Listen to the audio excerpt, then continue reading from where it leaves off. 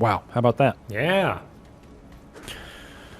You need to go to the restroom or anything? No, I'm good. I went the last time I got up. I also got a Gatorade to replace my electrolytes. Dang, replace an electrolyte. You know, I didn't want to bring it up here. Mm-hmm. But Manny Myers donated $500. Whoa! What did it go to? Turtle Pope. So, Golden Order. I like how that was a decision that had to be made. Golden Order is number 2 currently. It's above Frenzied Flame. Oh my gosh. Yeah. Voodoo in the chat pointed out that Frenzied Flame is like the true people's ending because it's only supported by like a huge number of small donations. But a couple really big donations have like thrown Randy out of whack. It really is Big Witch that is leading us to the wrong ending. Let's see, what am I doing? Okay, I need to pick up an additional thing here. Got a new weapon. Got to get a couple of little accessories for it. I'm adding our next guest. Oh, wow. Yeah. I'm telling you, it's coming fast now.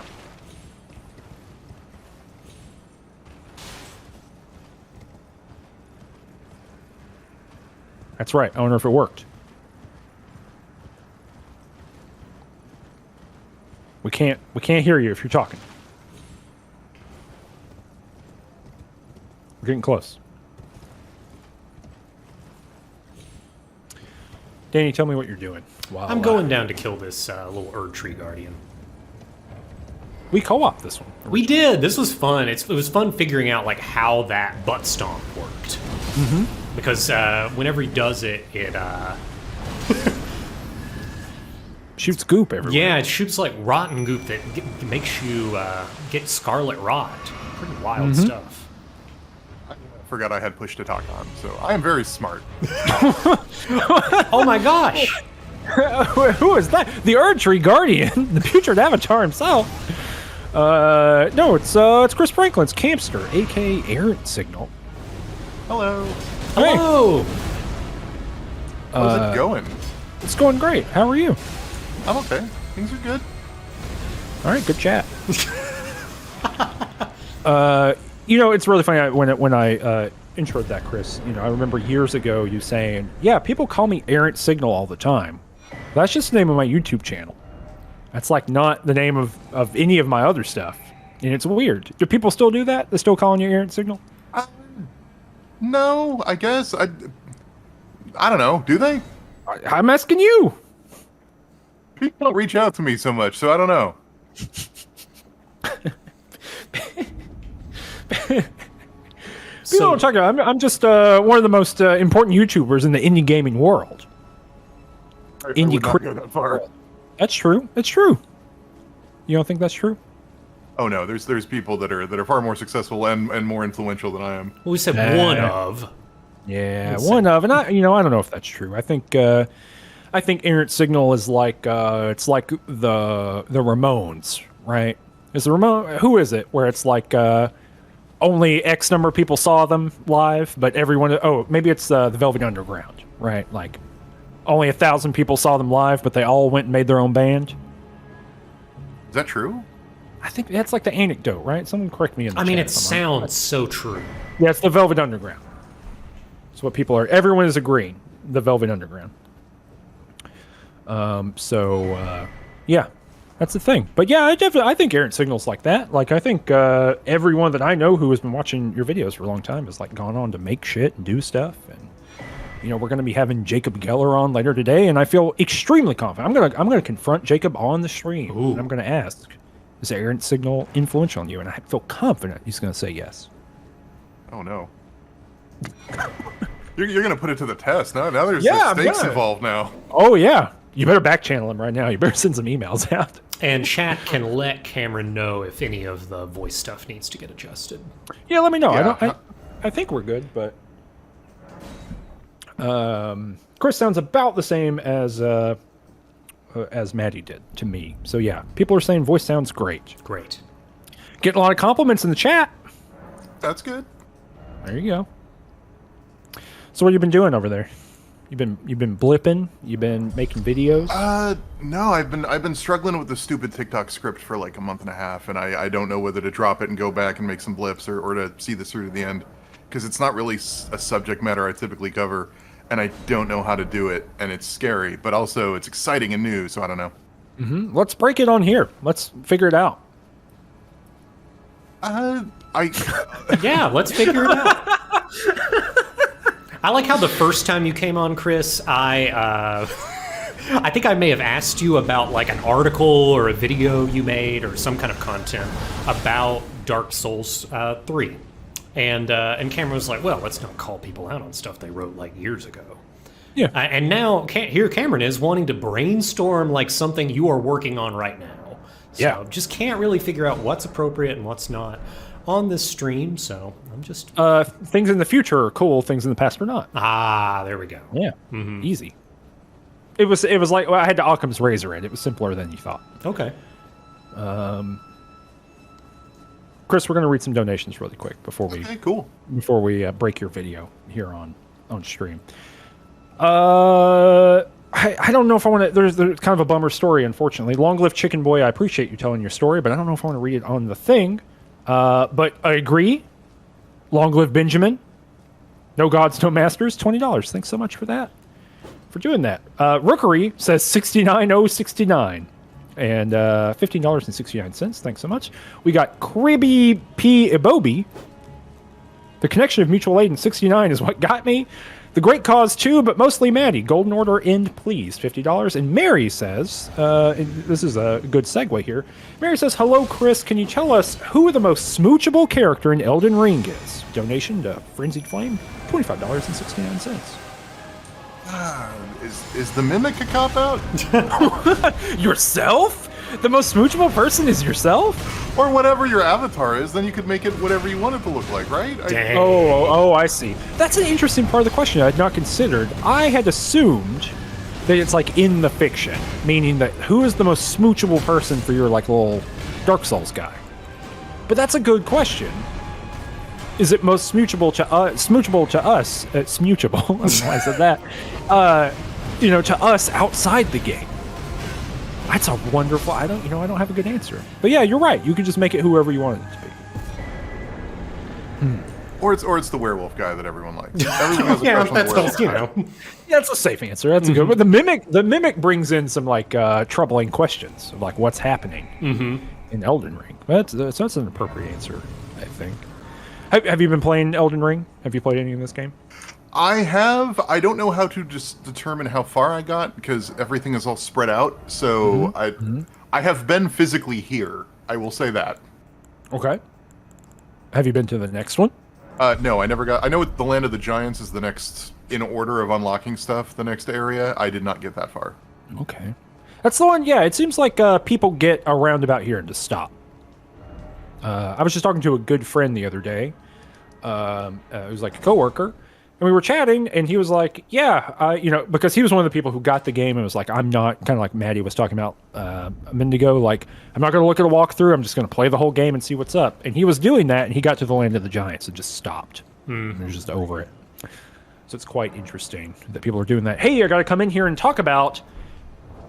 It's 9 minutes after the hour, so it's 69 on the nines. You got to donate some number. $6.90, $69. Something other number with 69 at the end because we are raising money for the Bridget Alliance. It's a referral-based service that provides travel, food, lodging, childcare, and other logistical support for people seeking abortions. It costs about $1,250 for any given itinerary, meaning that for every $1,250 we raise, that means that we get to support someone getting health care. It's extremely important. The Bridget Alliance is a great organization that we've done a little bit of research on, and we feel really confident that this money is going to go somewhere great. So if you're just joining us, or if you've been here the whole time, think about donating some amount of money that ends in 69. We are 67.9% of the way to our next goal, which is $30-something thousand, $30,000, 30 and 750, I think. I don't have it right in front of me. It is a number divisible by $1,250, which is significant because that is the, according to Bridget Alliance, that is the average cost of an itinerary. So our first goal has been met. That was 15 itineraries, and I believe our second goal was 25 itineraries. Right. So we're trying to get to 25 itineraries, and that is where your money's going toward. If we hit this next goal, then Danny will do all the heroes' graves in the game. And those are, I guess, to give people some context. So heroes' graves they're like catacombs, which we did one, like the easiest catacomb at the very beginning of the game to get Nightingale, who I think has made his last appearance probably. But heroes' graves are kind of like the mega catacombs. They're like kind of got the most interesting, weird, puzzly aspects to them. So it should be a fun time. We'll get to do some interesting content. It's definitely something that's kind of like a box that gets checked in terms of if you're a completionist for this type of game. Right. Anyway, so here we are. That was a cool... I didn't know you could get on top of that root up there like that.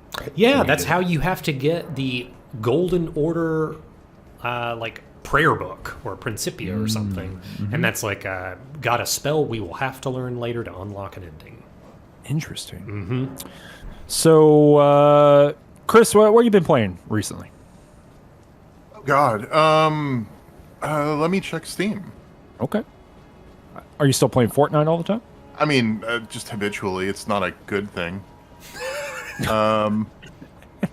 Well, I will say your video that you did on it, like, whatever, 2 years ago, something like that, a while back. Yeah. The video you did on Fortnite, it was the most interesting video I've ever seen on Fortnite. By a wide margin. I mean, I still enjoy playing the game in that sort of, like, zone-out sense, but I don't know that it's healthy. It's people are in the comments saying they want to hear more about Fortnite, and I don't know if that's a good idea. Let's just turn this off, play Fortnite. I think I played Fortnite when it came out. The last time I can confidently say, the last time I logged into Fortnite is when I had to write up the first major in-world event for Fortnite when I was working for Kotaku.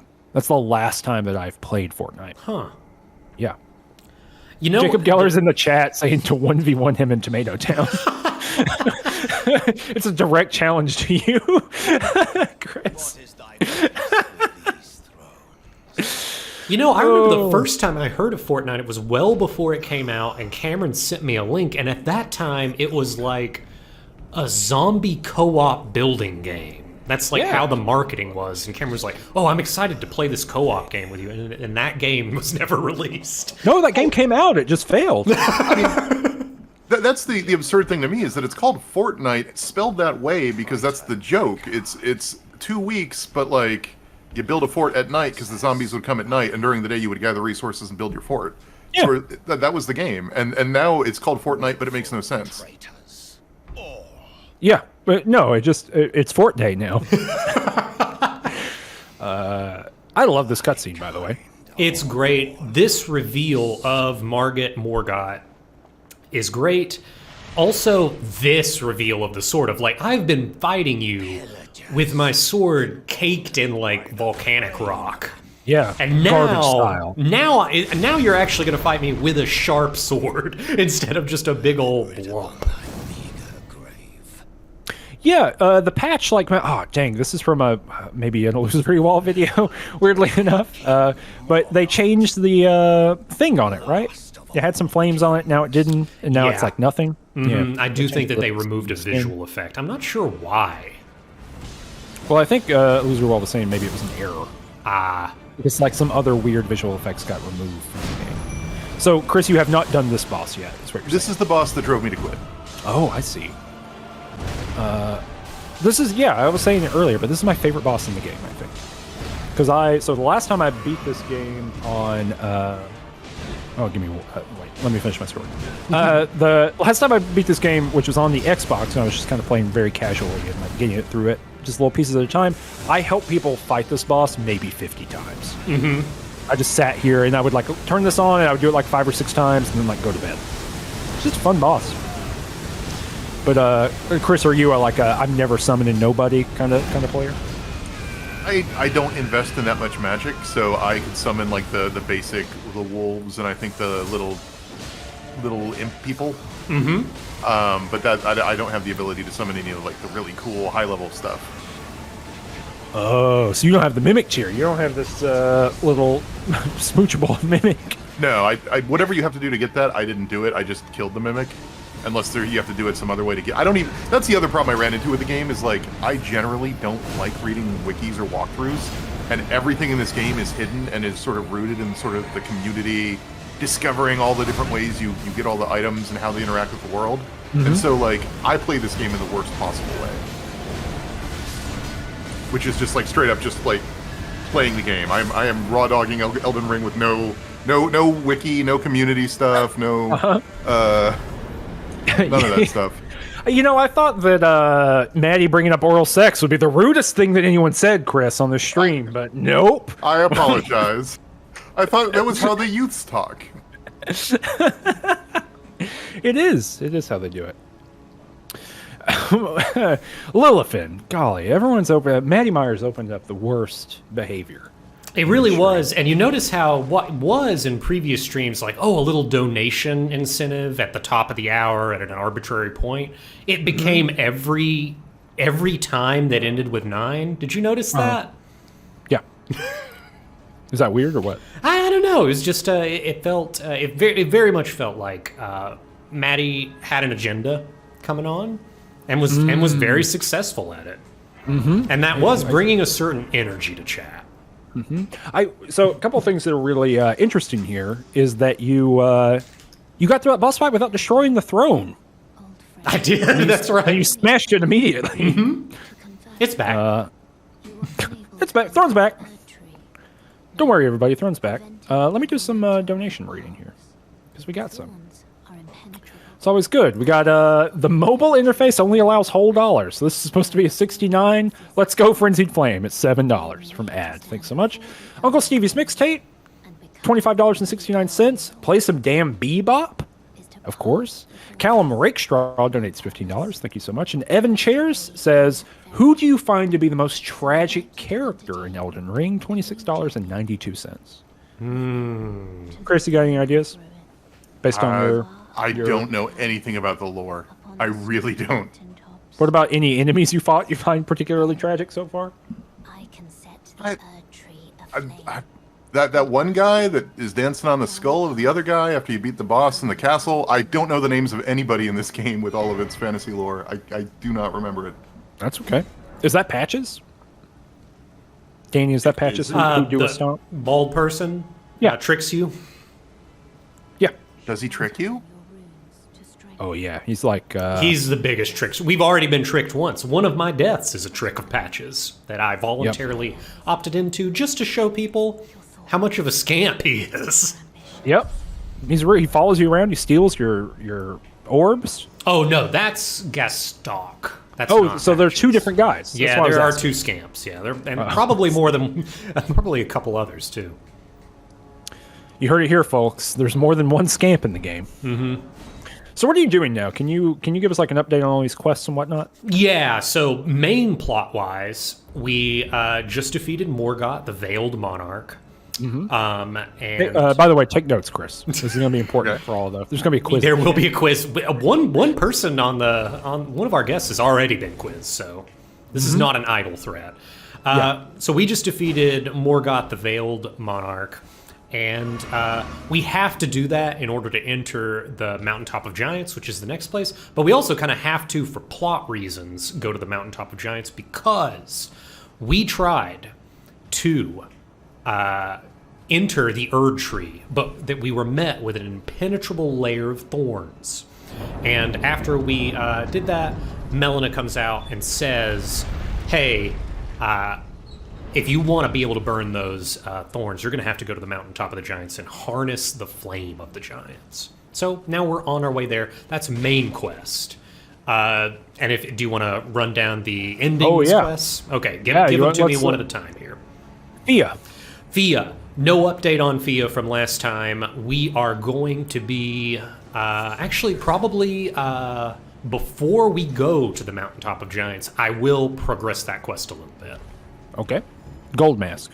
Before we go to the Mountaintop of the Giants, I'm going to kind of... We have to move around and talk to Corwin and do a couple of other things in order to advance Gold Mask quest. That'll be very soon. Sorry, I was just watching you eat shit against this common enemy. Yeah. He's really got the timing on me. Dung Eater. Dung Eater is, we have talked to him once in the Round Table Hold. Thank God. Thing I want to say. I know. But when do you progress this quest? I'm going to progress his quest when I go into the Langdell Catacombs. We'll actually end up progressing his quest a little bit before Fia because he's kind of on the way. We have collected our first Seedbed Curse, which is a plot important item, and the Dung Eater basically cultivates these on corpses that he defiles. After he kills people, then defiles them, and he's growing these Seedbed Curses as kind of a part of his nefarious plan. Frenzied Flame. Frenzied Flame, no update since doing Hyeta's quest. That is going to be that update will next fall in between Dung Eater's next update, and Fia's next update. All right, Chris, that'll make sense, or? Sure. Okay. Okay. A lot of fantasy words coming at you. So you were looking at your Steam. What you been playing? Neon White is, I think, the most recent game I've sort of picked up. Yeah, how you feeling it? Pretty good. I like, it's one of the, I don't tend to play a lot of speedrunning games, but I like that it's a speedrunning game that has sort of these like really natural stop-off places. Like, too many speedrunning games just sort of like throw you into the global leaderboards, and then there's very little incentive if you're not really aiming to be the best in the world to continue. Because if you're, 5,700th and you can work for 10 hours and get 5,650th, that's not very rewarding. So I like lose interest real quick. But the cool thing about Neon White is that it really is designed to sort of have several drop-offs, because there's just beating the level, there's beating the level enough to continue the story, there's beating the level enough to unlock all of the secret things you can unlock in the level, then there's a friend leaderboard, and then finally the actual global leaderboard. So there's lots of points where you can kind of go, I'm fast enough with this. I feel like I am at a good place with how fast I worked on this, without having to make it like your life's work to shave microseconds off of a single level. Yeah, I have not played it even a little bit. Oh, so do you know anything about it? Like, I know that you jump around a lot. You shoot stuff. There's like cards and stuff flying around. Yeah, it's basically a big puzzle platformer shooter combination that's all about moving through space very quickly. So basically, you pick up cards, and cards can either function as a weapon or as a movement ability. So like, you'll pick up a little yellow card, and that can either function as like a pistol, or you can right click and it acts as like a super jump to boost you up places. And so what ends up happening is the levels are designed in such a way that you sort of like naturally progress through the weapons. So you sort of like pick up the pistol, use it to jump at the appropriate place, and along the way you'll pick up some other weapon that allows you to break through a door or blow up a target or whatever. And it basically alternates between different ways of moving and different ways of shooting to basically try to force you to beat these things fast. But every level also has sort of built-in shortcuts. It's pretty neat. It seems cool. What the hell is going on in this game right now? Yeah, we're going to go get Morgoth's Great Rune. I think it might be the only Great Rune that I pick up in this playthrough, but if you look up at the top left-hand corner of the screen, you'll notice a big empty box, and Great Runes go there. So I'm going to pick one up here. And in order to do it, you have to defeat these, like a little mini-boss duo here. But thankfully, they spawn very far away from each other in a void. So hopefully we can finish this first one before we deal with the next one. These things, it's really funny that it's like two of these creatures as a mini boss here, and then you can go down into the undersea, whatever the hell it is, and it's like, hey, there's 18 of these dudes, and they all live here, and this is their house. Good luck. And it is tough if you do not have a weapon that can like bully these guys and poise break them. They're no joke. Like, they have a wide variety of attacks. They have a grab.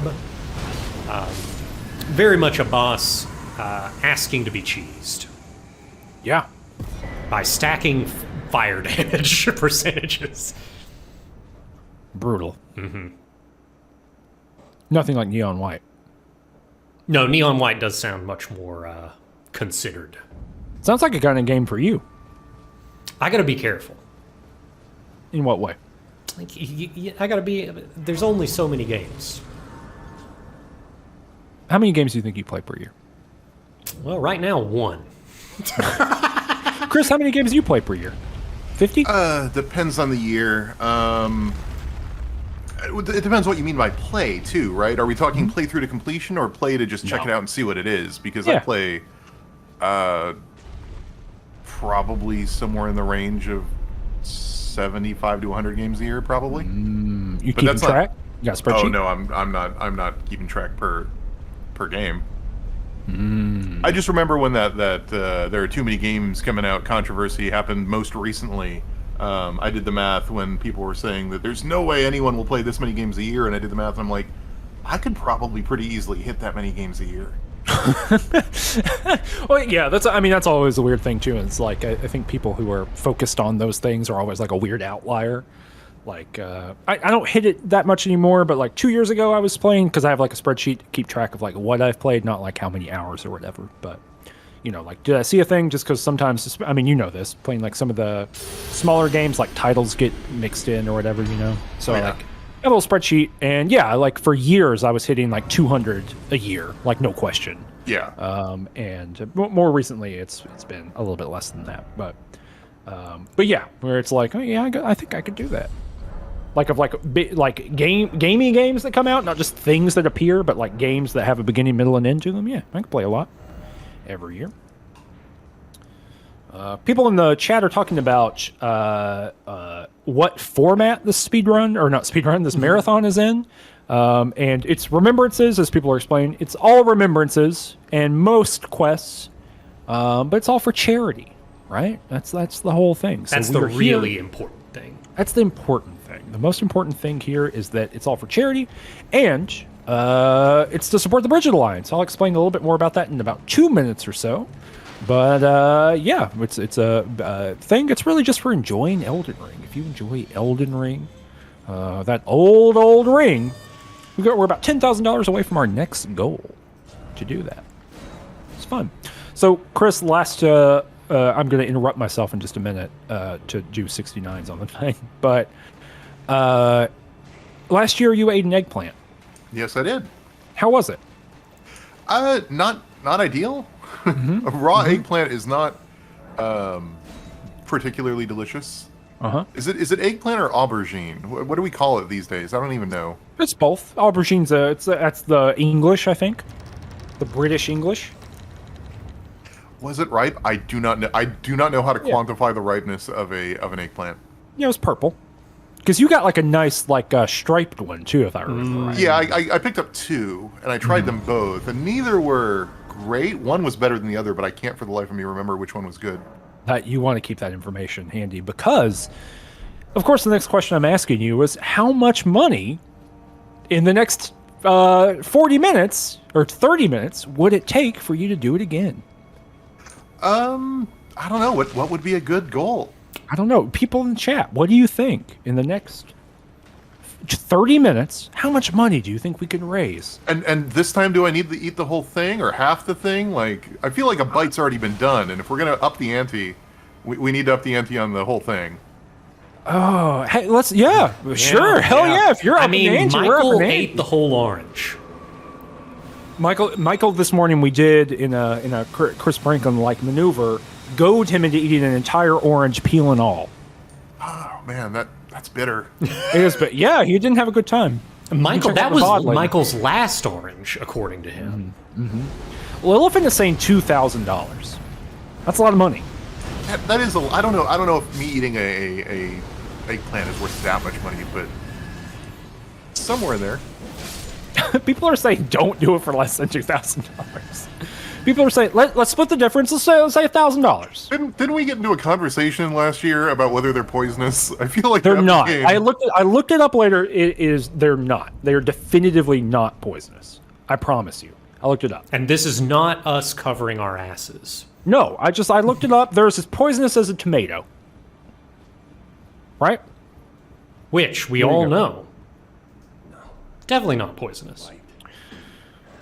Let's do it for $1,000. If we get to $1,000, an additional $1,000, so $22,370.78 in the next 30 minutes, Chris Franklin will eat later on camera a whole small eggplant, the whole thing.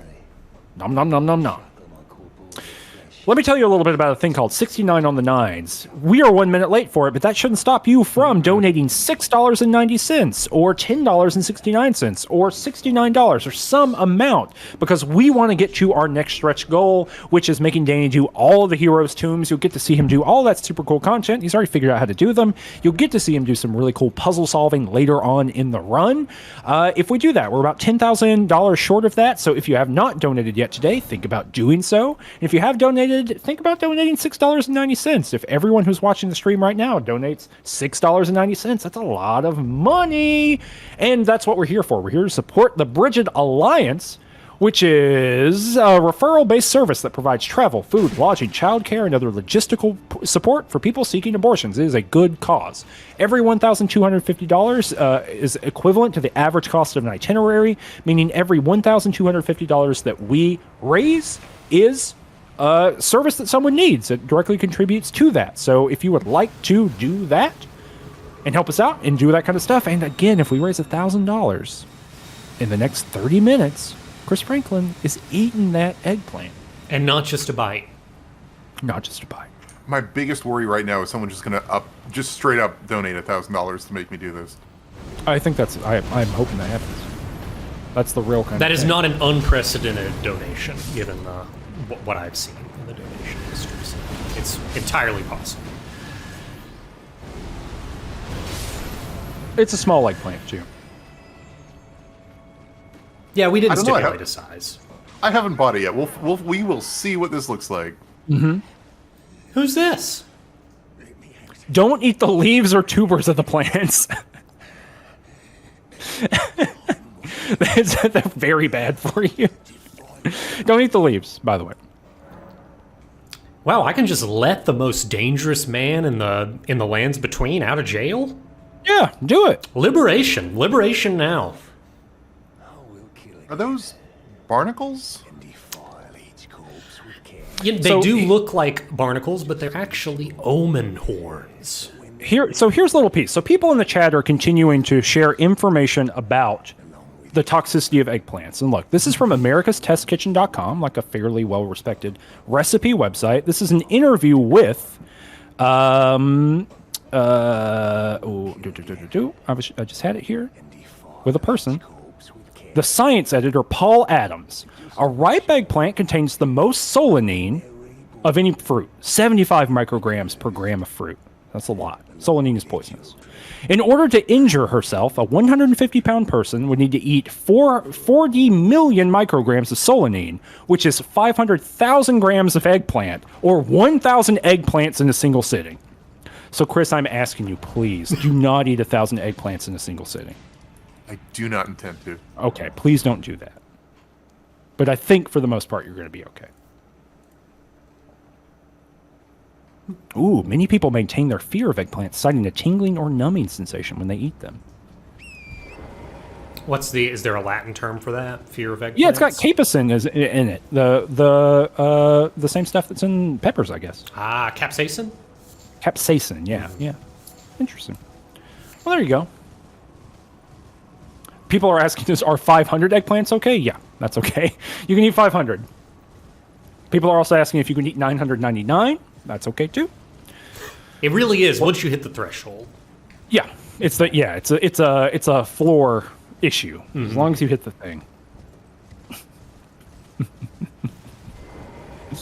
This is good. This is good. Mm-hmm. So we've got Mish donating $69.69. My knowledge of Elden Ring comes solely from the lower corner on the Range Touch Monthly podcast. So I rolled 1d6 to decide what ending to vote for. Dung. Okay. Wow. Yeah. Kebrel has donated $25. Tossing in my few bits I got this month. Thanks so much, Kebrel. That's like $25 is a lot of money to donate to charity in a month.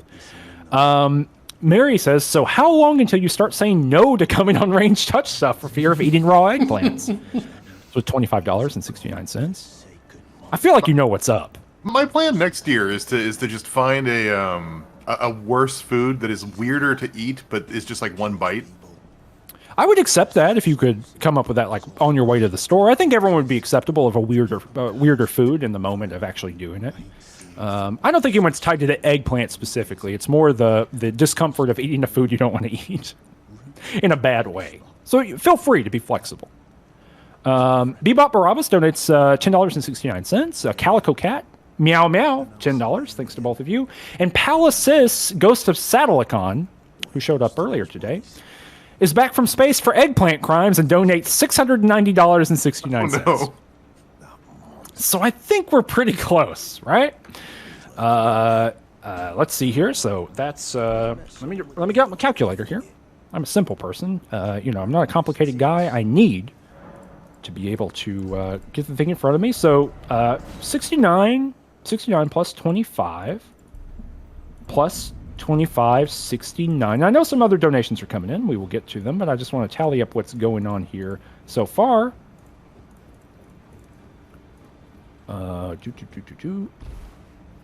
And then plus, I'm doing math. I know everyone is interested in it. So we are at $831.76. That means we're less than $200 away from Chris Franklin eating an eggplant. Wow. And I know your greatest fear was that someone would just come and donate $1,000. Is your second greatest fear that someone might donate $690? It is now. People are pointing out durian. I wouldn't want you to eat durian. Do you know I what don't that know is? if there's. I don't know if there's one around here. Any place that sells durians around here? Yeah, I don't think so. Yeah, that's hard because you're in the South, right? Don't want to say, but I know you're in the South. Yeah, durian's hard for us to get a hold of in a general sense in this region. So I went back to the round table hold, and ever since I let the dung eater, the loathsome dung eater, out of jail, I went and talked to our favorite. Sorry, hold on. Wait, I have to say this joke because it's funny and I'll forget in a minute. Yeah. Can we ask, this is from Ben Arab 2010. Can we ask Illusory Wall when the aubergine resistance procs? That's fine. That's fine. Sorry. But go ahead.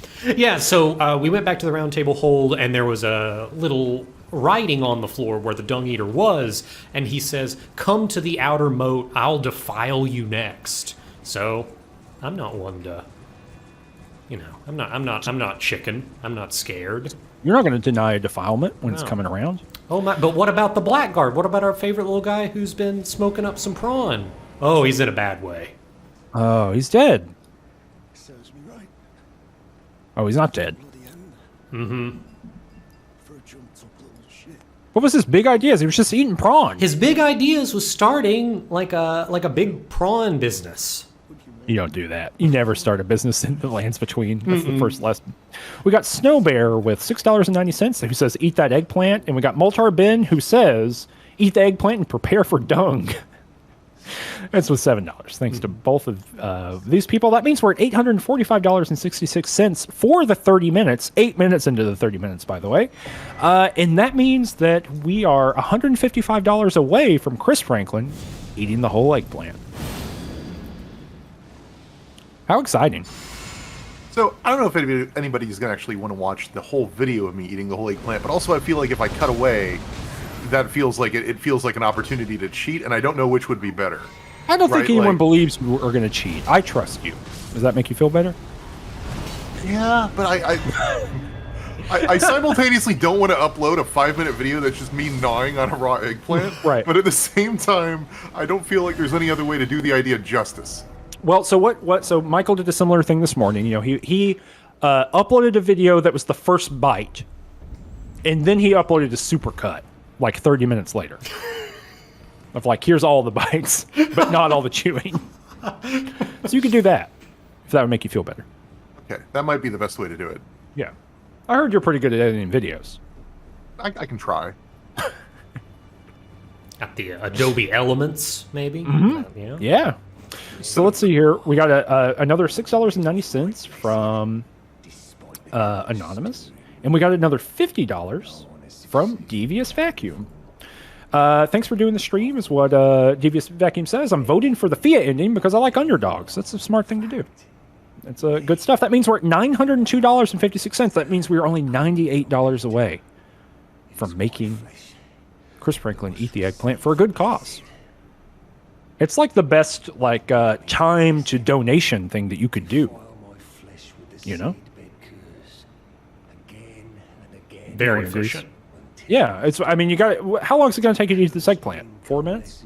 Oh, I have no idea. I've never sat down and eaten a raw eggplant before. Get a medium size or a small one. Don't get a big one. Don't ruin your life over it. Yeah, but my fear is like a nice big one might be like properly like ripe and good. If I get a little one, I'm worried it's going to be like all tough and hard to eat. That's like you're getting deep on this. This is I'm why you're thinking so about good it. at what you do. Yeah, this is why because you're really thinking conceptually, around the thing. You know.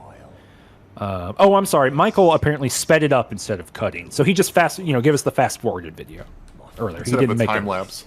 Yeah. Yes. Um,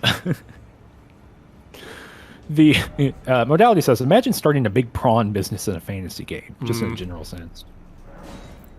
People are asking if you can roast the eggplant. That's up to you, but I think, the raw part is part of the deal. People are saying no immediately, actually. This is a good use of the YouTube Shorts function if you're trying to diversify that channel, Chris. I'll post it on TikTok. That's what I got to do anyway. I got to research how TikTok works. So tell me about this video you're making. You don't have to get too specific, but like, is it like TikTok is a game, or is it just like TikTok No. big and weird? TikTok big and weird. So the reason I want to cover it is mostly just because I fell real hard into the TikTok hole when the pandemic kicked off, and every time I try to raise the topic to anybody else, basically I get blank stares, and so I have no one to like talk to about any of the weird crap I see on there or how it works as a platform or how it's structured, right? So Twitter, I can complain about Twitter to other people on Twitter, and that's fine. I get all my complaining about Twitter done on Twitter. I can't complain about TikTok because if I'm gonna make a TikTok video about it, I might as well make a real video. And so at that point, I just want to make a video complaining about TikTok on the YouTubes because I'm an old person, and I guess that's what you do now. Yeah, it's the old person's platform of choice. Please don't remind me, but yes. Oh, I don't really. What's so special about it? Let me give you an update here. By the way, we got a Suka Paper who has donated $33.52 for missing donations to catch up on the eggplant fund. Regards. And we got another donation that just came through as well. It hasn't showed up on the thing yet for some other reason, but that means we are only $58 away from Chris Franklin eating the eggplant. So I bet we can get there. $58. And that gets us even closer to our next stretch goal, which is having Danny do all of the heroes' tombs, and we're about $8,000 away from that. How exciting! People on the in the thing on the chat. Sorry, I had to get there. People in the chat are saying that it just spoils things. Well, yeah, Kento. Yeah. That's one of the things I want to talk about is the nature of dealing with an algorithmically curated feed, right? Like it is a problem every time a show I'm watching has a new episode come out that I haven't watched. If you go on TikTok and it's been more than a couple hours since the show came out, people will just post clips from it or like reaction videos that have no warning that they're about to show the spoiler. That absolutely happens. Dang. Evan Cheris donates $6.90. Let's get frenzied. That's wild. I had no idea. It is a weird platform. Sounds like the video's easy to make. Just say that. Oh, okay. So here's the stupid thing is I decided to try to do all artsy with it. So I want to shoot it as like a bunch of TikTok videos. So I had to buy a bunch of equipment. So now I own a ring light and a tripod and a teleprompter, and I'm trying to figure out how to do all this crap. And it's the first time I've ever had to do any of this for a YouTube video, which is part of what's slowing down production. Well, it's been a long time since you've been in front of the camera in an Errant Signal video. I think I showed up in the 2020 video, but yes, it's been a while since I've showed up like regularly or as a talking head. Yeah, you used to be in like all of them. Like back in the day, right? Yeah, but that was back when it was more like loosely angry review inspired in terms of the general sensibility. And part of moving away from that was part of me not showing up on camera anymore was trying to find my own thing to do and not do that because that's just so 2010. Did you like do them at work or something? It's always a question I've had because for many of them, you had like a weird like whiteboard looking thing behind you, or like a pin board. No, I just filmed them in my apartment, and I had a stupid pinboard up, and I was like, "This set works," because I had no idea how to design a set or how to set things up. Mm-hmm. I mean, I still don't know how to do that. That's why I'm not in any of our videos. I don't have to. Zing, got him. We are. Hold on, let me do a little math here. Nope, no math to do yet. We are $58 away. We've got 15 minutes to get $58 to get Chris Franklin to eat the eggplant. Smash Mouth ate the eggs, but Chris Franklin ate the eggplant? You decide with your wallet. Mm-hmm. With your generosity. With your generosity. And or your anger. And or your petulance. So still doodling around in Fortnite then. Still doodling around on TikTok. You got a lot of like big expansive universes you're playing in. That's what it sounds like to me. It sounds like Chris is getting in on the multiverse thing. Yeah, you getting in on the multiverse? In what sense? I don't know. On the internet? I mean, All the cool kids are doing it. Uh-huh. I mean, what I've been told is the multiverse is just where you have like a torso floating around in space. Are you doing that? the multiverse? Do you mean like the metaverse or whatever? The stupid internet concept? Yeah, they're the same or thing. Or like the Doctor Strange thing? No, they're both the same. Yeah, I think right? that is the same thing. It's got to be the same thing. Totally. Here's a question. Oh, yes. Destroy him. Oh, damn it. Here's a question for you, Chris. If Danny will commit to playing like hours and hours of the original EverQuest for you to make a video about it, ooh, you interested in that? I would disappoint so many EverQuest fans if I tried to talk about it. Why? Danny's an expert. Well, he's going to help cover up all your problems. That's kind of the problem. I played EverQuest, but first of all, much like I play Elden Ring wrong, I play MMOs wrong. I play them like Diablos. I play them like loot games. I have no interest in the social stuff. Mm-hmm. So these games that are really built around building raiding communities and stuff, I don't do any of that. I just make number go higher. It's why I fell real hard into Destiny in a way I didn't fall into a lot of other MMOs. Are you playing that right now? No, actually, I fell off a couple years ago when they were making the weird transition away from, was it Microsoft or Activision that owned Activision? I think that owned them this time. Yeah, this time. Well, that's interesting. I don't like doing any of that either, and I think that's what's so fascinating. I think Danny made me watch him play EverQuest recently. I forced you to. Well, you were like, hey, you want to watch me do this? And I was like, I guess. You're like, well, this is what I'm doing right now. So if you want to hang out, this is what we're doing. So I said, okay. I feel like EverQuest would be much more interesting when contextualized against the MUDs that came before it and World of Warcraft and all the more visual and spatial MMOs that came after, because it serves as this really interesting like bridge between the two, because in a lot of ways EverQuest is just a MUD with a 3D interface, whereas World of Warcraft started moving away from that, and as they kept making expansions and sequels, it became much more arcadey and spatially oriented.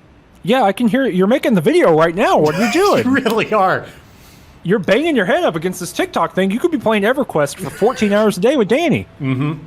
He would do it. He would drive his life to ruin if you were like, yes, let's record 50 hours of footage for this video. That's the real misery. Like, all these donation incentives, that's nothing compared to the kind of damage you could do to my actual life with that kind of offer. MUD, in this context, people are asking, is multi-user dungeon. Yeah, it's basically a IRC-based... it is a multiplayer RPG, but it is much more like kind of playing a text-based Zork with friends, with leveling. I don't know, how would you guys describe a MUD to someone who's never played it?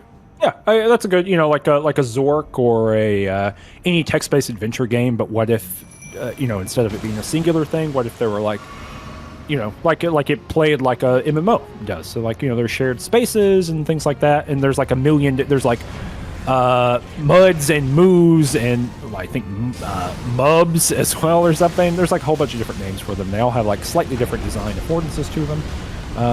They were a thing for a while.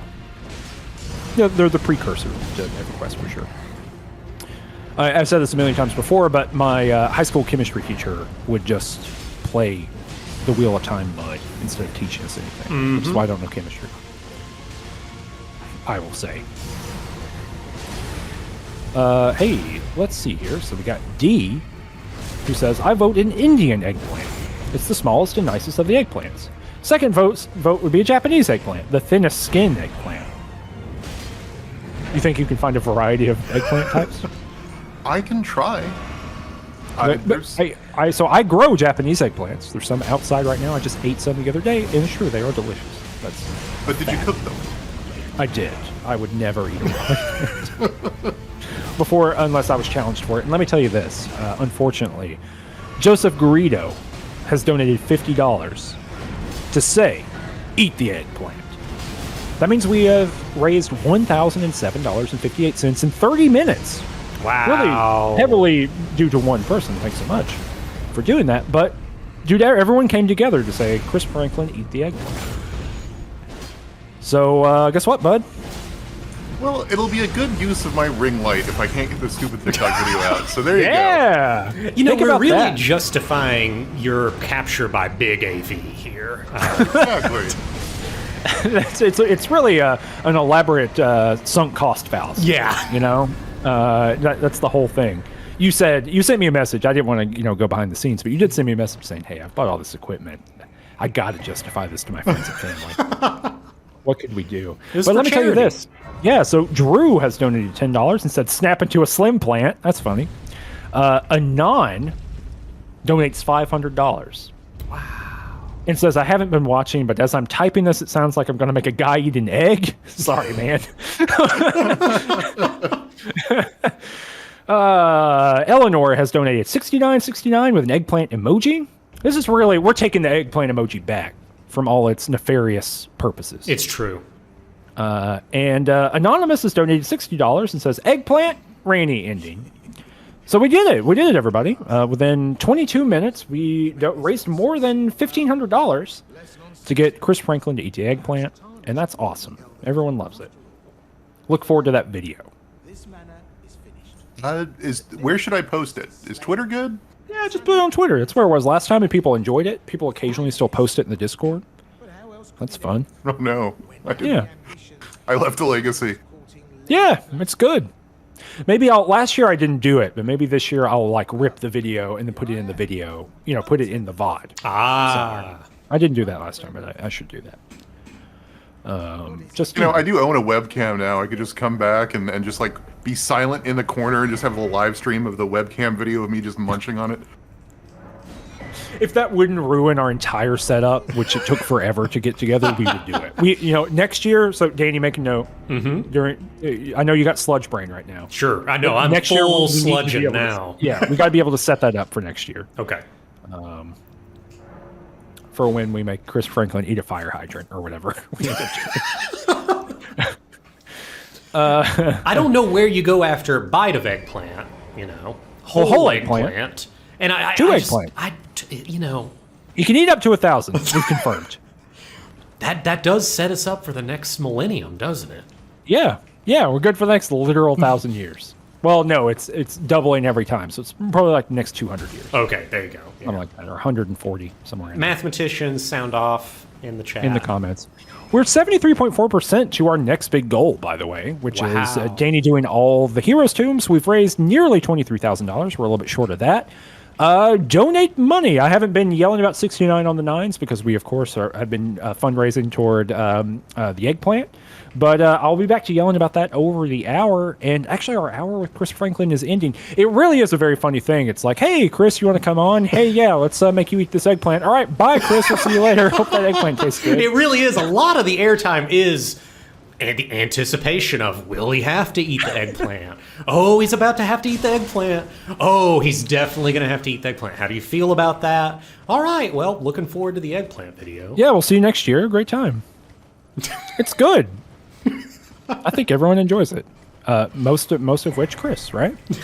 Yeah, people are saying in a decade I'll be dead because by then we'll get to 1024. So. Oh, so we only get 10 years of doubling? Sounds like it. Nah, I don't believe that math. Yeah. 2 to the 10th is 1024. They're saying. I don't know if that works out. I'm not like a math guy, but that doesn't make much sense to me. These guys are hard to defeat. These Black Blade Kindred. Yeah, fellas. luckily you can hit the bricks. Oh, that's excellent. Let's go. Well, you got any other game recommendation? I assume, Chris, you were recommending Neon White. It seemed interesting. Yeah, if it's written by AVB, who did a variety of other games, and then We know there's- the devil. Yes, We Know the Devil. Fantastic title. And yeah, I'm blinking on the game in the middle. Heaven Will Be Mine is the other. Yes, that's the one I couldn't remember. Yeah. She does great work. I don't know. In the last 5 minutes here, you got any other game recommendations? Got anything else you played in the past? Yeah, year? I'm about to finish Elden Ring for the last time here. I probably will need a new game. Preferably, can I make one request of whatever recommendation you make? I need to be able to play it in short stints and not long marathon sessions. So Not 13 hour. Yeah, not 13 hours. I recently finished Hypnagogia, which I really, really enjoyed. I don't know if that's particularly up either of your alleys, but it's kind of neat. What's it about? Yeah, give me what's the elevator pitch?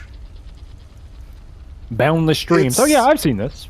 I Yeah, think maybe you tweeted about it. That might I be why. tweeted some screenshots from it. It's very, very pretty.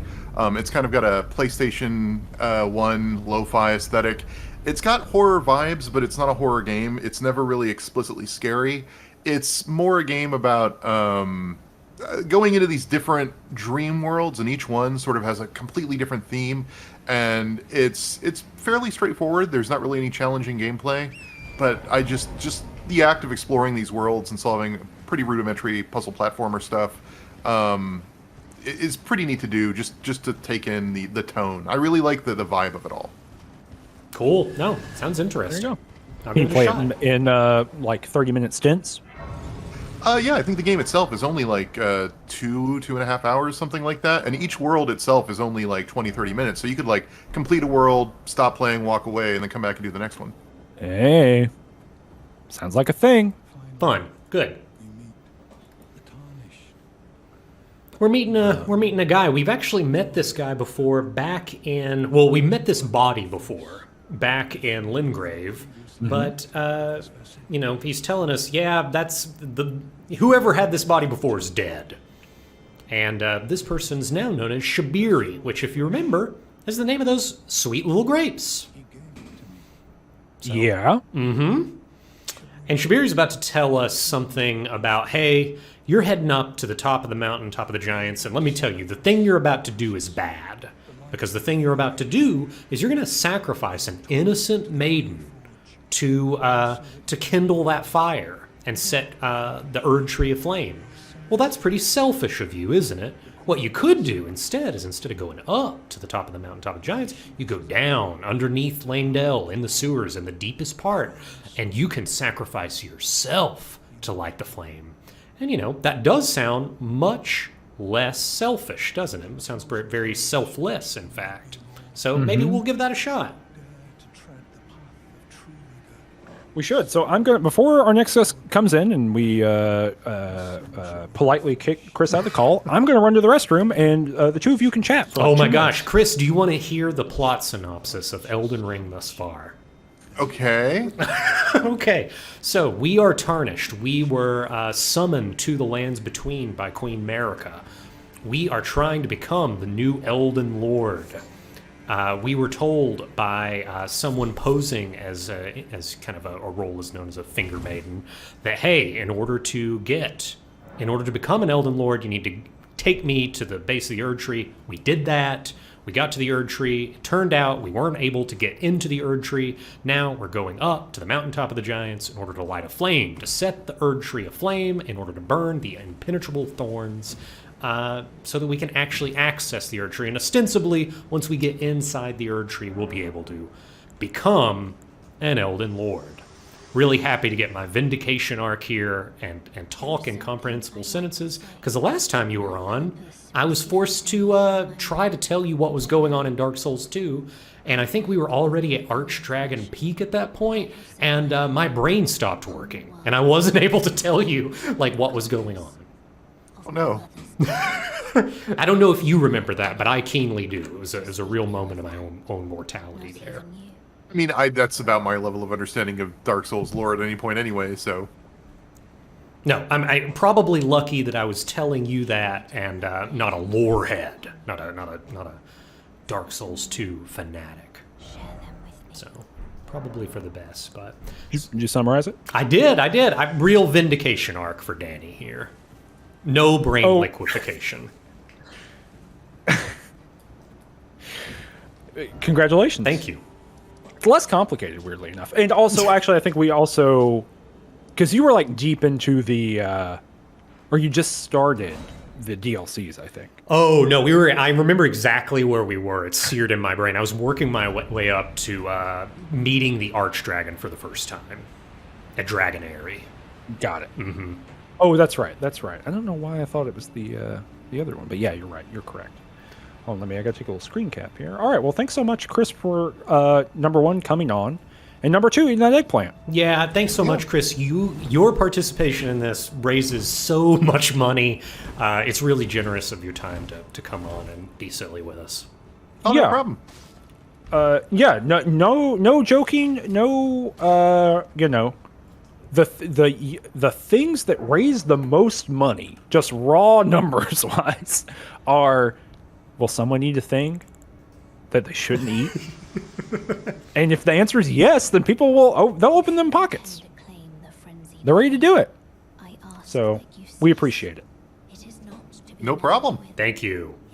Yeah. All right. Well, I'm going to kick you out of the call now, and look forward to watching that video later, and we'll live react to it, or I'll live react to it on the stream, of course.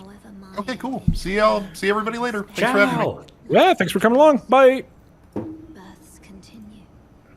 There we go. This is some really interesting stuff from Melina. She's like, don't become the Lord of Flame. You know, you're down here, you're close to the Frenzied Flame. Don't become the Lord of Flame. Like, I know the world's messed up, but, like, births are still happening, and that's beautiful, right? So, like, some interesting... I didn't know she said all that stuff. Yeah, I didn't stop there. I just ran all the way to the bottom when I did this. Births continue. Real natalist position here from... It's true. Yeah.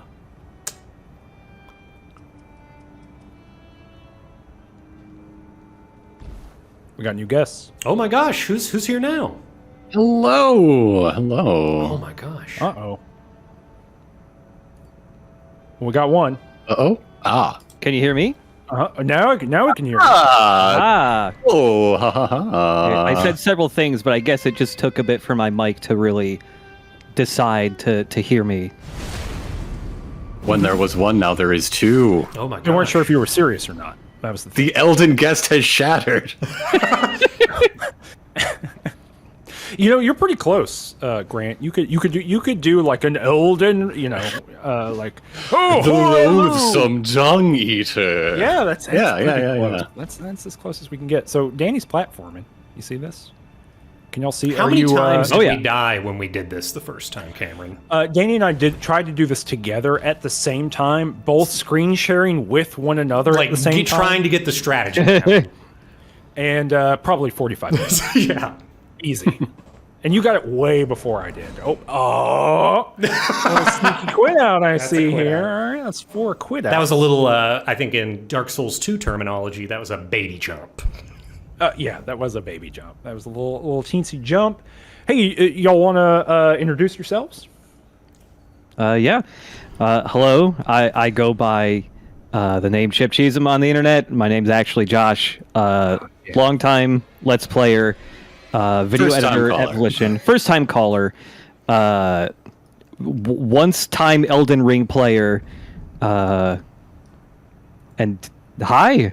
This is a good game. Hello. Hello.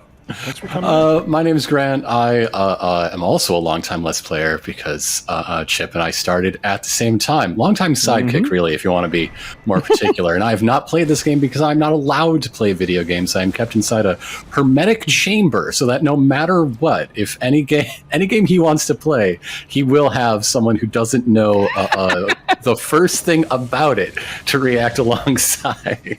Wow. I'm forced to like go outside and read books sometimes or whatever. Learning about history. It's an equal trade-off because I don't do any of those other things. I'm just the video game portion. Are there any games that are just truly safe? Could you play like Zork and it would be okay? You think? I don't. It's on Chip's long list. Josh's long list. It still kills me. Gosh, we it's- talked about this it's- on Just King Things. Yeah. I don't think I would ever do Zork, but maybe I just haven't had the right experience with Zork yet. Maybe something will change, and you know what? It shoots up to the top of the list of stuff we got to do. A Zork once broke your heart, and now never again. You tried Zork, you got food poisoning, and so like it's not a logical thing, but it's just stuck in your head. So, how y'all feel about eating weird stuff?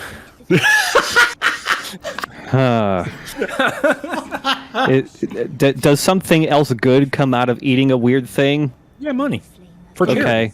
I mean, the really unified thing of these challenges isn't necessarily eating weird stuff. It's doing something unpleasant, which is why Maddie was on the stream an extra hour. Oh, zing, and Maddie. Oh my gosh, Ironicus like a coming frenzied for flame level burn. Maddie. Brutal. Oh, I guess that's a frenzied flame. That's a burn on us. Yes. That's how it's meant to be taken. I do apologize. Yeah. That's not to you, but great. Fun. People are calling for a medic in the chat. This is a good question. What if the money that is raised in this hour goes to y'all playing Zork? Just like 2 hours. All right. Do we get it? Yeah, no complication to it. Okay, just the very first Zork, like not any of the other later Zorks. No, there are just many Zork Zorks. 1. No Zork 1. walkthrough. Just trying to figure it out and like really putting effort in. okay. All right. Okay, okay. I'm going to put this at 2,500 because that would be 2 itineraries, correct? All right. Yeah, 2 guests, 2 itineraries. That's why I come up with that, right? Yeah, Yep.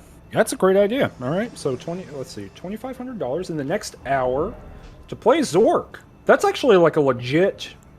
Y'all should tweet about it if you can take 2 seconds to tweet about it. Yeah, because, the Chip and Ironicus fans, they're going to show up for that. They're going to open their wallets for a great cause. We are of course doing this entire marathon stream for the Bridget Alliance. It's a referral-based service that provides travel, food, lodging, childcare, and other logistical support for people seeking abortions.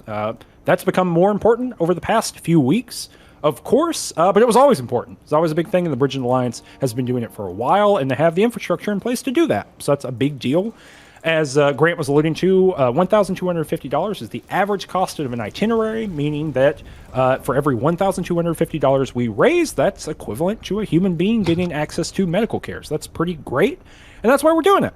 We're currently on the march to our first stretch goal. It's going to be 25 itineraries, which is $31,250, and at that number, Danny must complete all heroes' graves. Which there's 5 in their heart. And so they're actually going to be interesting to watch and fun. You'll probably die a few times.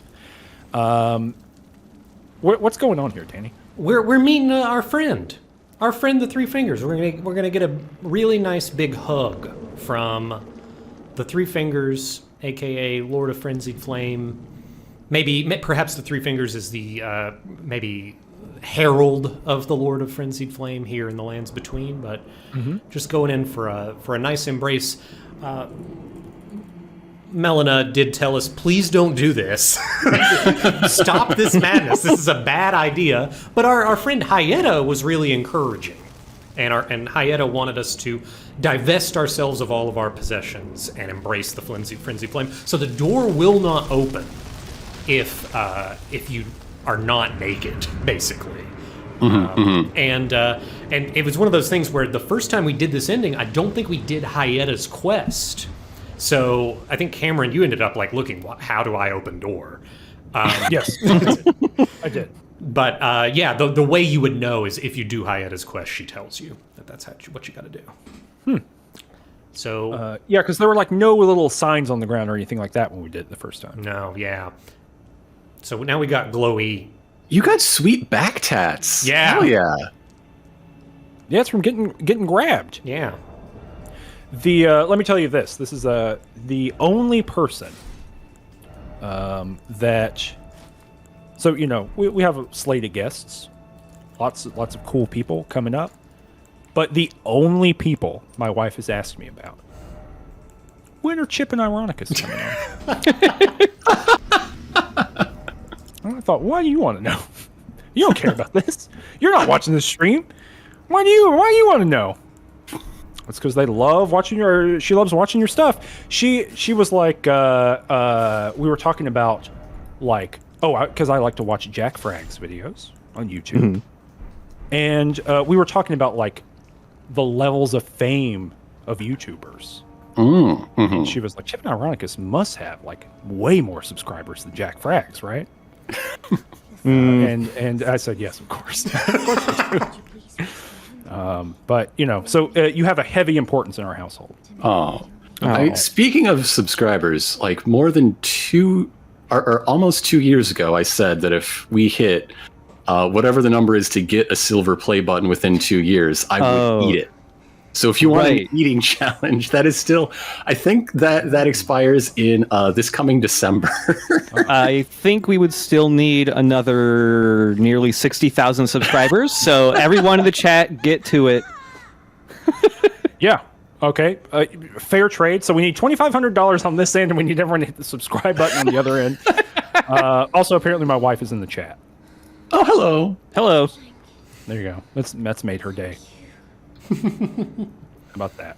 Oh my goodness! Display name Brave Wife. That is, the brand is strong. We're a strong brand family.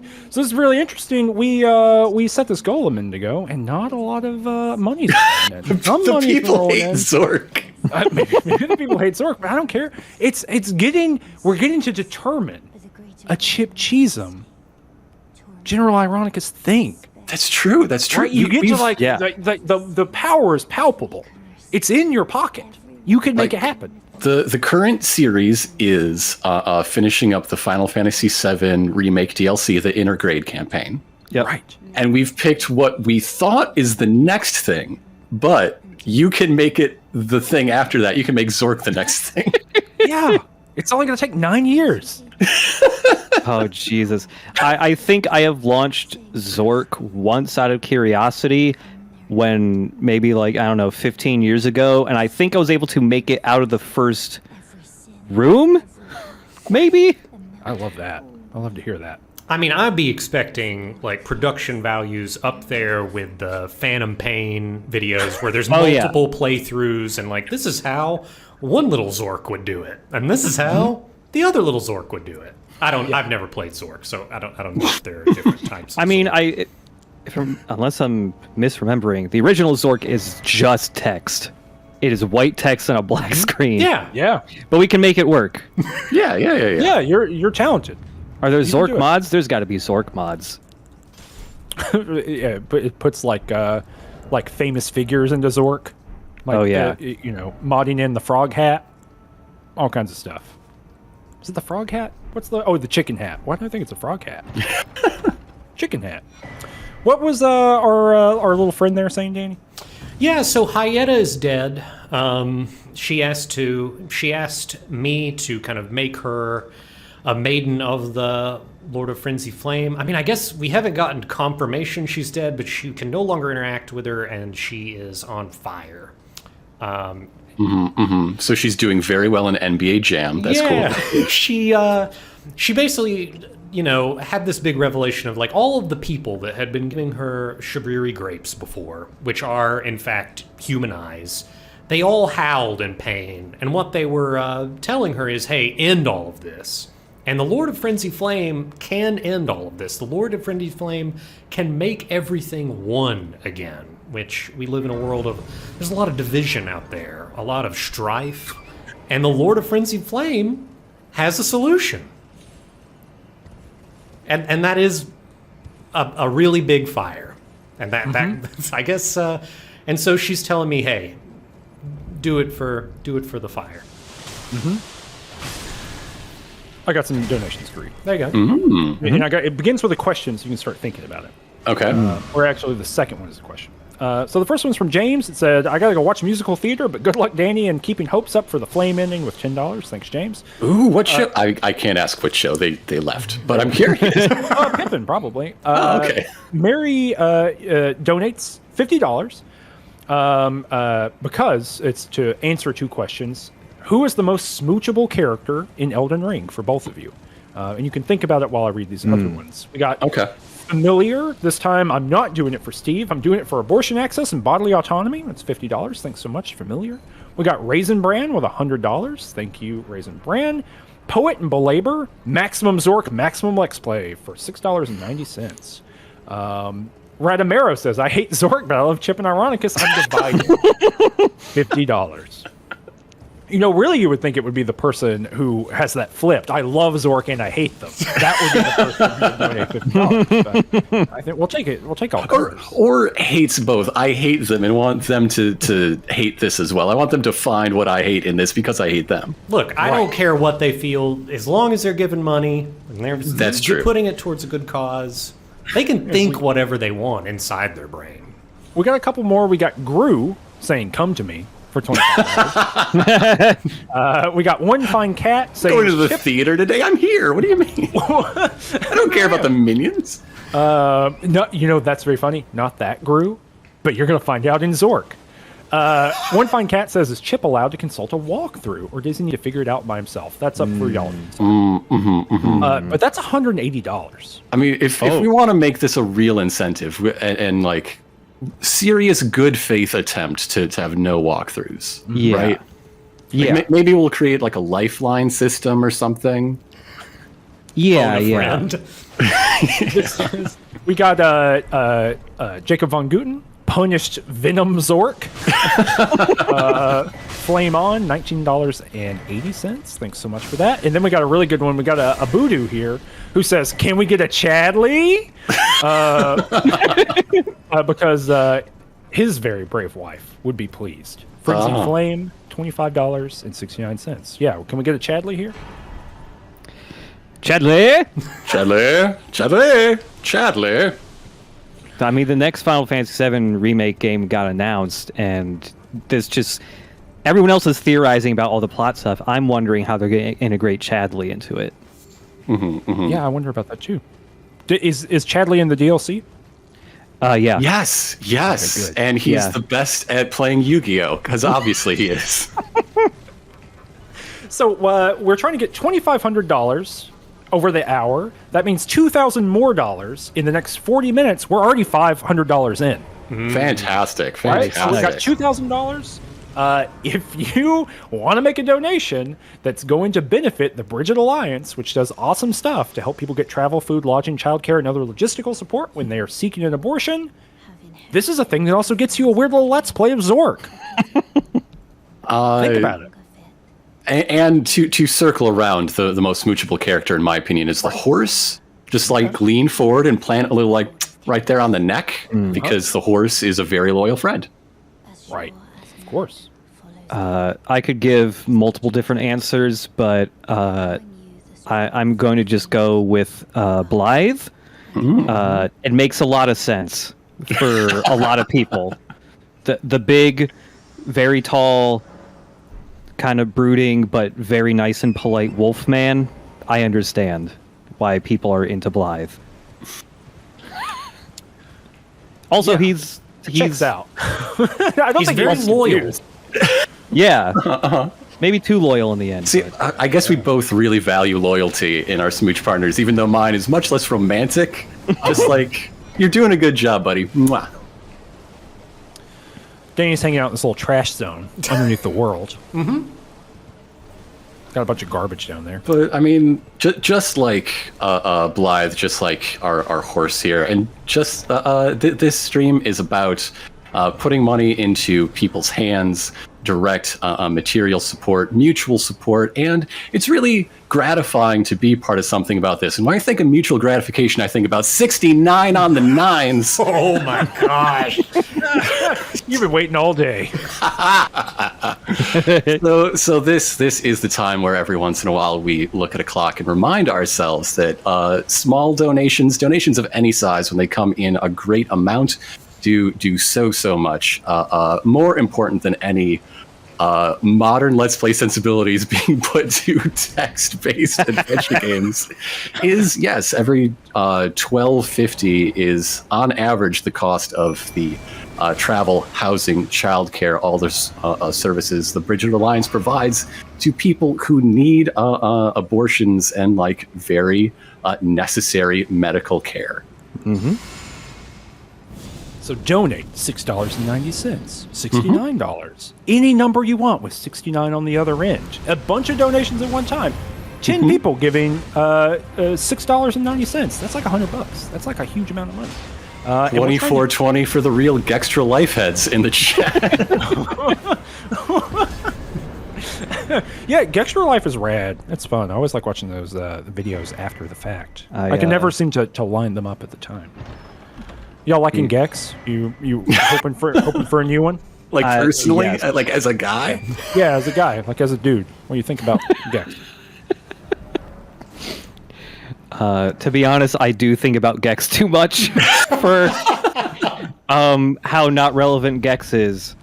But you know, they got the Crystal Dynamics is owned by Embracer, and they love to do things with old dormant IPs to make a quick buck. So didn't they put Gex in like their new logo?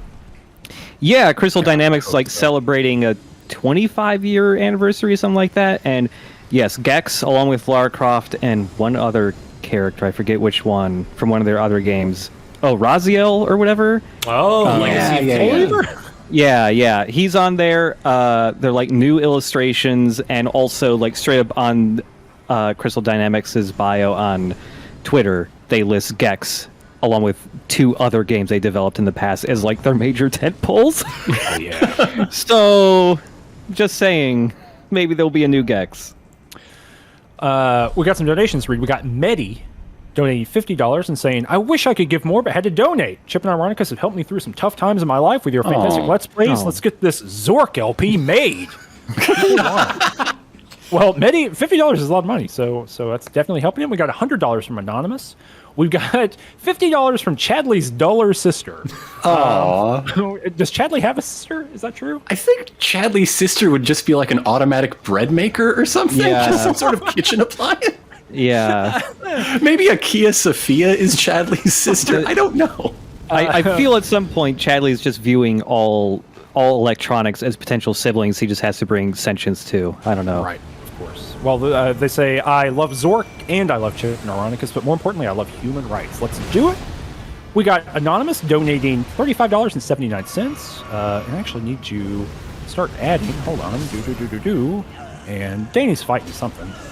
These are Fia's champions. These are actually, several of these are populated by, they're basically player builds, like people who have completed this little boss fight. The game saves their equipment and their level and whatnot, and you get to fight them. It's a little bit like the Great Jar fight later on. Right. We got Andy donating $625. Saying, here's a quarter Zork for the Frenzied Flame. Oh my god. That's half an itinerary. That's stranding some person halfway to their abortion and they can't get home. And that's like why all these donations put together are so important. Right. Yeah, you really don't want to strand somebody, so let's do that. We got Alex with $25. Thanks so much to Alex for doing that. And I gotta refresh again, just because I gotta kind of stay on top of it a little bit, because they are kind of coming in. We got Bebop Barabbas again. I cannot say more that I love Bebop Barabbas' name. What a great thing. No message. We got One Fine Cat again coming in. Hearing Grant do a charity call to action takes me back. Is Gextra Life ever going to happen? Does there need to be a new Gex for Gextra Life to happen again? No. There's the kart racer. There's the handheld game. Like there's Gexes we haven't done. There was the leaked Gex Junior. Yeah, like all 10 minutes of it. But it's not even 10 minutes. Exist. Yeah. It's like 90 seconds, but still. Gex Junior. Gorks. We got Silly Sushi. Silly Sushi, that's hard for me. Zork is my special little man. That's $19.69. And then we've got my darling boy Morget donating $250. Wow. And says, as Garfield says, I love Zorg. I love Zorg and Gold Mask. That means, y'all, that we are $1,854.25 into the $2,500 that we need by the end of the hour. Oh my goodness. To do this Zork. is incredible. So Chip, on the of the 6 endings, where's your loyalty? Who you down with? You a dung boy? You want to be among the stars? What's up? No, I've only played through this game once so far, and it was totally the stars ending with Ronnie. Yeah, it was. I mean, I wasn't even playing a build where I could use the really cool sword she gives you, but it was. I like to imagine that I had it hung up on a wall somewhere, and it looked really good. And I don't know. It really was just the strength of Ronnie's character design that made me go with her for the ending. What? This is the biggest hug I've ever seen. It's a really strong hug. It is a hug so strong that 10% of my hit points are going to get depleted by it because I'm going to have That's not a hug, that's a sleeper hold. It really is. I am giving Thea the curse mark of death that I found at the top of the Divine Tower of Liurnia, which is the curse mark of death left behind when Ronnie died. And this is something she's been looking for a while because she wants to bring Godwyn back. Godwyn was the first demigod to die in the Night of Black Knives. And she's going to give me the mega hug now because I gave her what she was looking for the whole time. Earlier, we defeated Godric. Correct. Oh, okay. I could see how you might be confused with 15 people with the same name. It's an easy mistake to make. And yet. But yeah, so Godwyn is actually his, reconfiguring body. Because he's soulless now, right? Isn't that so on the Night of Black Knives, they slew Godwyn, but there was something weird that happened with the Rune of Death, and it got split into 2. Godwyn's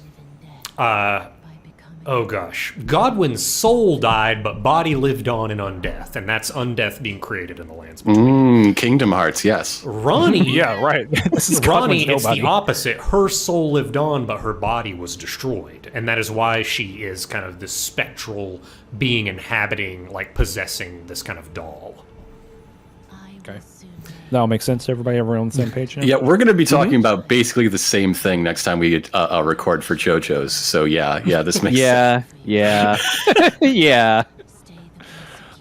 We got 2 additional donations. We got $100 from Anonymous, and then we got V-Day donating $69.69, calling you cowards and telling you to play Zork. I don't know how I feel about the attitude, but I do appreciate the money.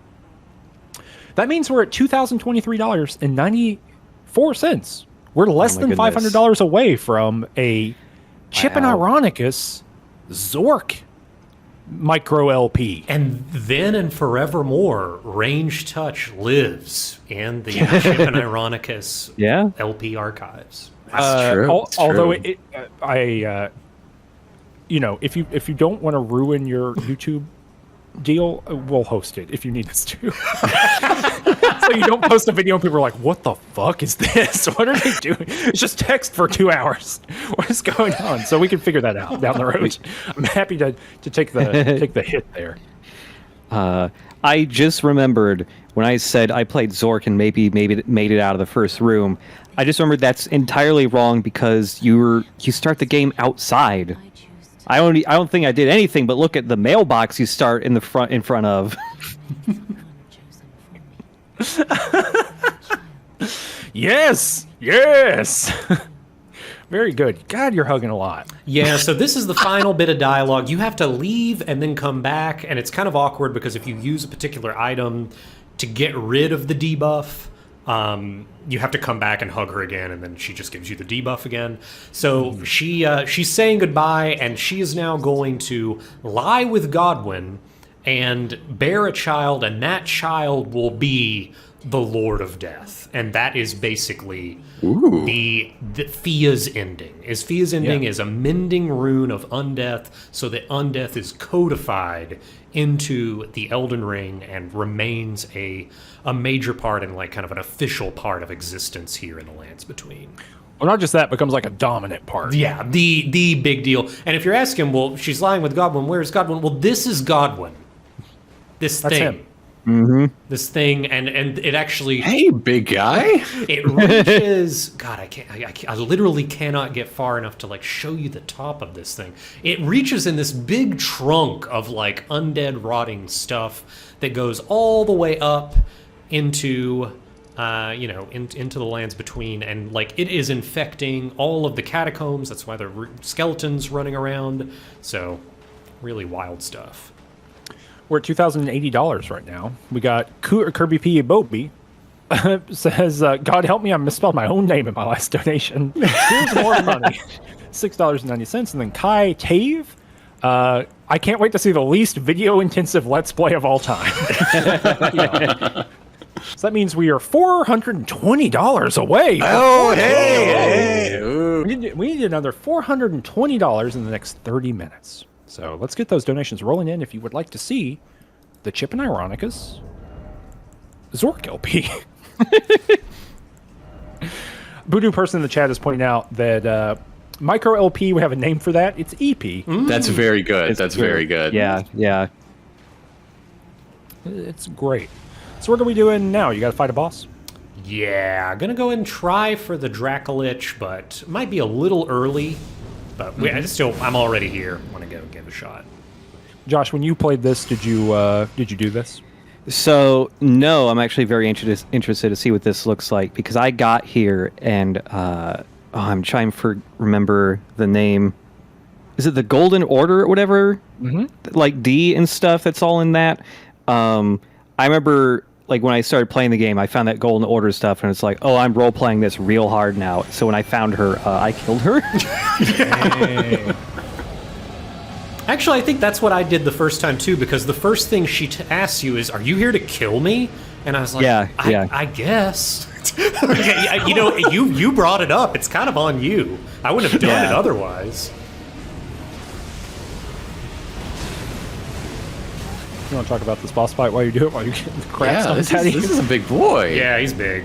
I put on enough armor to have heavy roll, but specifically because he hits real hard. You really got that chop on him from pretty far away. Yeah. It's good range on the Taker's Flame, which is the special skill for the Blasphemous Blade here. This sword is like what carried me through the end of the game. It's so good. Just the flame having such a huge reach, doing so much damage, and also healing you in the process. Yeah. It's like, yeah. It heals you? Yeah, it heals you for about 10% of your health plus 100 and something. And it also, every time you kill an enemy, this sword heals you. So when you kill an enemy with Taker Flames, you like heal a tremendous chunk of your health. So, you got him. That's another remembrance right there. Yeah. Nice. Wow, down to 9. Into the single digits here. There's on the screen a 6, a 9. You say, oh, that's the big number, 96. Yeah, it's almost 100. That's great. And guess what? We are less than $400 away. We're at 2106. Oh boy. We are very few dollars away. Less than $400 I could taste away. the parser coming. Yeah. Oh yeah. I can hear it. We got this is a pretty great donation and question. This is $25.69 from Martin. Donating to The Flame. Thanks for the stream, and Chip and Ironicus for the Let's Plays, especially the Phantom Pain. Which ending would Kazuhira Miller choose in his playthrough of Elden Ring? What a great question. Oh, jeez. Yes. The Golden Order, Cass. We've established a Golden Order. I mean, I am out of my depth. That's a lore question, but if there's which one gives the Tarnish the most like personal wealth, like spending money rattling around in his pocket? I don't know. Would that just be what's it called? Is it Age of Order? Mm-hmm. That's that that's one? the Age of Order is the golden order. Oh, This right, one right, is the right. quest we're doing right This now. is the gold Right. mask quest, yeah. Yeah. I'm yet to find the noble gold mask. I mean, the Turtle Pope is obviously Code Talker, right? Yeah. Departing the round table hold, I've come to understand Although I don't think the Turtle Pope ever talks about copulation. All things can be co-joined, though. You know that. Oh no, that's true. Yeah, that's just how Code Talker would speak in Elden Ring. Yeah. God, I totally forgot about Code Talker. God. I just memory wiped that right out of my head. Oh, I love Code Talker because he is on like the sliding scale of Metal Gear, a pretty normal guy. Like you can understand where he's coming from, what he's about, but the first time you learn of Code Talker is like people sharing rumors that are like, I don't know, 3/4 right, but where they go wrong is so discordant and it makes no sense. Like, yeah, this dude loves nukes. He wants to give everybody nukes all the time. He's way into it. It's weird. He's way into it. He's 4,000 years old. We got another donation from McLast Name. I've pitched the Chip and Ironicus Metal Gear Solid 5 Let's Play, or I'm sorry, Metal Gear Solid V. Let's Play to so many friends is the best produced Let's Play. Happy to see that horsepower put to Zork through. That's $6.90. Thanks so much for that. That is a really good Let's Play. It's great. Yeah. It's like the gold standard, maybe. Oh, that's very kind. Thank you. Thank you. Yeah, absolutely. Been seeing some what do you call it? Saints Row videos coming out. Oh yeah. It's that game comes out soon and I'm it'll be very nice when it's out so I can rest. description. Yeah, it's something we talked about on the just King Things bonus episode that y'all are on a little bit, like a small amount. But we talked a bit about like you're like a video person, but you're like doing a lot more than like just recording video and then like editing it together. You're like setting stuff up and making choices about what gets shown, and it seemed pretty cool. Yeah, it's I'm actually the lead video editor there now, so that's some extra things that I wasn't doing just a few months ago. But yeah, it's heavily involved in marketing stuff as well as like most video content you see in the game. A lot of the time, it's just like how much data can we put on a disc, and oh no, we have too many tutorials that need videos. Can we make these smaller? Oh God, please. That's a lot of video game development when you realize, whoops, I have to re-encode 300 Bink videos because they take up too much damn space on the disc. What in God's name is a Bink?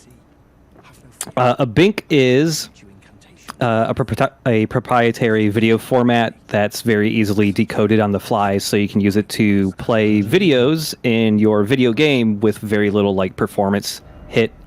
And it's just called a Bink for some reason. It's because you have a big income and no kids. Yeah. Yep. Anyone who works with Bink is that type of guy.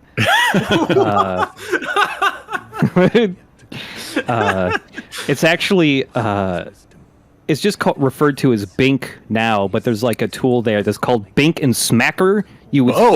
Some videos would get binked, but some videos need to get smacked. Lord. I'm going to show that video the back of my hand. God. We are less than $400 away from making Chip and Ironicus make a Zork Let's Play. We're $386 away from it, actually.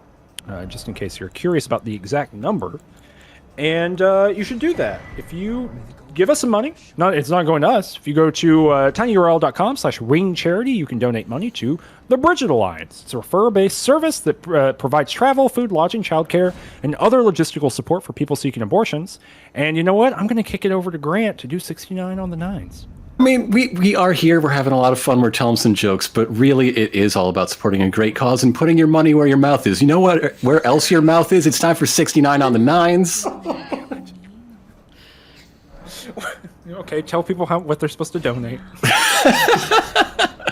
We are asking for donations with both the digits 6 and a 9, whether that's $69, $6.90, $10.69, $20.69. All these fun little numbers add up to great big differences being made. Speaking of Gextra Life, someone once did like crunched numbers and found just how much extra money was raised by like the 20s in 420, like the 20 cents or the 0.69 and all these, like $25, 69 cent donations. And it was astounding. How much of a difference is made just in these little bits of a dollar all added together. And that's why we are encouraging just that sort of behavior, because it works. It does. So make any kind of donation you want, put that 69 on the end of it, and it'll definitely count. We need $386 more by the end of the hour. We have 20 minutes to get $386 more so that we can get this Zork Let's Play, because I want to see it. I'm selfish. Well, mostly hear it. Good point. There's text. I'll accept it. You look at it. There's text, yeah. And you should definitely put like long pauses in the video so people can read it. Oh yeah, Like 40 solid minutes. Now, here's all the text. Now let's come back and work through it. I'm really honestly racking my brain thinking of ways to up the presentation of a Let's Play of Zork. I'm getting ideas already. I want it to be a problem. I want it to be an issue. I want you to be inventing new ways of editing video. I wonder what kind of C-list actor you could get to be a voice actor on this. Oh my god. Right. Is this the first Let's Play done entirely via Cameo? So, hey, here's some Cameo. So, Michael Lutz and I have been looking at Cameo recently.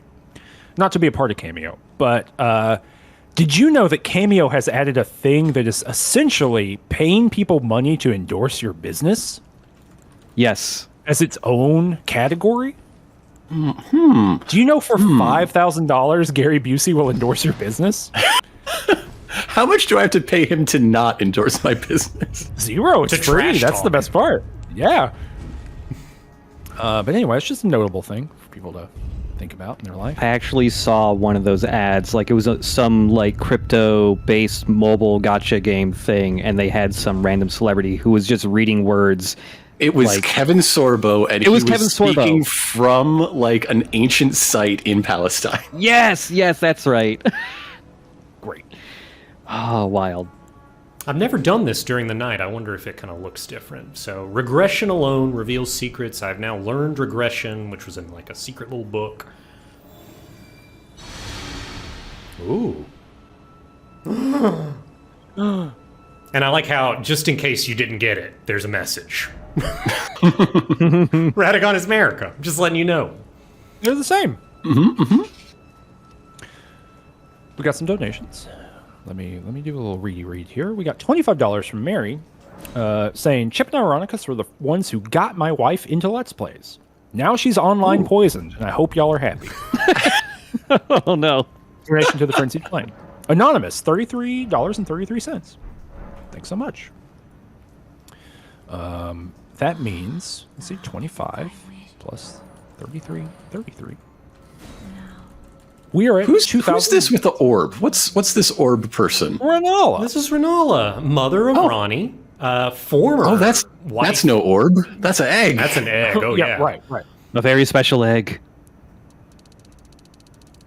This is the Church of the Cuckoo, after all.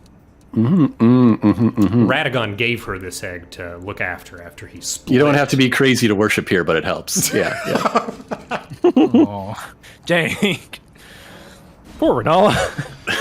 You got a lot going on. She got, she's had a bad life. What are you doing here? You just chilling out? Respecing, because I had to respec to get 37 points in intelligence just in order to to cast that spell for the Golden Order ending. Yep. Oh, I see. Because you have to know that. And now you got to talk to Goldmask again. They've relocated closer to the Erd Tree this time. Interesting. Fascinating. So yeah, this is definitely like content you, Cameron, have not done, like the Goldmask stuff. Nope.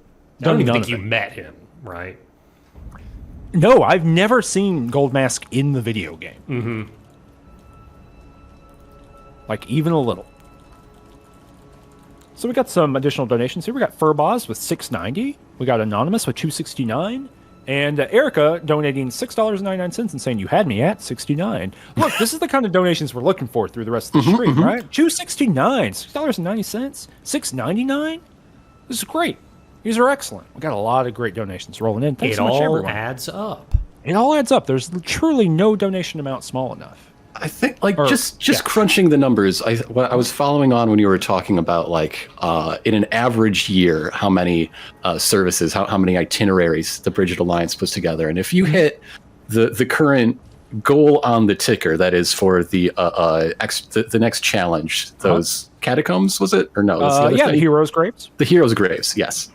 That's what 5 days worth of operation for this entire organization, and to be able to raise like 5 days worth of services just playing video games for one day is so incredible. Yeah, it's great. And I've said it a few times today, but like shout out to Danny. Danny combed through a huge amount of tax records, like a full day's worth of public tax records to figure out where could we kind of get the most, splash for the cash that we could generate at our scale and level.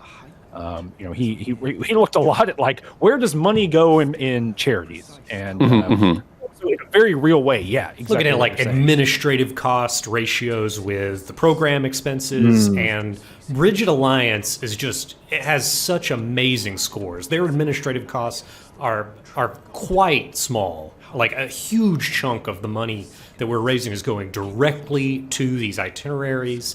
And, not only that, their budget's pretty modest compared to a lot of other organizations that you can give to. I think an example I popped off with it earlier in the streams, I think Planned Parenthood, the national organization, $300 million. Even if you pick a regional branch of Planned Parenthood, like Planned Parenthood Southeast, $14 million. Whereas Bridget Alliance, the most recent tax records I could find, is like a budget of $1 million. So this amount of money they're really going to feel it. And I think everybody should feel good about it if you gave money. And if you haven't given money, you have an opportunity to feel good. And contribute to something cool, because let me tell you this. Moltard Ben has donated $7. Says Zork is fun, at least it's not dumb. We got Modality, Frenzied Flame, $16.69. We got Justin Scott saying, please pretend this is $69.69. On the mobile app, apparently, you can only donate in whole numbers. So, they said, so I am pretending for you, Justin. $69.69. Anonymous donates $69.69. Thanks to all of these people. But let me tell you, we got a big donation here, $369 from Hot Turtle Pope from Zork, again. Really helping make things happen today. Zork D9, am I right? Which takes us up to $2,721 for this hour, meaning that we've hit the marker. Whoa. Oh, boy. Oh, man. There we go. All right. 12 minutes to spare. Wow. Nice. Wow. Nice. It is. So, and we got some additional Cat Hester with $25 and Gru Lover, XXX Gru Lover, XXX. Yeah, that's one of his 3 adorable adopted children. Yes, they love him very much. Yeah, that's it. Yeah, please. I cannot wait for y'all to do this and for you to eventually run out of Gru puns and just to be hollow of Gru. But can't wait to see some Grus get fed. $6.90. Thanks so much. How are y'all feeling? You're excited about doing this? I'm curious about what these secret thoughts on presentation are more than anything. Because, I would be satisfied just having, a little puzzle time think with my buddy over Twitch like this, but I don't think that's what he's thinking of. We'll see. It might be something that's a bit too hard to pull off, but I don't know. Saints Row was delayed by 9 months this year after noted video lead. Yeah. Josh got way too deep into trying to edit a video out of text. Yeah, I was kind of trying to do an entire remake of Zork on my own in an engine for open world games and getting in a lot of legal trouble for that. So, excuse me, it's going to take me a little bit. It's impressive that you started learning GTA 5 modding to do it, though. Yeah. Someone did remake all of Zork for real in Neverwinter Nights 2 or whatever it's called. Oh. Yeah. I have no idea if it's just like a text parser they made in that engine, or if it's like they made a campaign in Neverwinter Nights 2 that plays like Zork. Right. No idea. The real like scandal though is that he didn't use the Saints Row engine. No, yeah, Yeah, I don't know. How much could that cost? $10? To yeah. get that going? No, I was going through all the DAT tapes, and I'm using like one of the much older CTG engines from Volition. I'm using the one that was used for making the Punisher. Dang, Yes, I totally we did make a forgot. Punisher game. Yeah. Years and years ago. It has brutal executions in it. I remember that. Yeah, they're straight up just like they had to get censored because the ESRB was just like, no, what are you doing? Yeah, y'all didn't make videos about that at some point, did you? Or stream it, maybe? We did, yeah. Okay, you did. Okay, good. Yeah, I feel like I've heard you talk about it before. Yeah, we had some of the people who were still around the studio several years ago who had worked on the Punisher game to go on and talk about it, and Cool. Rad. People are talking about how much this lake sucks, by the way. Oh, this is a bad lake, yeah. Yeah, it's terrible. I mean, as far as lakes go, it doesn't have the qualities I'm looking for. Like a kayak launch, that sort of thing. And I'm thinking about how my dad evaluates lakes, which is how many brim are in them and whether or not they're biting. And I don't think this lake's passing the mark there either. That's his number one lake determinant. Oh, absolutely. If it's full to the brim with brim. Yes, exactly. If the brim are brimming, yeah. You don't know how much of my childhood was just driving around during droughts to like bodies of water where he could see where the logs were, and him making maps of like where the logs were. He's like, this is where the fish are gonna hide later. That checks out. That checks out a lot with just kind of your whole deal. that really makes a lot of sense. This thing is cool. It's good. It's not as good as the gargoyle one. No, the gargoyle one is amazing. When the gargoyle, after you defeat the gargoyles, you get in one of these things as well. And when that happened, we were screen sharing together, and we both started just screaming because it's like it's like this line of light that goes vertical immediately, and the coffin just like zoots up it into space. It's rad. It's fantastic. Yeah.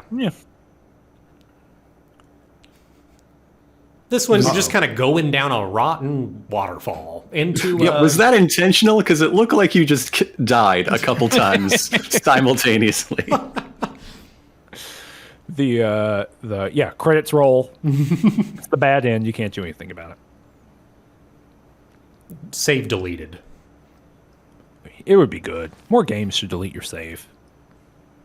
I just love how many instances there are in this game and the other Souls games of like, you find an interactable thing, you go, don't know what's going to happen when I push this button, and your guy just like hops into it or does something that no one would ever think to do. And it always works out great.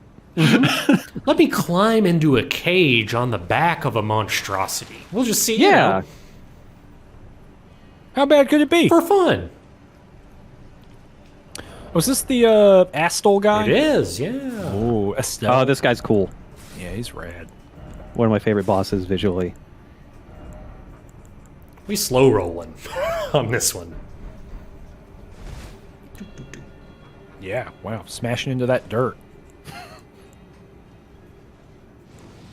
This is how the Tarnished like carves his furrows for planting. Time for agriculture season.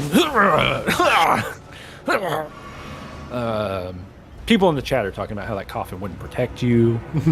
How it's too weak to change your gender. A lot of negativity about the coffin. Yeah, Damn. well, I mean, it's not the best coffin I've ever seen in Damn. one of these games, but, you know. Uh-huh. You have gotten beklonked. I You know. are still getting beklonked. What is happening? You just gotta Well- kind of close the distance on this guy. It's tough. There's a mayfly scorpion made of an entire science center worth of like planetary models. Yeah. Oh, look at the very human face it has. Oh, yeah. Estelle is great. Yeah, it's rad. It's good stuff.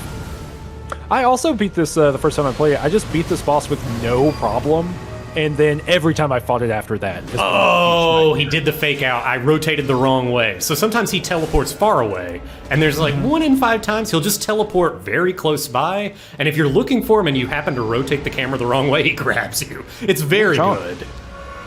You've been bachompified. Yeah. That's a cool attack. This whole thing is cool. Yeah. You know, you've tried to adopt the Void. He was born of it. Truly. What were you going to say, Josh? Oh, the other version of Estelle that you can find in like a side dungeon later in the game, never. That was a boss I was content to just leave in its cave and just never come back because wow, genuinely had a harder time with him than like the actual final boss of the game. Oh, that is brutal. I think that if the fight goes on too long, he summons doppelgangers of himself, and they're all like, full power. Yeah, there's like a dozen of them. They surround you from the outer perimeter of the arena, and then only one of them is real, I think, and only one of them actually lunges at you and grabs you and bites you in the face so hard that it's basically an instant kill, unless you have the most vitality. And once that happened, I just left. No, thank you. I don't blame you. I've never seen that before. I did not fight that boss, and I never will. I think I'm good. Modality in the chat said, nerds rope ass boss.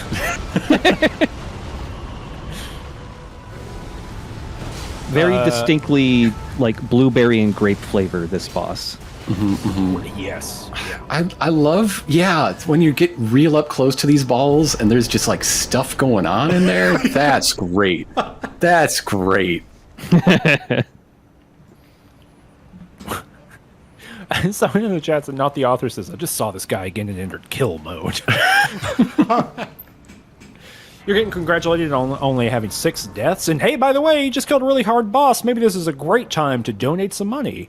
Maybe with a 69 at the end of the number. Maybe $2.69, or maybe $5.69, or $6.69, or $10.69, just because we have funded a Zork LP that no one wanted to do about an hour ago. Doesn't mean you can't donate any money. But you know, my understanding of like all great artists is like their masterpieces was stuff that they didn't want to do and no one wanted to see. It's born of constraints, right? That's what they say. Yeah. That's one way to put it.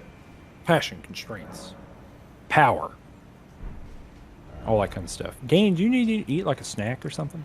I might take 1 second to like grab a Fig Newton. Did you ever eat that sandwich? That floor sandwich you were given earlier? The floor sandwich is uneaten at the moment. Oh my god, that is 5 hours ago. A chunk of floor between 2 slices of bread? Yes. Trash Can Geo in the chat says, I'm new here. Can someone explain what 69 means? Well, it means that it's a fun number to add to the end of any other number and donate to that. You can go to tinyurl.com/ringcharity to give money to the Bridget Alliance and just add 69 in there somewhere, like $26.90. I don't know. Hell, get wild with it. And that helps us get there. We are now currently about $6,000 short of our next goal, our next major goal. At that major goal, that means we, which is $31,250, we will have funded 25 itineraries, which is 25 medical interventions for people. And Daniel will have to do all the heroes' graves in the game, and they're hard. And the longer we get, the longer we get into the stream, the harder they're going to be, because his body is deteriorating as we talk. I'm eating the sandwich. Lilithan is threatened that I will not be allowed to play Spread of Rampant Green in Spirit Island again if I don't eat the sandwich, so I have to. Wow. It's my crutch for the game. It's true. Jeez. So I get it. Who's next? Yeah. Are we being kicked off because somemes coming, or what? You can stick around if you want. I'm not making you do anything with it. I You mean, are obligated for 1 hour, and I've gotten my $2,500 out of you, and go along with your life. I care not. If you do want to stick around, was there a sequel to Zork? There's a lot, aren't there? There certainly was at least one return to Zork. Yes.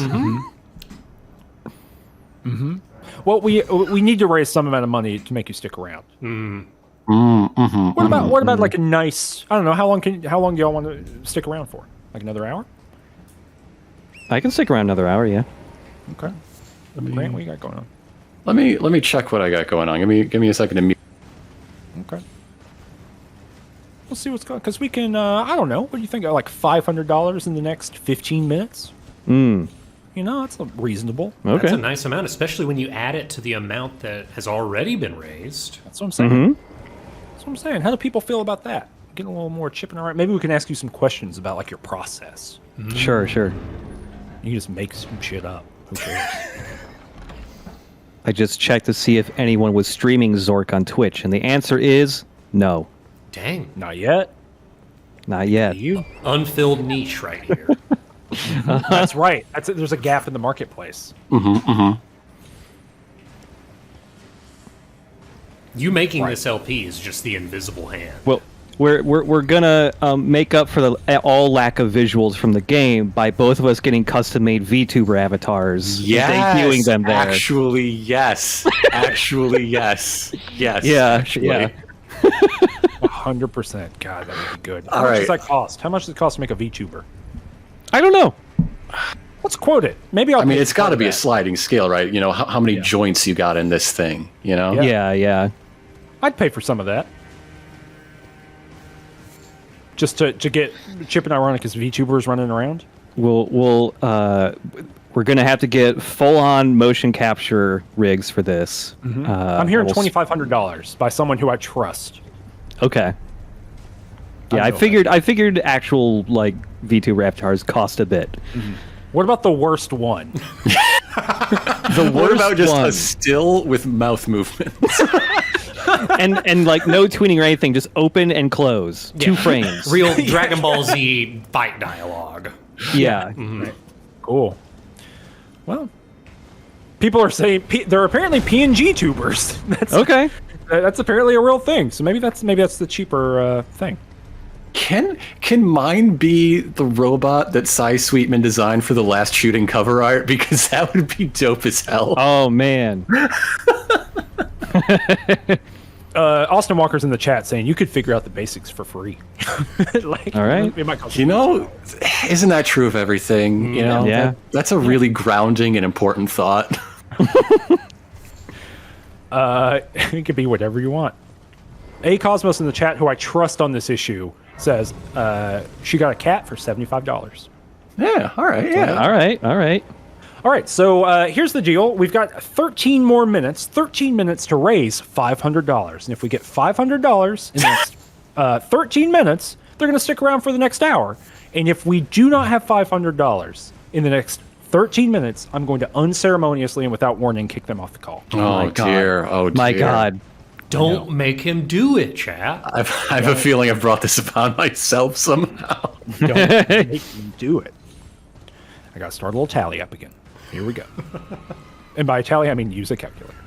We got, let me read some donations. We got nice. Archie's Heaven didn't have bingo, and that's messed up. Give us the dollar. Right? I mean, Archie 7 did have Vegas. You know, his own personal dog. But, like, if you go to heaven and you reunite with one of your dogs, all of your dogs should be waiting for you. Maybe Bingo is in, not in Archie's Heaven, but in Private Bingo's heaven. I don't know what you're talking about, but I believe you. It's fine. Do you want to know? Let me read these donations out, and then at the 15-minute mark, if you can still be around, you can explain it to me. Okay. But if not... Ooh, another incentive. Don't worry about bingo. Let's get more money. So that's from Nice. That was $9.69. Thanks so much. Modality has donated $6.90. Says, Danny, eat the floor sandwich. This is from a minute ago. Danny, eat the floor sandwich. Don't burn out like the frenzied flame. Get that? That's pretty good. We got Anonymous with $25. Thanks so much to Anonymous. We got JUJ with $69.69. Thanks so much. To them, I think we got some other ones coming in here. Nope, nothing yet. So we are $111 into the $500 we need in the next 11 minutes. All right. That's plenty of time. But balls in your court. The world. Mm-hmm. I think we probably just hit it based on some numbers I'm seeing flying across my screen. Just gonna be honest with you, but oh, hold on. All right, let's see here. So we got $2 from Asuka. Whoops. Oh gosh, hold on. Oh my god. You ever use a calculator on Windows and you mess it up and it just clears everything out? Yeah. And has that ever happened to you over the past 30 some odd years of your life and you never learned to not do it? Has this ever happened to you? Yeah. It has happened to me. All right, we got Asuka Paper donating $2. Donation for the kill. Shout out to Ontario Science Center for the imbuing love of the Astel aesthetic. Oh. Thanks so much for that. We got Spread of Rampant Green is OP donating $42.69. Thanks so much. We got Jay from Nowhere saying $10 to stick around to do a live audio play of Zork. We're not going to do that, but great idea. Elena says the last money I'm able to give today, but it's going to a great cause: healthcare access for all. Yeah, abortion access for all. Absolutely. It's important. Yeah. And then we got let's see here. We got Mary donating $250. Oh, wow. Saying donation goes to Chip and Ironicus becoming YouTubers for the Zork LP. Also Flame. We're now at $431. So Now, by become YouTubers, you mean like we have to do the voice? We have to call everybody guys and introduce ourselves by saying it's your boys? Hey there, no, you don't have to. pepperonis. Yeah, you got to say hey there, No.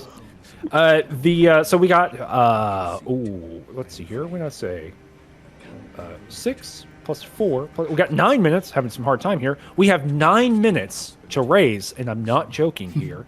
$69. I cannot believe you are making. I'm not. It's this I'm Windows rounding 11 down. calculator that I'm rounding down the cents column because it's more funny, but it really truly is 69 round dollars. So get in there, y'all. I mean, people listening to those recent donation messages, one of them in particular, like really reminds me that people talk about access to healthcare all the time, but they really mean it in many cases as just this weasel word. As long as access exists, we don't have to do anything more. That's not what we're about here today. The Bridget Alliance, access is actually sending people to where the care is. Travel costs, hotel costs, childcare, etc. That's what real access is, and that's why I'm excited to be here today. Yeah, it's great. Yeah. It's truly a great cause, and I encourage people, even beyond today, it's easy to like hang out and have fun, and like we're, playing Elden Ring, and if this is the extent that you want to be involved in, that's totally cool, whatever. But as an organization, they do a lot of cool stuff, and I would encourage you, if you're thinking about making charitable donations in the future, think about them. On their website from the past week, they even have a note that's like, hey, look, we are committed to, even though abortion is becoming much more difficult for people to access, and there are lots of legislatures making laws about travel and things like that, they are dedicated to continuing to do the thing that they're doing, and they're trying to figure out how exactly to make sure that they can offer that to the most amount of people possible. They're very explicit about that. And I found that really compelling. So it's really a good thing to do. We got a $5 donation from Danny. Please eat and drink things. And it also says, please be nice to your guests. I think I am nice. Am I not? I think it might be to both of us. Because obviously I'm threatening them lightly. Oh, okay. I mean, but threatening other people to donate comes with the money. deal. I don't know. Yeah, I've felt very welcome for the record. Yeah. Speaking personally. Good. Well, I want to let you know that I will unceremoniously and without comment kick you from the call if I have to. It's not personal. It's more of a threat to the audience than anyone else. We got $25 from Anonymous, and here's why that's not going to matter. Thanks to Anonymous for $25, because we got an anonymous donation of $440. Whoa. Good gracious. Whoa. That says, the rest of my money I earmarked for the stream. Also, Randy's ending. So we're at a hot $901 for this 15 minutes. We've still got 6 minutes to go, or no, let's see, 6 minutes to go. So, y'all around for the next hour. All right. I don't know, what do you want to talk about? Someone did kayaking. You're the things you could do with a Saturday. Yeah, Really? someone in the Discord posted an image of they were on the top of a mountain. And I think they posted in the Twitch, and they were like, "Hey, I'm on top of a mountain. I have service finally. Just checking the stream out." Oh yeah, it is Eris. Yeah, or Imris. That's incredible. That's so much fun to think about this being seen on a mountain, on a kayak, cool. Or at least by a kayaker. Yeah, while someone is doing home improvement and like mounting their TV on the wall. Yeah, yeah. Oh my gosh, I misread a donation thing. Hold on, let me go back. Oh, did I say YouTube? Okay, I'm so sorry. Donation goes to Chip and Ironicus becoming VTubers for the Zork LP.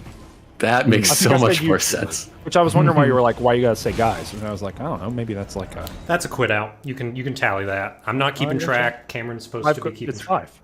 I'm keeping track. So that was my mistake. And people are rightfully hammering me in the comments for it. I have fixed it. Sorry to step on kayak chat. Past 2 minutes. People might be on a mountain, people might be kayaking. Today, I watched 6 episodes of an anime. Ooh, cool. And that's it. Gunbuster. So all of it. Is it good? Yeah, Gunbuster's good. Yeah. So I'm going to read a couple more donations here, but I don't watch anime, and not because of any particular prejudice. It's just not a thing. I don't watch a huge amount of TV in a general sense, unless it's F-Boy Island. Then I'm watching that whole damn series. New season there too.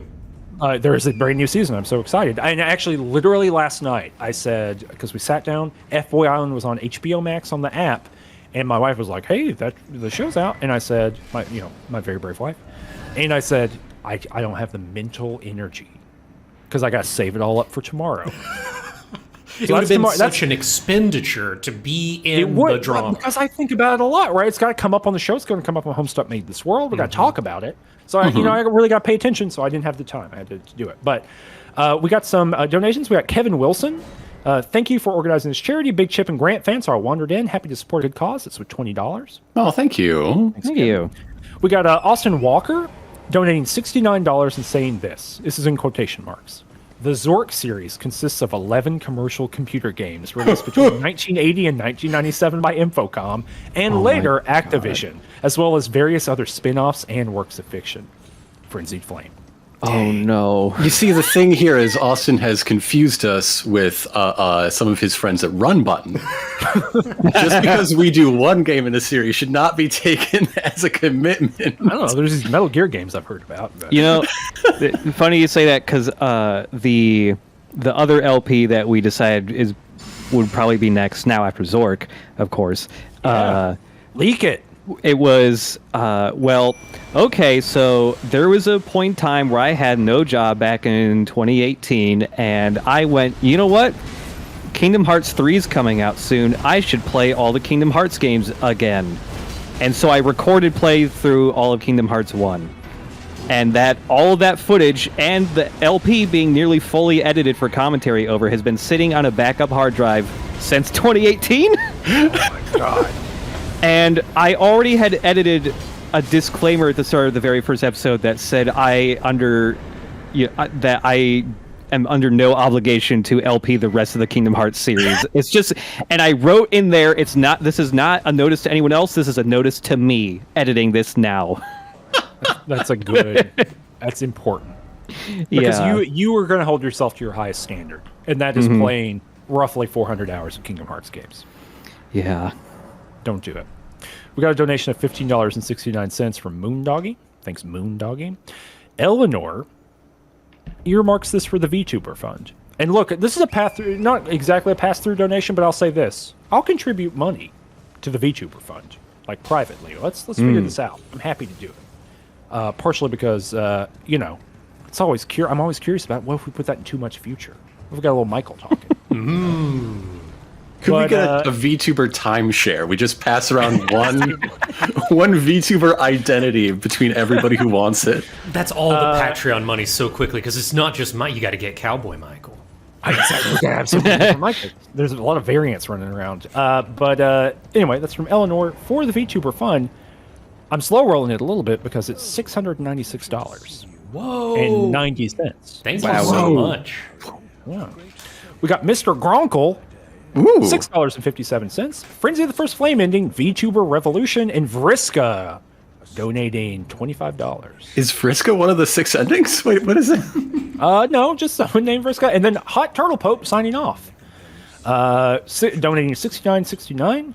Saying, I'm tapped out for the night, but thanks so much to Cameron, Danny, and your wonderful guests for doing so much today. Truly grateful to know about the Bridget Alliance and to help as I can. Well, thanks so much for donating today, Hot Turtle Pope. You've donated a lot of money today, and it's helped a lot of good things. And you have actually, I think, funded 2 outrageous events, perhaps even more than that. So that's great and exciting, and what a good time. So, but thanks to everybody. Donating a lot of money is important. Donating a little bit of money is important. It all goes in the big pile. And the big money pile is important.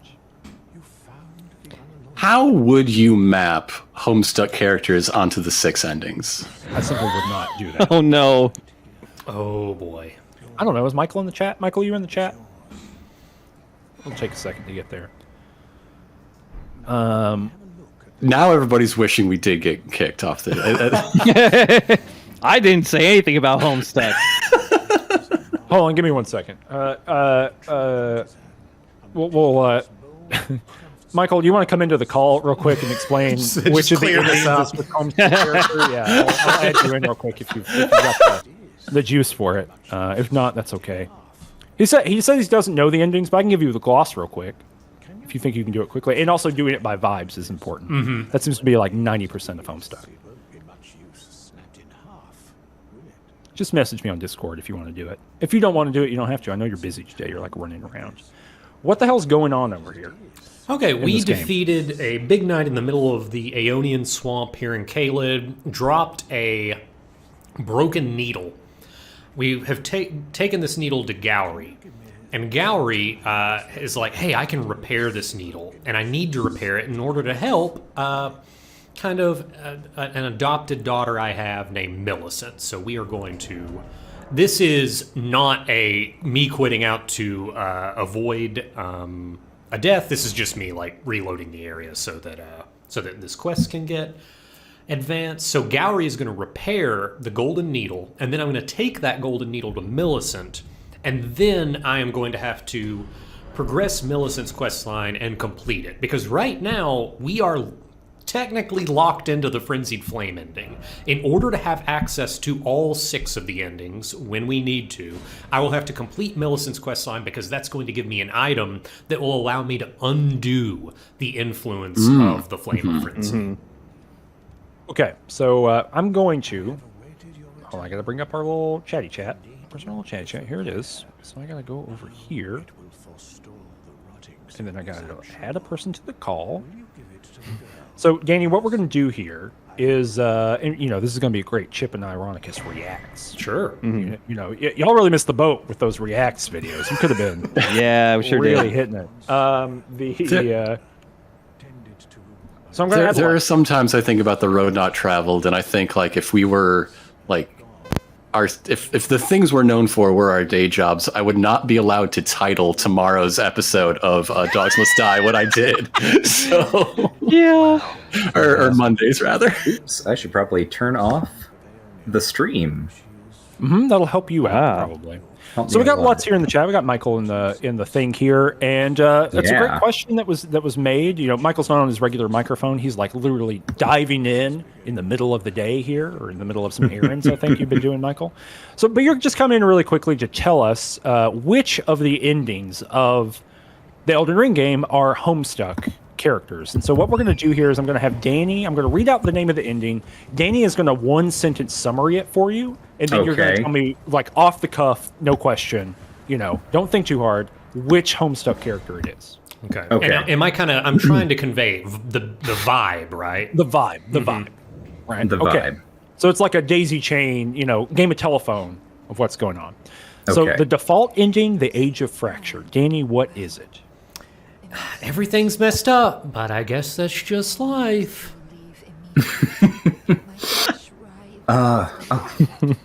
Danny, that's every Homestuck character. That's a problem. Okay. Also, I don't want to put a lot of effort into doing other things. Right. Oh, okay. Oh gosh, that could get some blazing hot. That's Solix, I think. That's got to be Solix. Okay. Great. I love the tone of voice that Danny is giving these summaries in, because it sounds like a contestant on Password or one of those like 70s game shows. Like there's a correct answer that we're angling for. Fia, Age of Duskborn. Man, wouldn't it be rad if there was just more dead stuff? Oh, that's a Radia. Okay, great. Gold Mask, The Age of Order. And I kind of push up my glasses on my brow. We just need the correct interpretation of this theology, and we'll fix everything. Oh, that's a Rania. Okay, great. We got the Dung Eater, The Blessing of Despair. I'm gonna eat poop and make everyone eat the poop. Why is that one not winning? So we haven't met that character on the podcast yet. But there is one. I can think of some. Okay. Well, look, that's fair. You're saving me. People in the chat are saying maybe Gamzee. Okay, sure. Ronnie, The Age of Stars.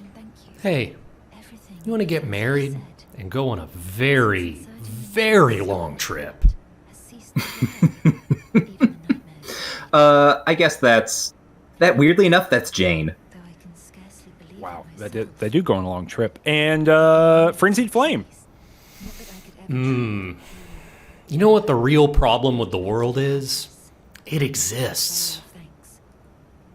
That's Jack Noir. Wow, how about it? Really fits.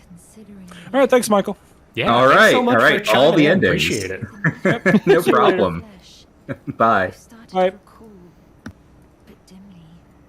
How about that? How'd y'all feel about that? Elucidated. I have managed to keep my Homestuck knowledge to basically 0 still to this day. And so it's always going to keep the same quality it had when it was like a new thing on the internet for me, which is kind of like the art in this. What's happening? And then I just go do something else. Right. Just safe. Yeah. Well, speaking of a lot of knowledge about weird stuff, what I was asking you before is I don't watch a lot of anime. I can count, on one hand, like the number of anime I've like sat and watched. Again, not for any particular reason. I just don't see a lot of it. So if for me, what should I watch? And don't tell me JoJo's because I'm not.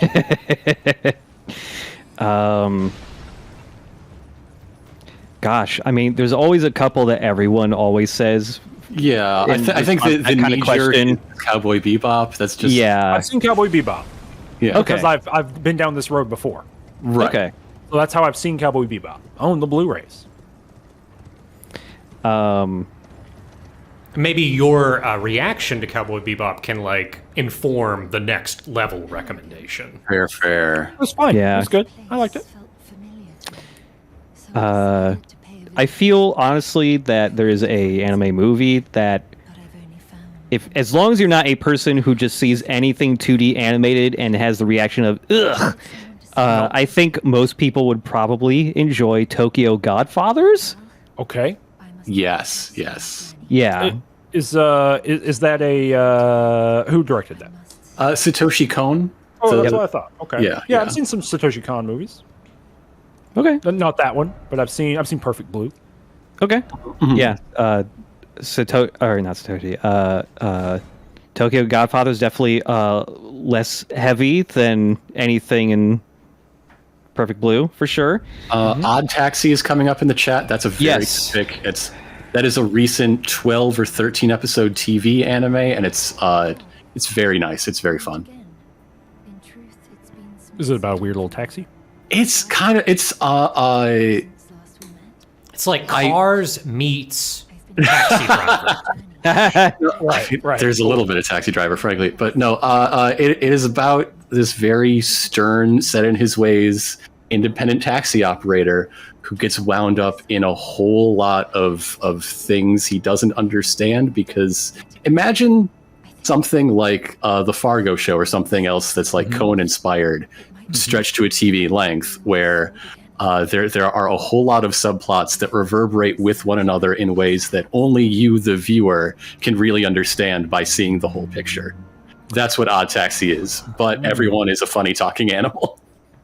Oh, okay. Well, that seems a little. That's not fun to me. I don't like that part. I love 2D animation. Hate talking animals. That's my problem. My secret is I'm always angry. Okay.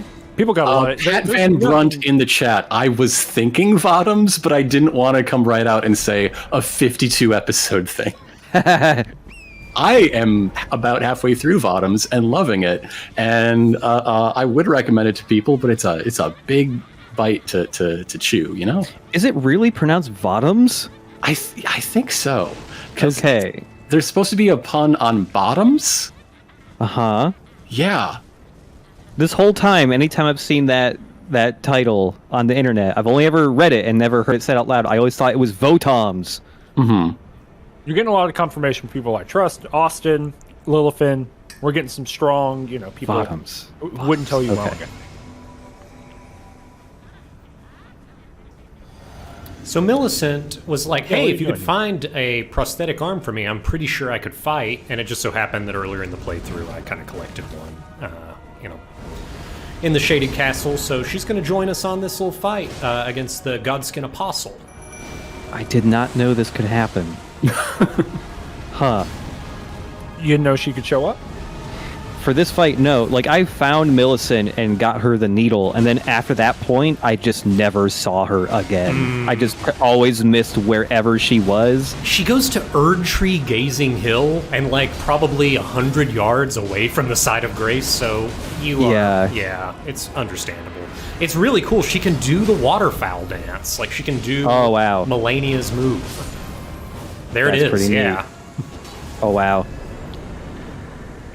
Pretty cool. Yeah. Because that's the end of her quest, right? No, we're several points away from No, the end no, of the no, quest. I don't mean this is, but isn't the end of her quest, doesn't she bloom, or isn't that one of the possible ends of her quest? Is she blooms? Yeah, so it is about the scarlet rot inside her and whether or not it blooms. That is kind of the end.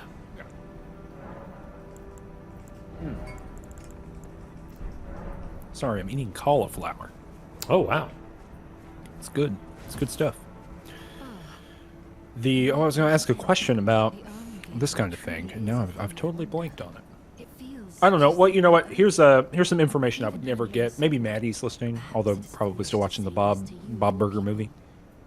But Grant, what's the musical theater? Oh no, we need to learn about Bingo or whatever the hell his name is. Okay, all right. So okay. Over the course of the television program Riverdale, Archie Andrews has taken care of 2 dogs. One of which is his dog in high school named Vegas, who's a Labrador Retriever. Mm-hmm. The other is a dog named Bingo, named for his deceased platoon mate from over in the war. This is post the time skip between seasons 4 and 5. Named Bingo. And Bingo is in Archie's care, but technically belongs to his other surviving platoon mate, Private Jackson, and was part of his rehabilitation, was learning to take care of a creature. Okay.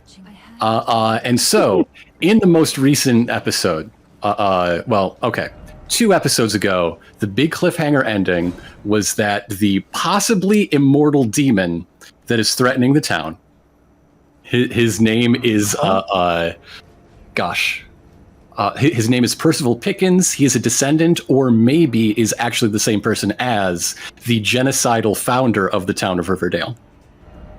His name is Percival Pickens? Percival Pickens, the claims to be the descendant of Colonel Pickens. Colonel Pickens is from the Archie comics. That's why the big park in town is named Pickens Park. This is one of...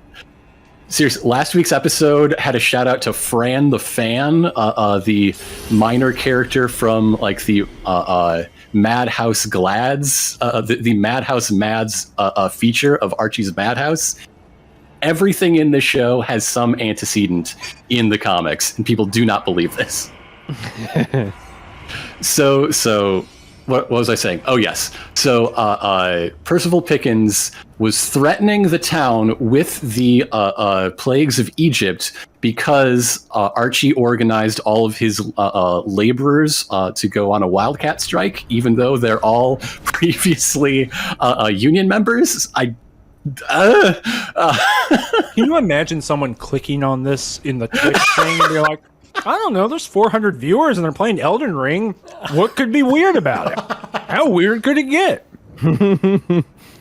Khalifa Trest, technically it is canceled in that next season will be the last. They are planning for season 7 to be the end. I mean, it's canceled because it's not indefinitely renewed anymore, but they've got, what does that mean, 24 episodes to go. So yes, in order to break the strike, that episode ends with Percival Pickens calling down the death of the firstborn across Riverdale. Okay. So, the most recent episode is about the survivors trying to resurrect everyone. And so, it is a crossover with Kiernan Shipka as Sabrina Spellman from the Netflix program The Chilling Adventures of Sabrina. This is a crossover that people have been waiting 115 episodes for before there even was a Chilling Adventures of Sabrina. Hearing that whole thing stressed me out. So part of resurrecting everybody is sending like these new inductee witches, our regular cast, into the sweet hereafter in order to find their souls and convince them to come out. So Archie's sweet hereafter, the idyllic life that is waiting for him on the other side, is being a homemaker with Betty. They have 2 middle school age children named after their deceased loved ones, and the family dog is Vegas. The question in the chat was, where is Bingo? And my answer is, if Bingo is in heaven, Bingo is in heaven with Private Jackson, the wounded veteran from Archie's platoon, the only other survivor from when they were doing like off the books, like Black Ops, like dirty shit. What? They were sent on a mission. They were supposed to die, but Archie like saw through it and did the righteous noble thing and was able to save himself and Private Jackson, and is haunted by the fact that he couldn't save anyone else. We're less than $4,000 away from our major first stretch goal of $31,250. It's 25 itineraries. People are bringing up the fact, and thank you for bringing this up, that Bingo might be immortal because when they all got superpowers at the beginning of the current season, a building fell on Bingo. He broke all 4 legs, and the next day he was fine. And this is not just like a production oversight. This was mentioned as like a plot alongside when Archie was getting super strength, when Betty gained the ability to see the auras of people with murderous intent, and when Jughead was struck deaf, which in the following episode he learned was offset by the fact that he could now read minds. We're raising money for the Bridget Alliance, which is a referral-based service that provides travel, food, lodging, childcare, and other logistical support for people seeking abortions. Every dollar that you donate here matters a lot. It is a huge deal. And because Grant has said all of these different things, you're going to have to make one badass appeal at the 9-minute mark after the 30. I'm saying, so about 6 minutes here, bud. So yes, I think the reason this came up at all while we're here is because some people here are aware that my wife and I do a Riverdale recap podcast called Sex Archie. And it's a lot of fun. It is a lot of fun. That's a fun show. Even though I don't watch Archie, occasionally I'll just listen to a random episode of Sex Archie. Oh, thank you. Yeah. I haven't listened to it, but I'm glad it exists. I'm glad it exists too. Yeah. We got a couple donations that I didn't read before because I was eating cauliflower. DB Monster says, I wish I could keep watching, but you guys are so far past where I am. But good luck. $20. And the Nat Knight donated $25. So thanks so much to both of you. Thanks to everyone who's donated. You can go to tinyurl.com/ringcharity to see what we're doing. We're prepared to give. We're 88% toward our next goal. And in about 5 minutes or so, Grant's going to make an impassioned plea for donating money. But until then, we can talk about more Archie shit, I guess. I don't know. The Josh, do you Chip? Do you? I'm doing that for the viewer listener at home. Do you watch Archie? Is that a thing for you? I don't, but I get just enough of it through osmosis, talking to Grant like every weekend, and sometimes it comes up that I kind of have an idea what's going on every once in a while, and I kind of love it that way, honestly. But yes, I also do check in on random episodes of Sex Archie too, and I get some info from that, and it's almost even better with less context, honestly. Yeah, I do like that. Talk to Grant once every 6 months, and just get this big info dump about what's happened in Archie, give or take. Oh gosh, we're riding that horse right off that ledge there, bud. It's a little precarious. Is Archie on right now? Like at this moment, no. Not literally. 8:35 The new on episode will air tomorrow evening on the CW. We are very, very late in what is, announced to be the penultimate season. Just got a couple episodes left, and then however many are in season 7. Got it. Wow. End of an era. There's a lot of info happening in the chat here too about stuff happening in Archie. Well, which is it, Cameron? Is it Archie or Formula One? Oh God, that's right. Archie, I think. Okay. Yeah. No one problematic in Archie. Is that the Nothing case? weird going? I don't know. I mean, I heard one thing about a Formula One driver, and someone immediately donated the money to tell me how much they sucked. So, no one's done that with Archie yet. So, I'm just thinking about that context. Mm-hmm. I don't know. What are you doing here? What's this? This is Ordinia, the liturgical town. oh, Yeah.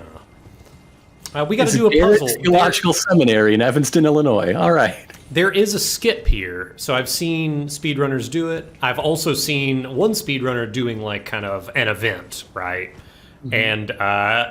And he did not do it, and that was enough information to tell me that it's not doable. You have to get off of Torrent, you have to jump on this ledge, you have to re-summon Torrent onto the ledge, and then you have to double jump in a way to get around this gate. And that is to avoid doing like a little Give it a shot. Give it a try. I bet you can do it. No, thank you. That's Mario Odyssey tech. That's what that is. That It really is. Do it. So instead, I we're going to can't go believe to the alternate dimension version of this town or whatever, where there's an invisible man who will stab you in the back of the head. Yeah, Just randomly. that sounds way less scary. Then doing the double jump? Yeah. No way. But yeah, this was this game. I think Cameron, this was not your favorite area of the game. No, because I mean, we'll see it in just a second, but I had a very hard time here. To the point where we were playing and I was like, this is the hardest thing in the game. And I don't know if I think that now, but at the time I did. Mm-hmm. I very seriously, I was like, this is the most difficult thing I've ever done in the game. Because it was true, but we'll see in just a minute. Now, do you know where the invisible guy is who stabs you in the head? Yeah. So you've avoided him? I'm about to get his attention. There are two, actually.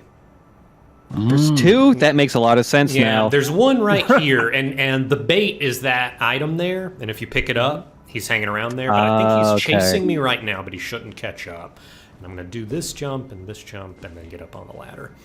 And now we're up to... So I've kind of ordered this so that we'll snuff out the last light, and around that time, the guy's going to start attacking me. And thankfully, after you snuff out, or after you light the last light, you get teleported out of here. So I won't have to deal with the Invisible Man too much, hopefully.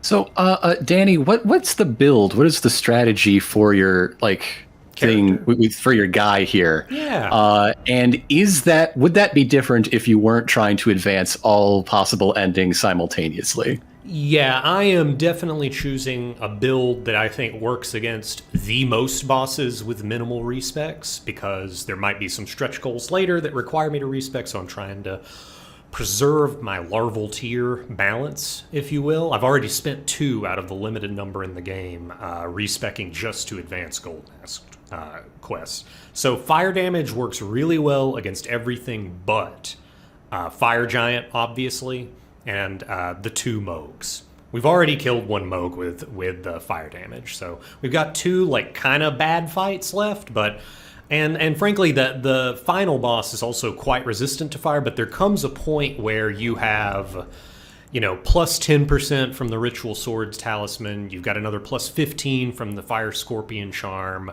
We're going to be able, if when we finish Alexander's questline, we're going to get the Shard of Alexander for like another plus 15%. We've got our Flask, and our Flask has the Flame Crack tier, I believe, and that's like another 20% or something. And it all adds up, and it's doing what you've been seeing it do, which is kind of melt bosses. So yeah, I think in a normal playthrough, I generally I kind of like picking weapons that don't use somber smithing stones, because you get to, you know, customize your skill, your weapon skill, and I find that fun. But for what we're doing here, yeah, I need to have something that can kind of work against a lot of things. We got a donation, $100 donation from Chris. Said, just dropping in to support Danny and the cause. Looks like I missed some remembrances. Do you mind restarting real quick so I can catch up? Oh, Then we got 269 from Asuka Paper saying compensation for the Archie facts. Yeah, if you feel like you need to pay for that Archie information, which is like many seasons. Okay, all right. Let's find out what is the current cost of an like a digest at the grocery checkout line. Wow, is that what? $8. I'm going to guess $8. Between $5.99 and $6.99, apparently, is the current. Wow. The MSRP. Oh wait, that's a 10-book value pack on Amazon. Wait a minute. Yeah, no, there's no way. You got a lot of arrows sticking out of you, bud. I do. Yeah, it was those arrow ladies. It was shooting that at particular sequence, if I recall, having to Yeah, like it was do just those killing me 2 every jumps. Yeah, it sucked. And then eventually I died like 5 times. You're like, why don't you just equip a shield? And I was like, okay. Okay.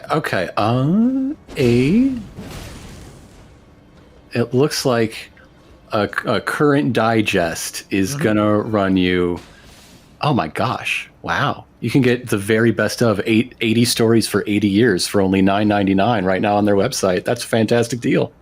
Great, yeah, of Archie, that's a great deal. Yeah, no, I do enjoy their like retrospective and historical compilations, because they don't just put in the Archie stuff, they put in like Super Duck and just weird Madhouse one-offs. It's fun.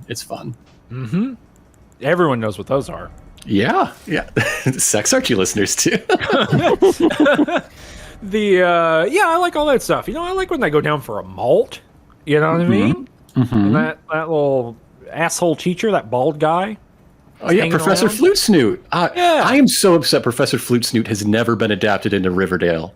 Not yet. They got a whole other season left. Let's not jump the gun. I guess. I mean, we got to get you on the writing team. You know what I'm saying? Late show favorite character, Professor Flute Snoot. Professor Flute Snoot, yes. Yeah, in 10 years, it's like characters who were done dirty by Riverdale. I mean, Professor number Flute one, Snoot. Midge Clump. Fuck, I hate what they did to Midge Clump.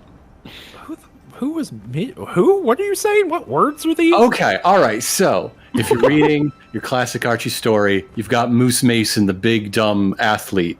Yeah. And he's dating Midge Clump. Midge's job primarily is to be Moose's girlfriend, who he is super possessive and jealous over. Okay. So in Sounds Riverdale, like Archie to me. yeah, you know, classic stuff. In Riverdale, she's like this pixie cut like alt girl, and she shows up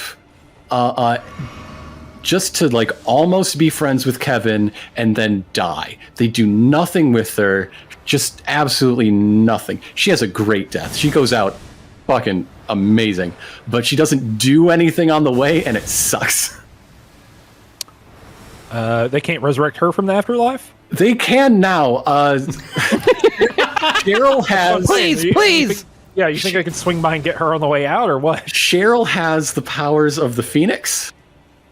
Okay, cool. It turns out, yeah, I went there too. It turns out she doesn't just have pyrokinesis. She's an avatar of the Phoenix. She has the powers of rebirth.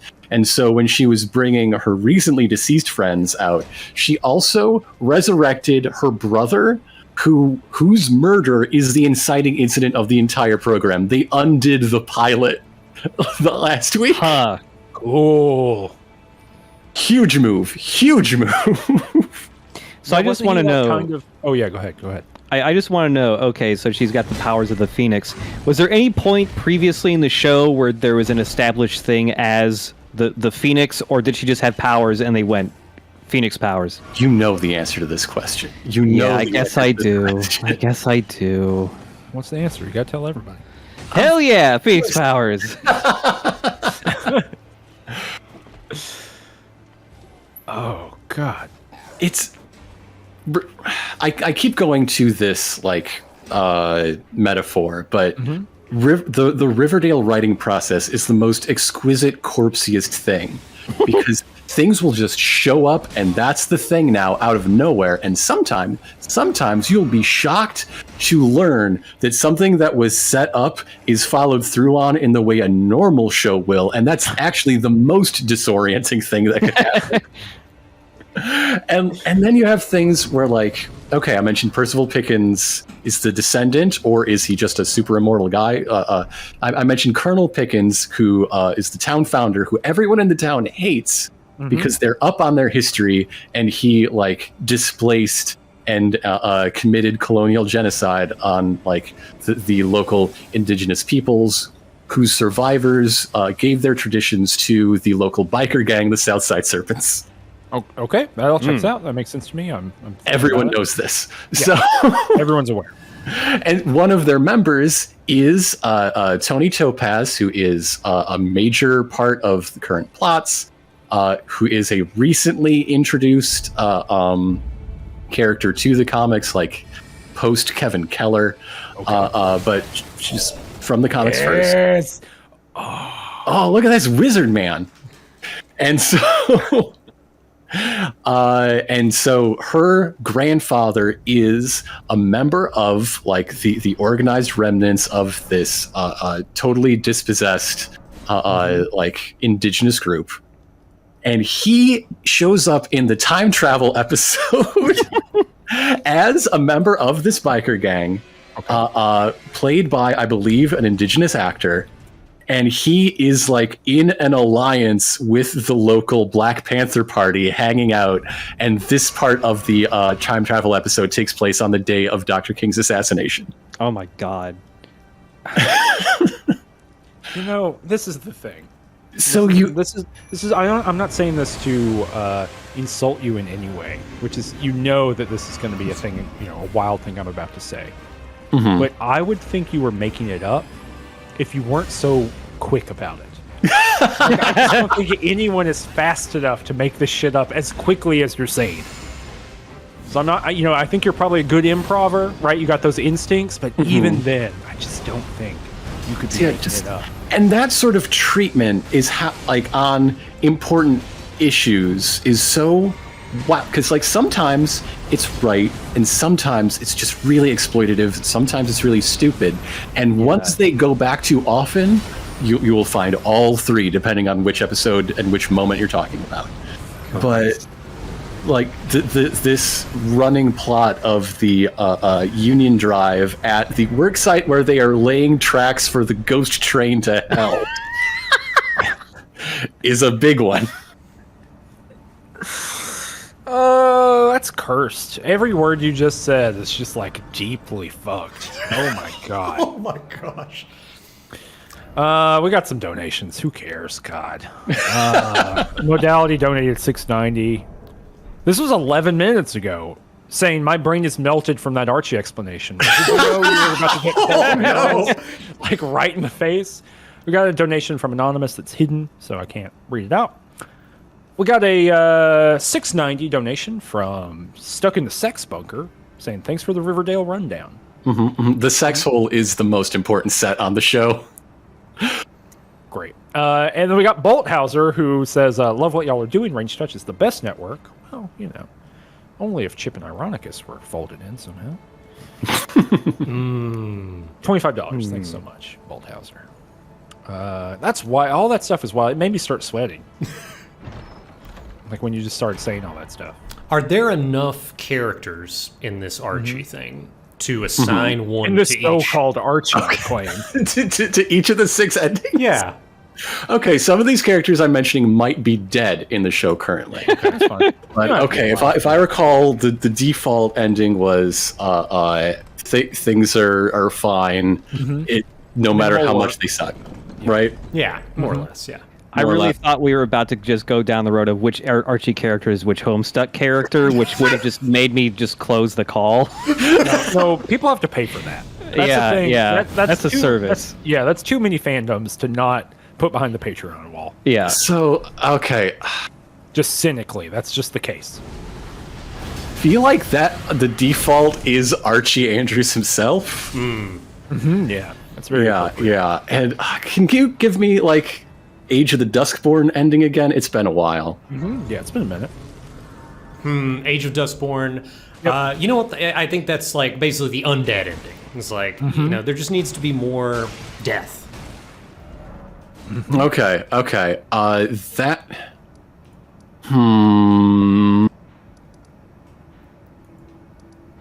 I'm torn between, like, the incredibly arch gothic swings they take with Cheryl Blossom, but I'm gonna say Jughead Jones on this one. Wow. Actually. Yeah. That's a novel swing. I wouldn't have gone there, but I respect the maneuver. Okay. And Age of Gold was about, like, We just Like- need the right theological interpretation, and we yeah. can fix everything. it was liberation through dogma.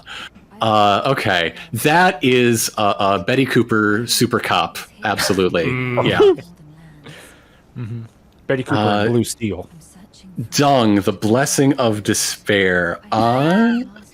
You know, sometimes in his worst moments, like, he's on an upswing right now. He's had an actual verbal conversation with his conscience, but back in the high school days, especially, I gotta go with Reggie Mantle for the Dung Eater ending. Definitely.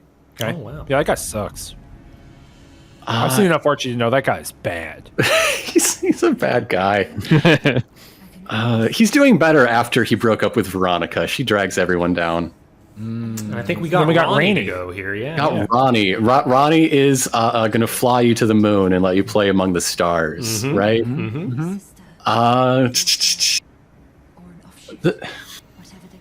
The thing is, like, these endings are about people who have a drive to change the world at large. And as a teen melodrama that has a time skip, so they're a mid-20s melodrama now, Riverdale characters are mostly about small incremental changes to their very close circle of friends. It's a little tougher to map these on, which is why I'm having to think so hard. All right, well, the final one, Age of But Fire. I didn't give one for Ronnie. I didn't. I don't want to I'm cheat. sorry, I I don't thought want to you give. said I don't want it. to cheat. Okay. But okay, who's about just like getting out of this place in some sense, and And getting there's also like the, hey, we're gonna get married, long vacation. okay, Kevin Keller actually keeps trying to leave town and they won't let him. He keeps trying to find love and they won't let him. Dang. Ooh, don't kick food. Good point. Josie McCoy did manage to leave. And yes, Edgar Evernever did fly into space. Okay. But I'm gonna stick with my gut, even though I may not be giving like perfectly optimized answers. Those are all very good points. Okay. I guess the Lord of the Frenzied Flame is what it sounds like. Burn it all down. Let something better rise from the I ashes. don't even know if that. I think just the burn it all better down. is the non-existence, right? So Hyetta at the end of the quest is very much like, yeah, all these people that have been giving me their eyes, they wish they had never been born. And Okay. Yeah. Okay. So it's not making anything better. It's just what if nothing existed? yeah. Okay, I am going back and having Sweet Pea and Josie McCoy represent the Age of the Stars ending. You've convinced me. It's a good point, everybody. But yeah, Lord of the Frenzied Flame. I mean, it's gotta be. If I'm giving Dung Eater to Reggie in his worst moments, Frenzied Flame has to be Cheryl in her worst moments. She did end the first season by committing arson to her house and nearly killing her mother. Wow. Oh, wow. There are so many times people have burned their own houses down. It's not a big deal by the end. Jeez. What a show. You want to give one last impassioned plea for donating money?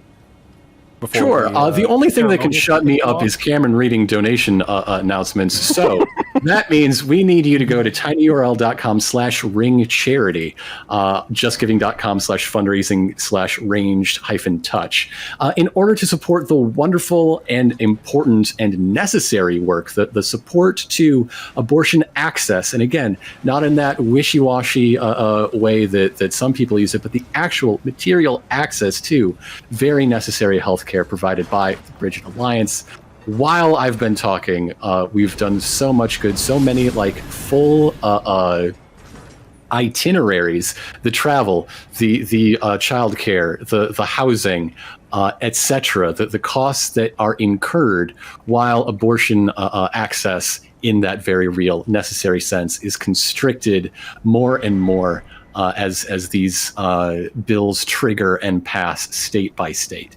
And so how do we fix that problem? Well, we make sure that it happens anyway, and that's something that's great about the Bridget Alliance. It's great. You can donate any amount of money, and it will be good. We are 89% of our way to our next goal of $31,250. That goal will mean that we can support 25 itineraries, which means that's 25 different people who are getting access to critical abortion services that would be coming directly out of the money that we are contributing. So it's like a big deal.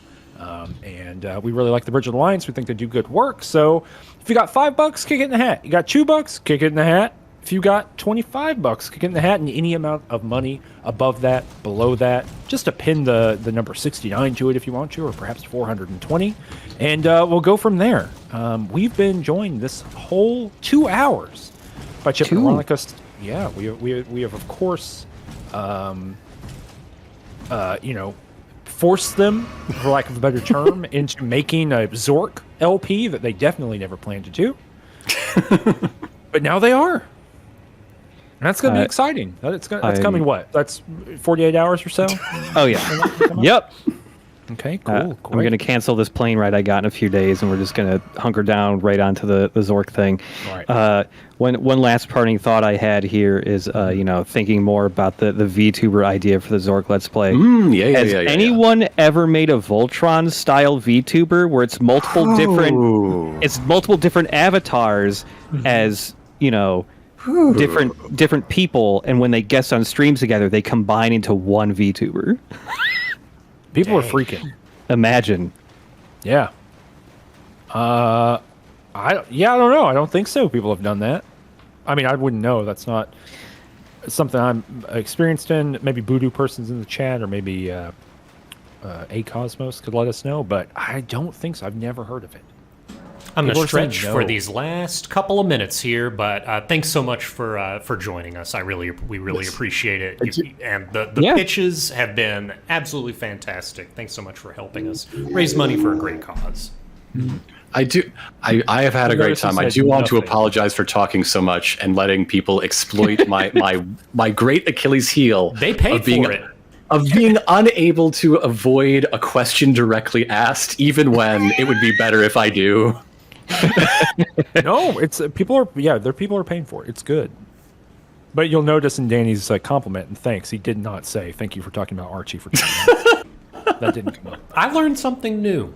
All right, I'll be right back.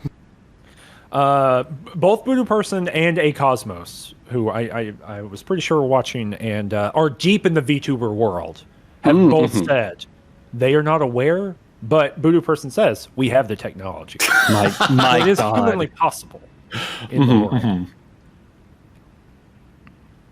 I think the only reason why it hasn't happened is the trend for most VTubers that I've seen, at least, is to be a very incredibly hot person, and no one wants to be the mech that combines. I want to be the mech that combines.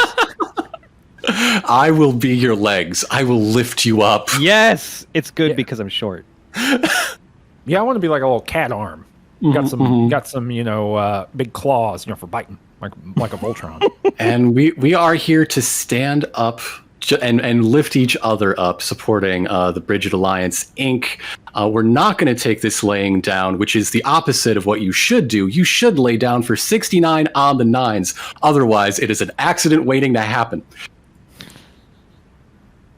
You can't just stop with the pun, Grant. You have to actually do the pitch. You can't just do the fun joke you've come up with and then just let it go. You have to actually pitch what they're doing. You're like getting all the Oreo inside, all the cream without the cookie. And when you are licking that cookie, be sure to donate at that link mentioned. Fun little numbers with a 6, with a 9, with 69 cents on the end. $69, $6.90. As long as it's that fun number that a luminary, an absolute pillar in their field, described as simply cunnilingus, which is really only half the story. Well, that's not always true. You know what? That's my mistake. I'm being thoughtless. That's true. It could be the whole story. I'm glad you caught yourself there. And yeah, that's true. I guess a luminary in their field did, in fact, drop that on us. All right. Well, thanks to both of you for coming on in. We got another guest shuffling on into this mortal coil. So it sounds like you're shuffling off. And thanks again, both Chip and Ironicus. You're huge influence on us. Huge influence on basically anyone in this weird internet content space. And keep doing it. We'll see you on like some bonus episode or something. Yeah. We'll be on again. Oh yeah, and in case people don't know, right, we do Just King Things. Michael and I do at Range Touch, in case you're just like here, and Chip and Ironicus are on a bonus episode of that. They were on the Thinner bonus episode. Yes, so, Thinner. Yeah, if you're a Range Touch subscriber or you thought about being one, well, you can pay $5 a month and go listen to them talk about Thinner with us. Okay, cool. Well, bye, y'all. All right. Ciao. Thanks for having us on. Later.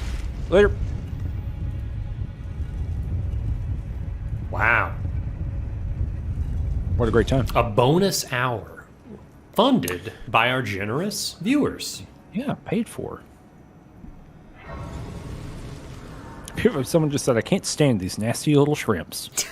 Yeah, the shrimp fellows are very tough. The pest threads, that little incantation they do, is probably a lot of players first experienced that when they got teleported to Caelid kind of as a trick when they tried to open a chest. I think Maddie's really taking us down a road we could never go back down. I think, sometimes you open a door, you can't shut it. Right. Okay. Well, I'm going to add our next guest in. You ready? Sure. I mean, I'm glad. It wouldn't matter one way or the other. Mm-hmm. It's happening. Yep. Let me think here. There we go. I've done it. Let's see if it works. There we go. Oh. Hello? Hey. Can you hear Hey, us? can everyone hear me? Am I good? You're great. Hi, it's Jacob Geller. Again. Whoa. Noted internet sensation. That's me. I'm the internet sensation. It's true. Oh, I gotta make a tweet. You want to introduce yourself, say what you're all about? I mean, people probably know, but if they don't. Yeah, my name is Jacob Geller. I use he, him pronouns. I'm a video essayist on youtube.com. I write essays about video games and other things. And that's my job. It's pretty good. It's a pretty good job to have. As far as jobs I go, enjoy it's it. pretty sweet.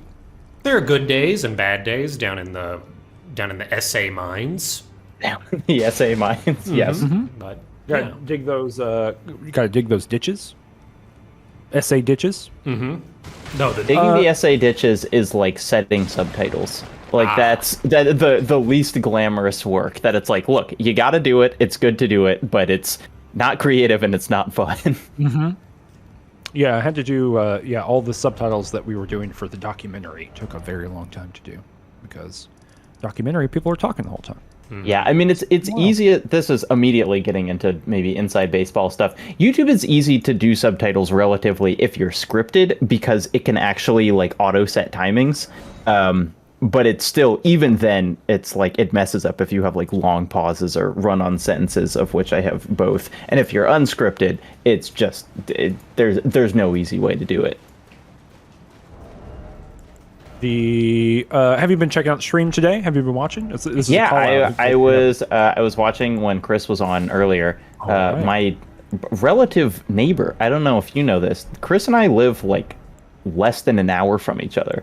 I didn't know that. I do know where he lives, and I guess I know where you live. I mean, not literally by your deduction address, now, but- yeah. Yeah. I never thought about You can that. draw a circle around where he lives, and I'm somewhere in there. We are both North Carolina boys.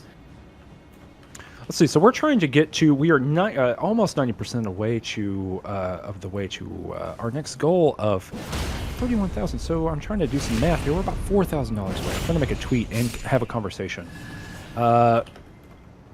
Well, so we asked a question, or I asserted that Errant Signal was an influence on Jacob Geller. And he said, I don't know. I don't know if that's true. And I said, well, I'm going to find out. I'm going to ask. So here I am.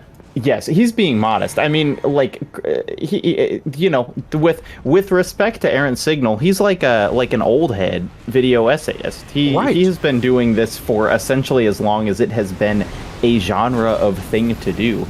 So totally. I mean, when I started making videos, which was like, I don't know, 4 years ago or something at this point, I was like, the field is too crowded. There are too many people doing this, but I'm just going to, to see if I can contribute anything. And yeah, Chris had been doing it already for like 6 or 7 years at that point. Yeah. Okay, good. Take so that, absolutely an influence. You were correct in your assertion. Boom. Take that. Well, somewhere Chris Franklin is preparing to eat an eggplant. Oh boy. Maybe eating it. He's eating And crow Godspeed. too right now. Oh, yeah. He's probably eating the whole thing with a knife and fork. Because that's what we have him do every time. I don't know. What's our bit to raise money here, Jacob? You're a creative person. I've been doing this, and Danny has been doing this for about 10 hours, and my creativity is running thin. We need to raise about $4,000 to get to our stretch goal of making Danny do all the heroes' tombs. Right. So I don't know. What kind of wild shit can we get up to get people to donate money? You've already been doing 69, so there's that. Once I was on a charity stream where all the people, and I'm not saying you should do this, but I'm kind of offering myself up. We did shots of mustard at like certain levels where people would just. I think there are multiple different condiments, but I was most comfortable with mustard. Do you want to do a shot of mustard? Is that what I'll do a shot of mustard You're for. gonna follow the sword of Now, is this a mustard? spicy mustard? Oh, it's like a stone ground, grainy, real crunchy granola mustard. Wow. Okay. Well, I was just trying to tweet for about 7 minutes. That was the longest tweet I've ever tried to do because my brain could not do two things at one time. But I've completed it, thankfully.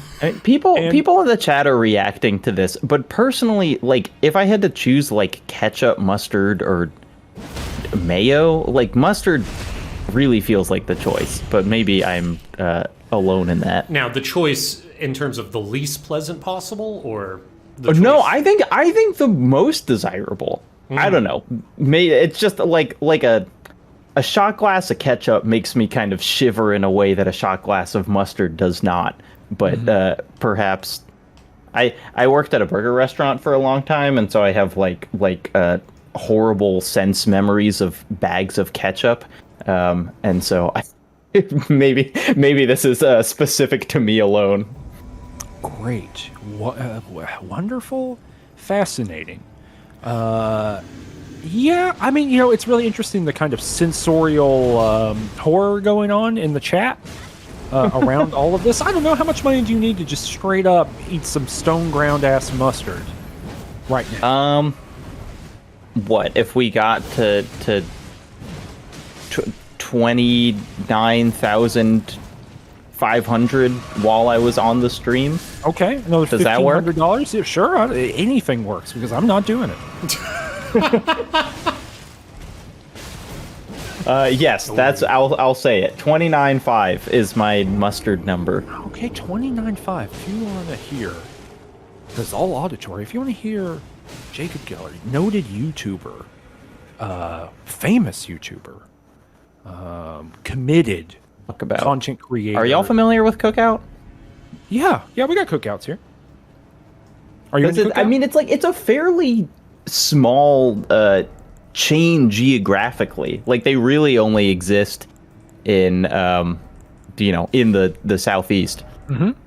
Right. But my favorite flavors are I think banana pudding is a really good one. Mm-hmm. Peanut butter fudge.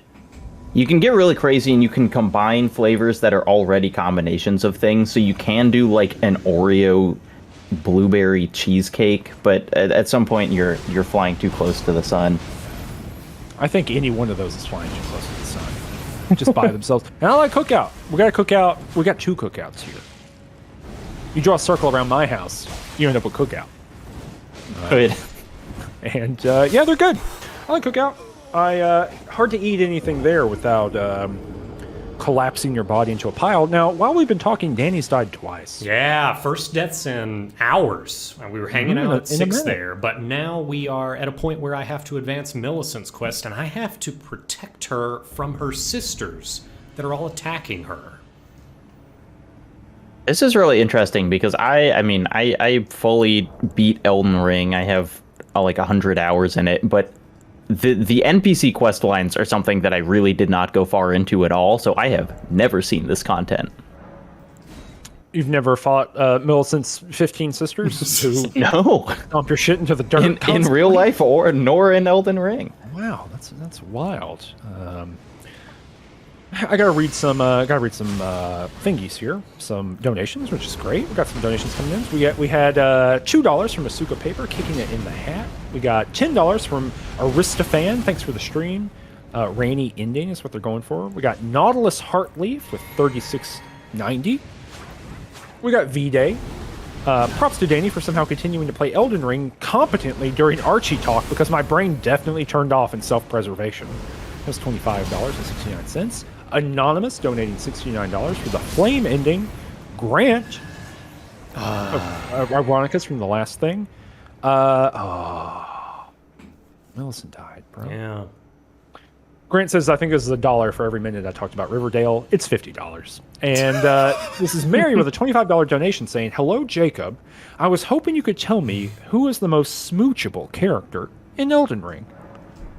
Oh, I heard. Well, I was listening when Chris was posed the same question, and he had the very canny response of like the player character or even the mimic tier, which was some freak shit. Pardon my language. Yeah, I thought it was going to be much more controversial. People didn't really react to that in the chat, but I thought that was going to be very controversial. Right. Who could you want? I don't know. I mean, it's like Ronnie is the easy choice. It's not easy. You got to do a whole big quest to get married. That's true, and you have to kiss like a doll along the way. Yeah. I don't know. Maybe the pot. This is a true story. I didn't ask for this, but Bandai Namco sent me a like Elden Ring package, and it had a little stuffed jar friend in it. And honestly, pretty smoochable as far as stuffed animals go. Let's do it. How big is it? Modestly sized. It's like you could sit the pot comfortably in your palm. Oh wow, itty bitty. So Yeah. here's a little interesting note. So after we defend Millicent from Yeah, her what are we doing sisters- here, by the way? Do you want me to give you a explain. catch up on like what is going on with this quest line? I haven't skipped any dialogue, but I think you might have been preoccupied with. I spent a full 50 minutes learning about Archie, yeah. Okay. So, and I imagine you just didn't listen to any of it.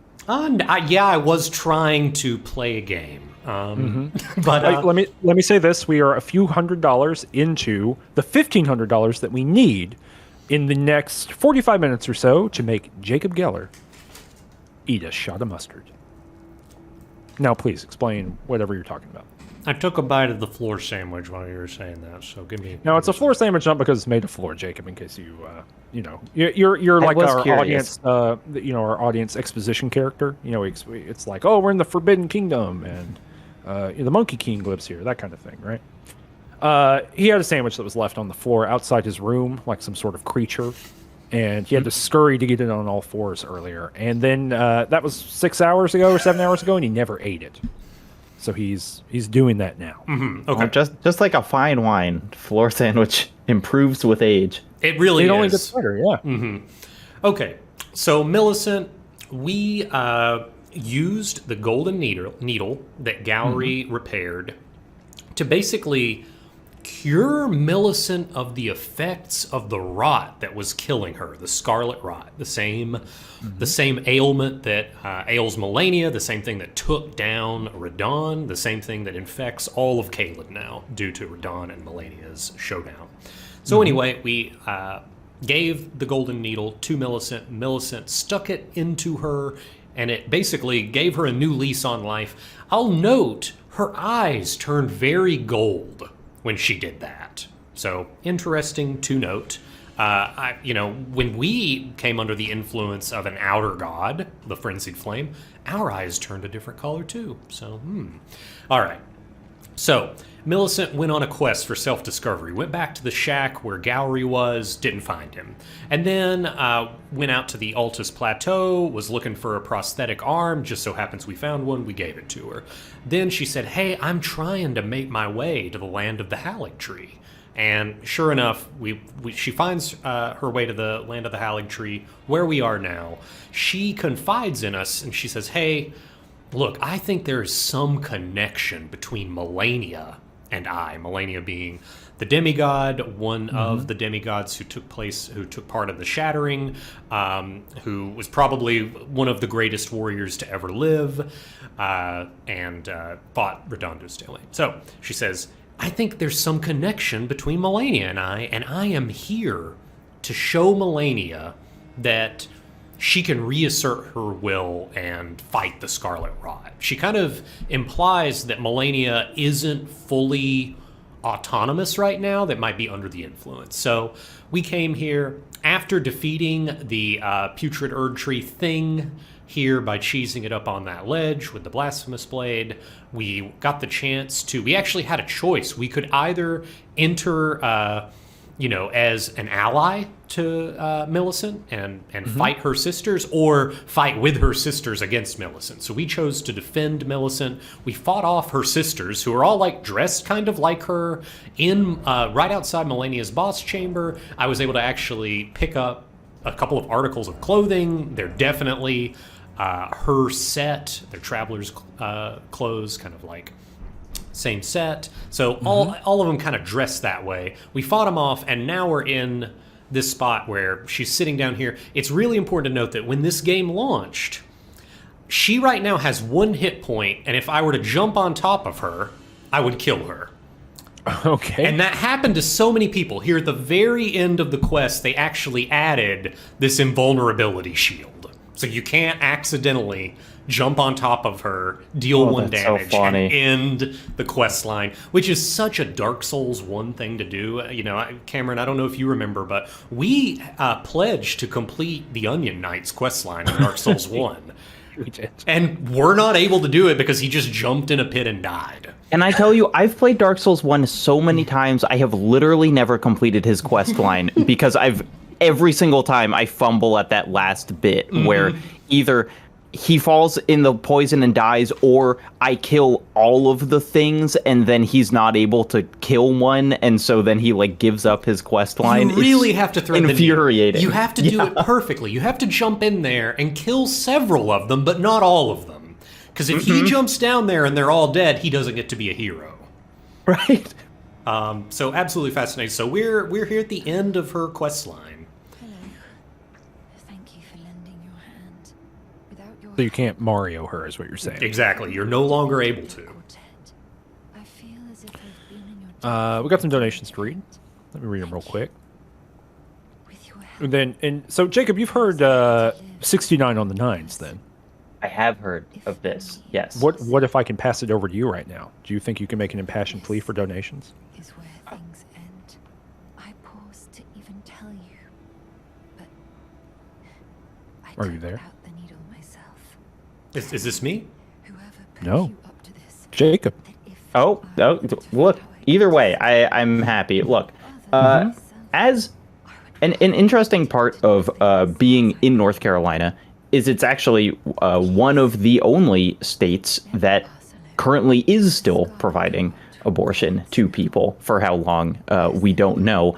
But one of the, I mean, like the Bridget Alliance, it feels incredibly relevant because it's like people are coming here. You know, it feels very, very personal to me, both because it's a goddamn human rights issue, but also it's like, you know, my state is one of the places that people are coming to get this healthcare, and so providing that money for people to be able to travel, to be able to, you know, actually get this life-saving, or, you know, whatever else, why ever a person needs an abortion, medical care, is, I don't know, what more important cause could you pick? And also, haha, 69, the funny number.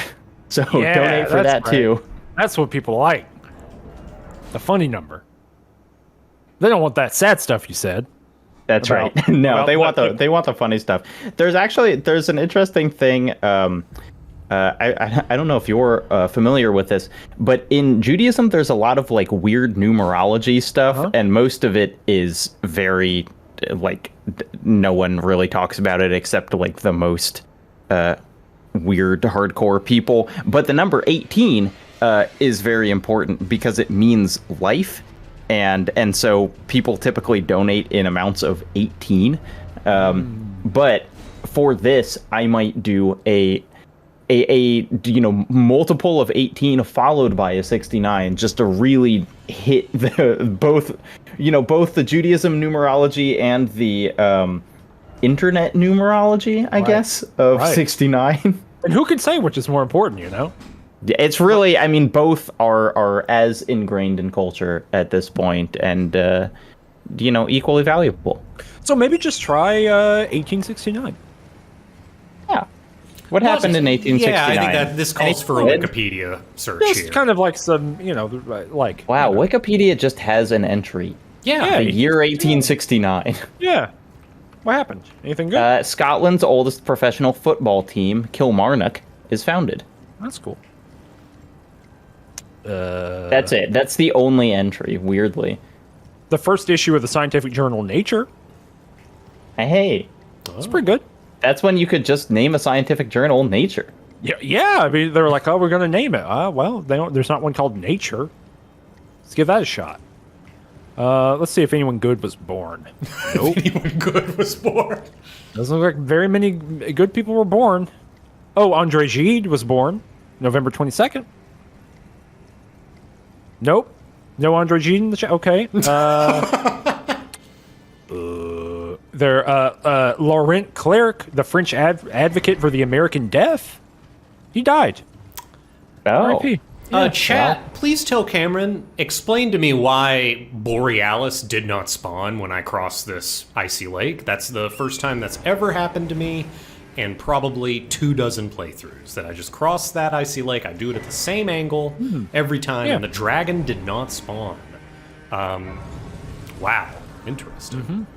Anyway, just in a general sense, let me go back here. The Bridget Alliance, which is the thing that we are, in fact, raising money for, it's a referral-based service that provides travel, food, lodging, childcare, and other logistical support for people seeking abortions. So they fund them in terms of things that are called itineraries, which is just, a trip and helping people figure out the logistics for that trip and paying for things like car rentals, hotel rooms, things like that. The average one is $1,250, which is why all of our goals today have been divisible by that. Every $1,250 that we raise directly goes to the Bridget Alliance and is paying for someone to go get health care that they need. Abortion access. Hugely important, all the things that Jacob was saying, but that's the reason that we're doing it.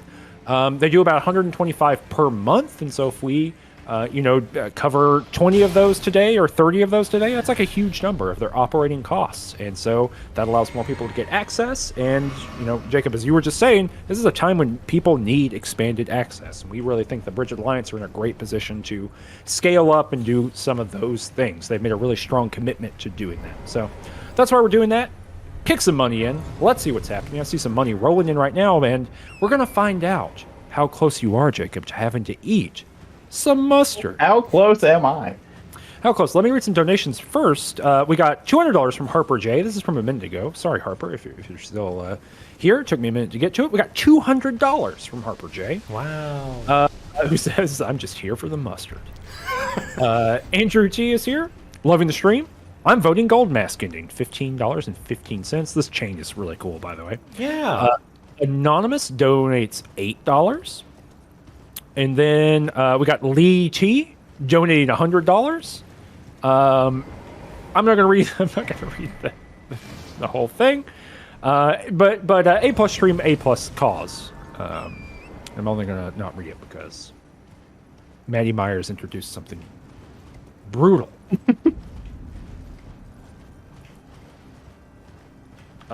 Sorry. So I just want to give a quick shout out really quick we got two teams kind of working behind the scenes. One is the mods, who you probably have seen doing stuff throughout the day here in the Twitch chat. But we also have the donation enterers, the people who are tracking the endings and earmarking things. And one of the people who are doing that, and they're volunteering their time. Thanks so much to them. If we can get some thumbs up in the chat or some waves in the chat, that'd be awesome for them. But Modality is pointing out, over the last 2 hours, we received over $4,000 in donations, which were not earmarked for any ending. That amount would have put Frenzied Flame within a hair's breadth of overtaking the reign. So if you want to vote on an ending, you got to put it with your donation. Just letting people know that is the case. You got a particular ending you care about in this game, Jacob? I mean, the Frenzied Flame seems the coolest just because there's the most stuff in it that when I was watching videos on this game after beating it, I was like, what the hell, that's in there? Which I think is a very important part of the Souls experience. Agreed. It's the one I did first, and it is the best, to my mind, because I've done, I've beaten the game twice, so I've done two, but I've watched all the endings, of course. And to my mind, it is the best animation, period. Just because the sheer goofball energy involved in it. Yes, I mean it looks like a character from a PC adventure game in the 90s, like what you become. Yes. It absolutely does. We are less than $1,000 away, because you said $1,500, right? That's right. We've gotten $516 in donations. Wow. So we're less than $1,000 away from Jacob Geller eating some stone ground mustard on the stream. Look, it'll be a treat for me. You guys do this because it'll be nice. Yeah, that's what motivates people, by the way. Yeah, but they want to put people in comfortable situations. Okay, so we got that's what they love. So we have a couple more donations here that are pretty substantial. So we got $180.69 from Overshe, who says L'chaim. Hey, to life. We got Chris Franklin, guest from earlier, and I hope is listening and paying attention. So the answer to his question earlier, my assertion and his disregard for that assertion. donating 69.69 and saying, I'm sorry for saying rude things on your nice stream. It's not you. You didn't do it, Chris. Maddie Myers opened up a door that cannot be closed. Jacob Geller, luckily, would never say any of the things that that other people did. That's Absolutely right. not. You would never say a rude thing, right? Nope. Never have, never will. Sorry, I just messed up all my calculations here. Do them again. It's a classic thing that people love doing. Is there a Control Z on a calculator now? Like a physical cat, like the one with a little roll of paper? No. What do you think I'm doing? You think I'm doing my taxes right here? Yeah.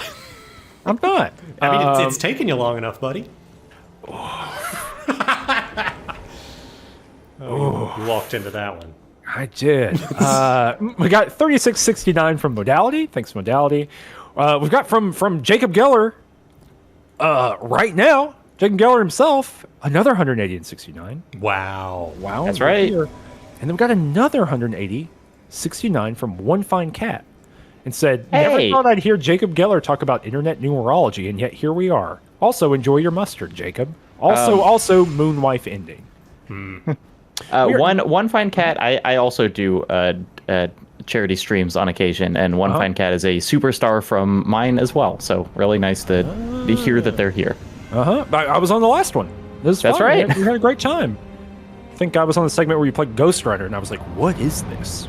Weird game. Yeah. And you were like, it's a game that many people play. Well, I don't know about it. It's a game that some people played. And you said, you buffoon. Why? So you beat the Fire Giant. You played this game, right? Yes. Actually, let me say one more thing. We are $505 away from Jacob Geller eating the mustard. Oh my goodness. That's all. I just want to say that. So let's get those donations in for the mustard. That's only 10 people donating $50. It's 100 people donating $5. It's very attainable. So think about doing that right now. And but the thing I wanted to ask you about the Fire Giant is, how do you feel about the Fire Giant? It's interesting with Souls games. I feel like there are some bosses other people have, some bosses you have a hard time with, other people breeze through them. The Fire Giant was one that I beat on like my second try and was like, cool, big guy. And then talked to other people that were like, this was the most, bullshit boss I've ever fought in the Souls series, whatever. Couldn't see any of their attacks. And so I had a lovely time with the Fire Giant. I like the part where he takes off his leg and tries to hit you with it. It's good. I mean, there's nothing conceptually with the Fire Giant that I don't like. Yeah. Right? Rips off his, got a big belly guy, yelling, got a big shield. Like nothing on big ideas. On things on the whiteboard about the Fire Giant, they're awesome. Every single part of the Fire Giant on the whiteboard. But it is the actual attacking of the giant and being hit by its attacks that I don't care for sure. It's interesting you had such an easy time. What was your build? I was just like pure strength build. My first go through most Souls games is just like, I don't know where to find the good spells. I don't know, like how to min-max, but I know that if I just put points into strength, I'll be able to hold a sword the size of a dumpster and hit people with it. And so that's what I did, and for the Fire Giant, it went pretty well. I was also using, I think, there's that weapon that's just the like buzzsaw from Bloodborne in this game, and it has like its strength and it procs bleed, and so those two things I think combined to give me a pretty easy time here. You just sat there and chopped on his foot. That's right. Wow. When did you start ripping his foot off? Isn't it like right here? That's soon, yeah. Oh, you're there is a really got me, yeah. There you go. There's a fascinating video by Souls content creator Iron Pineapple that's like, can you beat the game? I think it's like a pacifist run where it's essentially just like only summons doing all your work. And for a very long time, he was stuck on the Fire Giant until he basically kitted out his own mimic with Fire Giant specific killing materials. Yeah, that video is amazing. Both that one and the like no jumping one. Those are pretty great. I mean, is no jumping the most fascinating challenge that gamers can give themselves? Because the like half A press Super Mario 64 videos are like the best videos on the internet. That's true. I don't know. You know, Super Mario 64 is a game I don't like. Yeah? Yeah. Like conceptually playing it? No, not whiteboard wise. Whiteboard wise, hate it.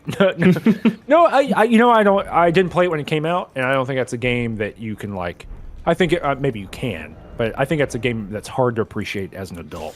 Mm-hmm. So when I tried to play that game, you know, in like my mid-20s, I was like, I can't believe a human being has sat down and completed this video game. Seems impossible. Without pressing A more than like 12 times. I know. It's wild. We got some additional donations here. We got Jay from Nowhere with $5. We got Mary. Shout outs to the donation trackers. Actually, sorry, Jay from Nowhere said visions of mustard. Time for mustard. Mary says, shout outs to the donation trackers. Frenzied Flame ending, $25.69. And we got Mustard Time donating $50.69 and saying, it's gonna be mustard time. That almost sounds like a threat. It does. I think like the whole thing is a threat. Yeah. Yeah, I'm going to come to your that house. I imposed on myself. Yeah.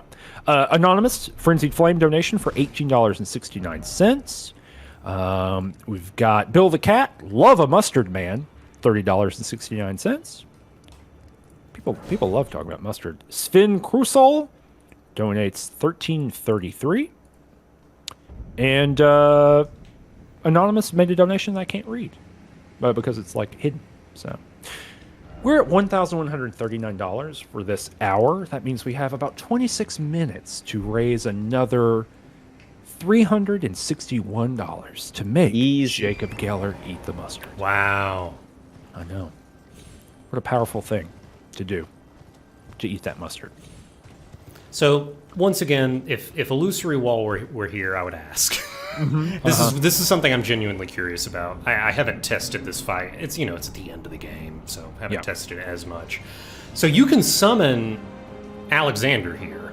Usually when you summon an NPC, it changes the boss HP scaling.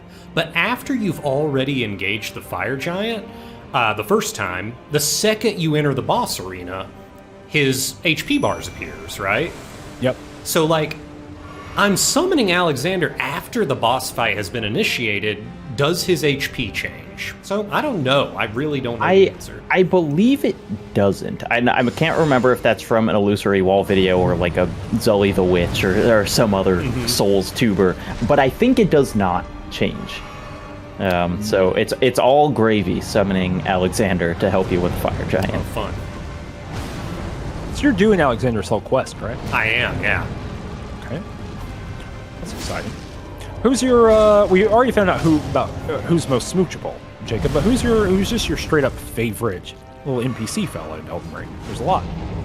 There are so many. I have to look up. I'm just gonna Google like Elden Ring notable NPCs. I mean, I love I don't know if this even counts. I love just the two fingers. Just in the in your kind of hold that you retreat to. Like, I love those fingers making a motion and then that old lady looking at them and being like, I don't know what that means. Yeah, especially when I guess it's later on when it's like, I don't know, they've gone quiet. They'll probably it's like they'll come back in 10,000 years. Good luck. Yeah, that's good. That's good stuff. I like the blacksmithing troll that you come upon and he's just like reading a big book. I forget that guy's name. Danny, what's the big giant? EG. That was pretty quick. First phase, yeah. It was the right call to just put the Bloodhound's Fang up to +7.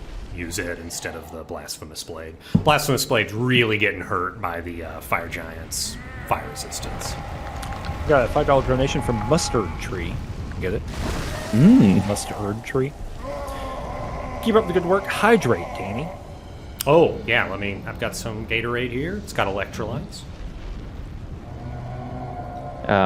During my stream is the only time all year that I drink a Monster Energy drink, and because I have zero tolerance for it, I feel like I'm losing my mind when I do. But it works much better than if I drank them year round. Yeah, you gotta store up your weakness to it. That's right. And instead of building a resistance to it, I am doing the opposite. You have to build up a vulnerability to, to Monster Energy drink. I think I don't drink anything. I mean, I drink a lot of coffee, but I don't drink anything like that. And I think if I had a Monster Energy drink, it would like give me a crisis. I think it would be bad. I don't think that would be good at all. The other day I had like some canned coffee drinks. I went to a local Asian market and I bought Vietnamese canned coffee drinks. Cool. And they're just like way out of whack, like numbers wise, compared to like, if you buy like a Starbucks canned coffee thing, which is similar, I guess, to like a Monster Energy drink. And they like gave me like some bad times. Like they were delicious, but then I was wired for 15 hours. But it had a great like logo on them. They were called like something cafe. It was delicious. I had a great time eating. But I can't go back, no matter how delicious they were. You got rolled on, dude. I did. Cameron, this is not on Elden Ring topic, but I wanted to tell you how much I've been enjoying your 50 indie games in 50 days thread. I have played several of them. Look, you didn't say 50 consecutive days. Can't be honest with you. That was what I was going to say on Twitter. Right. Say, hey, we hit the 50-day mark. My bad. Didn't say 50 consecutive days. But yeah. Which ones have you played? Let's see. Well, here's a scoop on the stream is that not my next video to come out, but one that I've been recently writing has included Perfect Vermin in it, which I found very interesting and had never played before. I played The Most Desperate Angel, which I thought was really neat. Yeah. Uh-oh. Is so cool. And then I also played Still Here, which was very intense, but a good one. Yeah, all those games are ones that I have like been what do you call it? Like just, I like install a bunch of stuff and then like kind of click through it and see what's up. And yeah, like we're weirdly enough in a moment in which like the quote unquote importance or whatever of like hyper indie games, whereas I felt like over the past, I don't know, 5-6 years, every 6 months or so, there's like a strong push to be like, hey, non-commercial small independent games are hyper important. But that kind of like, I don't know, like short-term political thing has not really emerged. I would say over the last year or so, we've kind of like missed a cycle or something. So yeah, that's kind of why I started that thread. Is I was like, hey, there's a lot of like really interesting stuff coming out that like I just have not seen anyone talk about. So that's why I'm doing it. But yeah, I mean, your videos are well known for actually putting those on. That's also, Chris Franklin being on earlier. Errant Signal like blips and even like some like full videos that Chris does on really small stuff that is always great. So I mean, there are a lot of games, there are ones that kind of become well known and popularly analyzed that you could totally imagine not having that happen. That it's just kind of like the YouTube and game critical sphere decides that this is one that they all want to talk about, maybe because they hear someone else. So it's like Umurangi Generation, a game that is awesome and deserves to be talked about a ton. And you could also like see a world where that game just kind of exists on itch.io as a game that like 1,000 people have played and really like, but doesn't get mentioned. Oh yeah. So yeah, there are lots of things that like there have been games that I've seen Chris talk about, and then I have thought, oh, I can also talk about those, and done it in slightly different ways. Yeah, it's people talking about indie games benefits other people talking about indie games, because then you learn about the cool ones that you haven't heard of. Sorry, I'm sneezing. I was not just letting you experience the cold cruelty of silence. The silent sneeze. Yeah, I had to mute myself and sneeze. Yeah, no, that's exactly it. I mean, that was kind of like the reason for doing the thread. I was like, well, maybe seems like a bunch of journalists follow me, and it was also, on yet another one of those times of like, hey, people should be covering this stuff, and then you get to hear a lot of reasons why people don't, which are like very important and real, and yet I still believe they should be covered. We got a $5 donation from Anonymous saying, thanks for putting on such good streams. You're welcome. Happy to do it. Really appreciate the thought and effort y'all put in every aspect of this. Please count toward Ranny ending. We will do that. And we're also going to count it toward Jacob eating the mustard. Ooh. Jacob eating mustard ending. Because so it will end me. Well, we are currently $350 away from that. We are 17 minutes away from the end of the hour, meaning we need to raise $350 over the next 17 minutes in order to make Jacob eat the mustard. Father has always given me his guidance. Let's do it. We're raising money for a good cause, y'all. We're raising money for the Bridget Alliance. It's a referral-based service that provides travel, food, lodging, childcare, and other logistical support for people seeking abortions. Every $1,250 that we raise allows someone to go get access to critical health care that they need. A thing that they often have to travel to do. That's what the Bridget Alliance helps solve. You got to rent a car, you got to get a hotel room, you got to figure all that stuff out. It's a lot of logistics. They help people figure that out. If $1,500 is the cost of getting Jacob to eat the mustard, that's actually more money than the itinerary costs, right? It's directly funding someone needing to get an abortion. Ooh, and right? Think about how much more important someone getting an abortion is than me eating mustard. Right. Here's a dumb question. What does a referral-based service mean? I think a referral-based service here means, looking at their actual like description that you read on their website, because I think this is just text that Danny pulled off the website, but it quite literally means like passing people along the line. Yeah, like I believe that the Bridget Alliance has contacts at clinics, right? And so, like, the clinics are a part of like how Bridget Alliance prioritizes, where in the queue someone is, because Bridget Alliance is going to be prioritizing. I think it's 15 weeks and more, but I also think that recent political events is, as we discussed earlier, kind of like they're having to recalibrate how they're prioritizing based on different states, different laws. So yeah.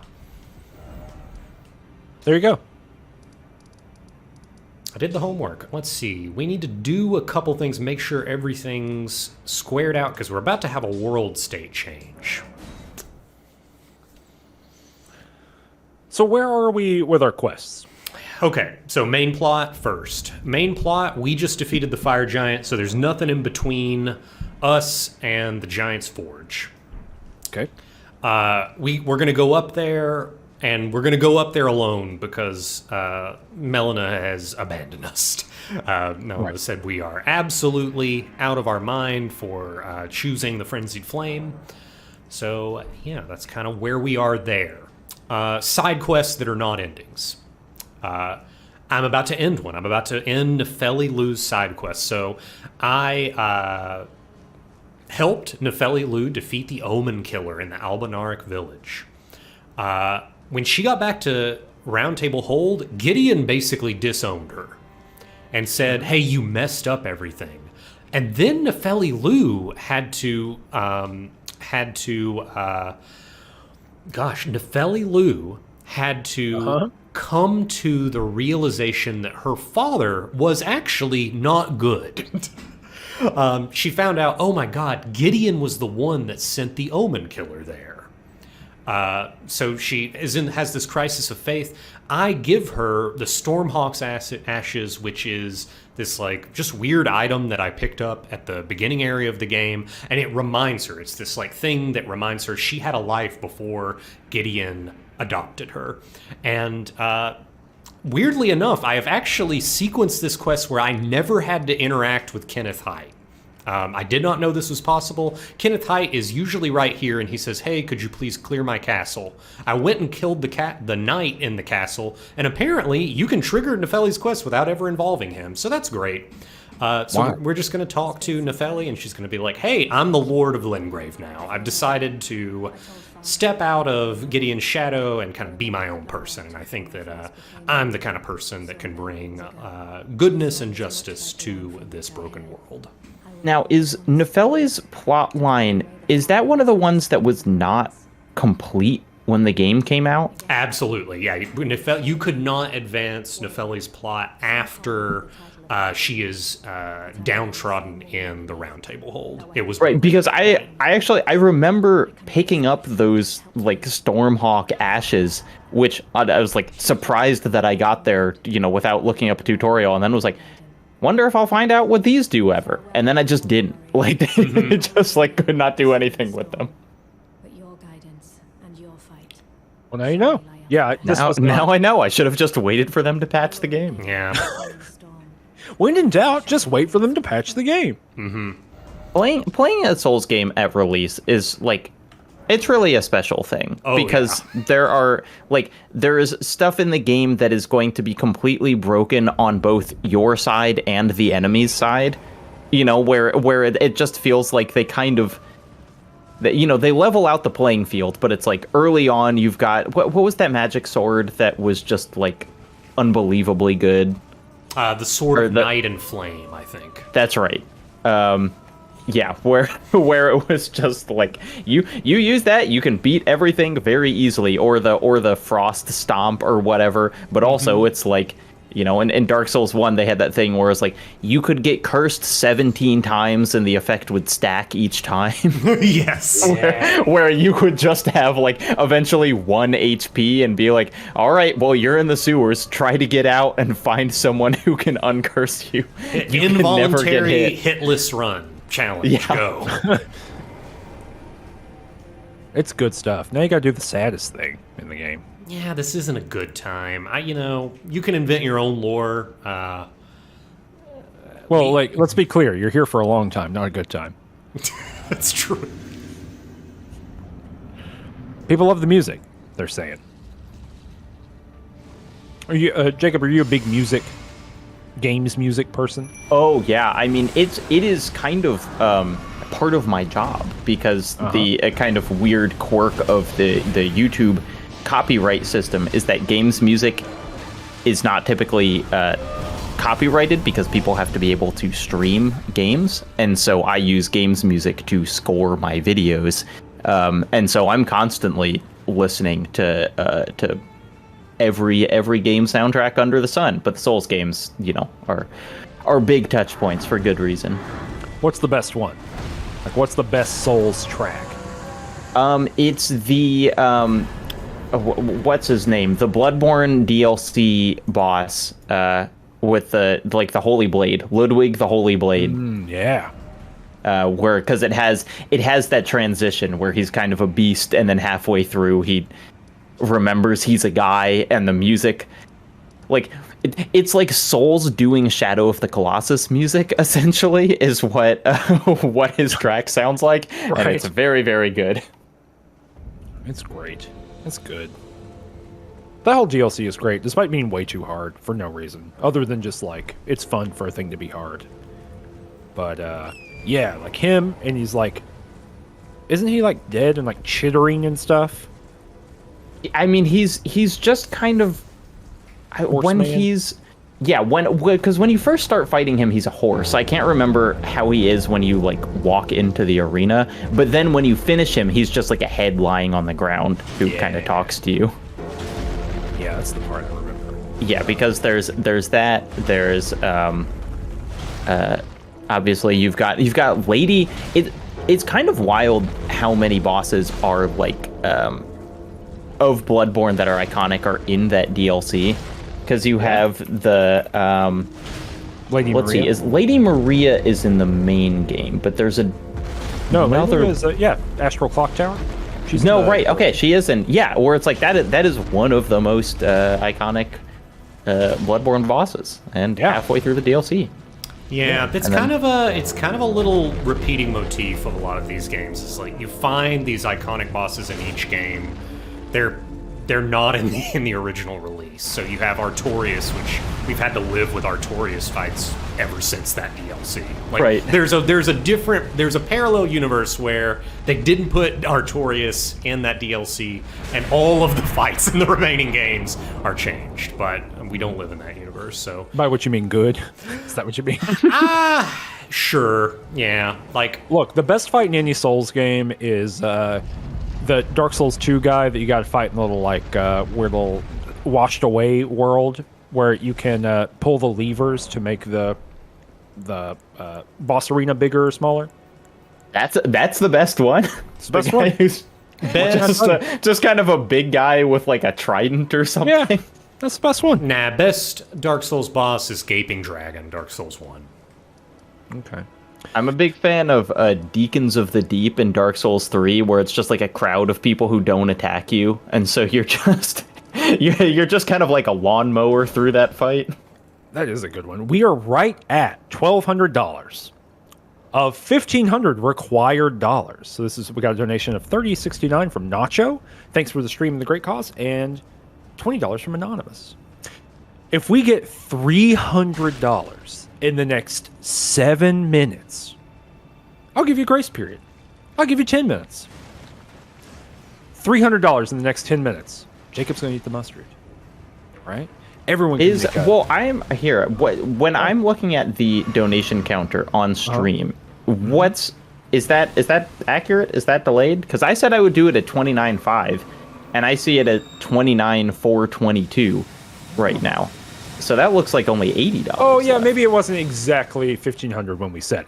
Maybe it was a little bit short of that. Okay.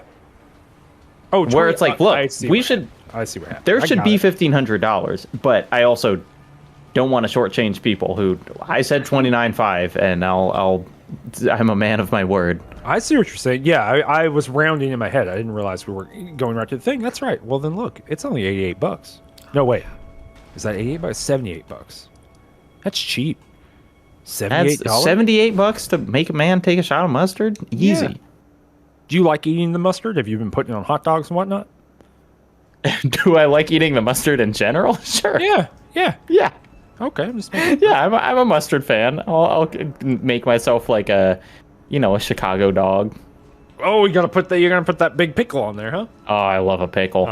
Pickles are nice. I like the stork. That's my favorite little guy. He's too dismissive. The Vlasic stork? Yeah, the pickle stork. The pickle stork. There's a reason that I know I'm slowly turning into my father is that I've started buying the same brand of expensive pickles that he buys at the grocery store, and I'll just open up the fridge and take a pickle out of the container and just eat it. Intergenerational brand loyalty. That's right. When I was a child, I couldn't understand why my father bought the expensive pickles, and now I do the same. Well, you left childish things behind, of course. Mm-hmm. Yeah, the childish things being not liking pickles. Exactly. That's exactly it. Well, that's great. Look, only $78 to make you can eat the mustard and think about the pickle, but you're gonna have to eat the mustard. Yeah, the people are pickle asking what the fancy pickle is just a brand is. memory. Yeah. What's that? What is the brand of pickle? It's oh gosh, it comes in like a little plastic tub. It's I'm not sure if memory. it's. You don't know. I think once. This is a weird thing, but I remember Super Bunny Hop tweeted about it once, and so I'm going to search his tweets to see if I can find it. Grillo's Pickles. That's right. That's what they are. Grillo's Pickles. These are like Grillo's these Pickles. Is like completely beyond my understanding. Michael Lutz It's got in chat, by the way, got to that before you did. Based on the description, got to Grillo's before you came up with it, which is astonishing. Yeah, their logo is like a little pickle sitting on an easy chair, reclining. What? It's the pickle of the bourgeoisie? Well, no, it's Of like the a rentier lawn class? chair. Oh, I see. He's just kicking back. Okay. People are they're celebrating it. They're shouting it out. Hey, guess what? It looks like we hit the goal. Whoa! Oh. Yeah. How about that? Okay, well here, I'll take it on mic, but I do have to go down to go and make myself this shot. So I'll be back in like. Now, are you 3 using minutes. a shot glass? Oh yeah, I have a shot glass that looks like a little skull, so I'll really oh my do this gosh! up. Well, we got a $20 All right, so donation. give me 2 minutes and I will return. Okay, we'll be here.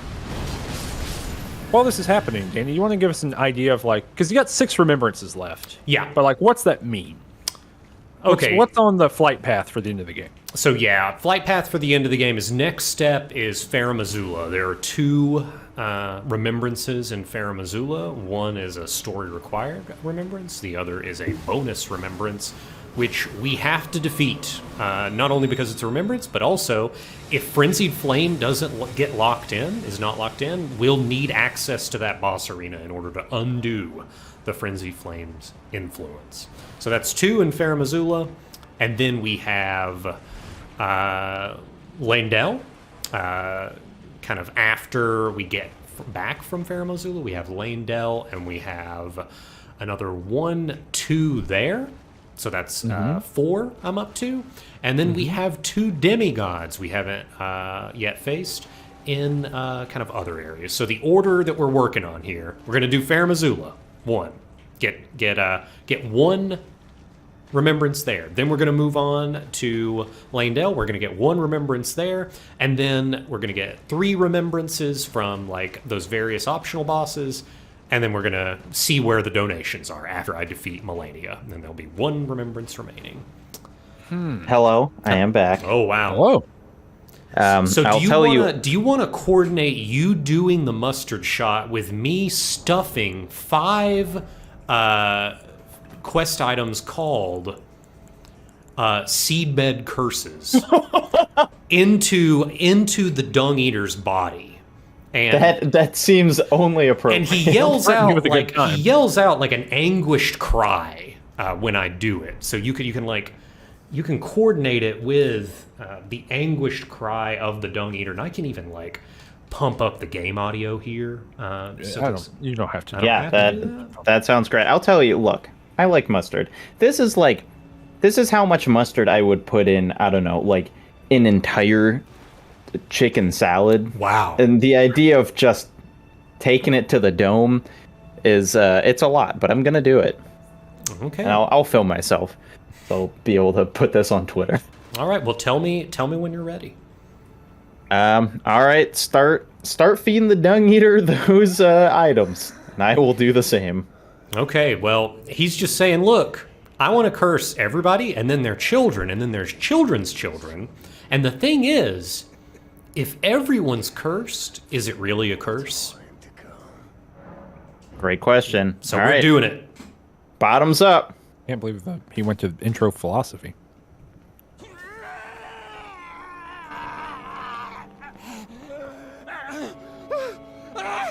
Okay, it's thick enough that it's not coming out in one shot. So I'm like halfway through. Okay. How is it so far? Give me just a little update. Not my favorite.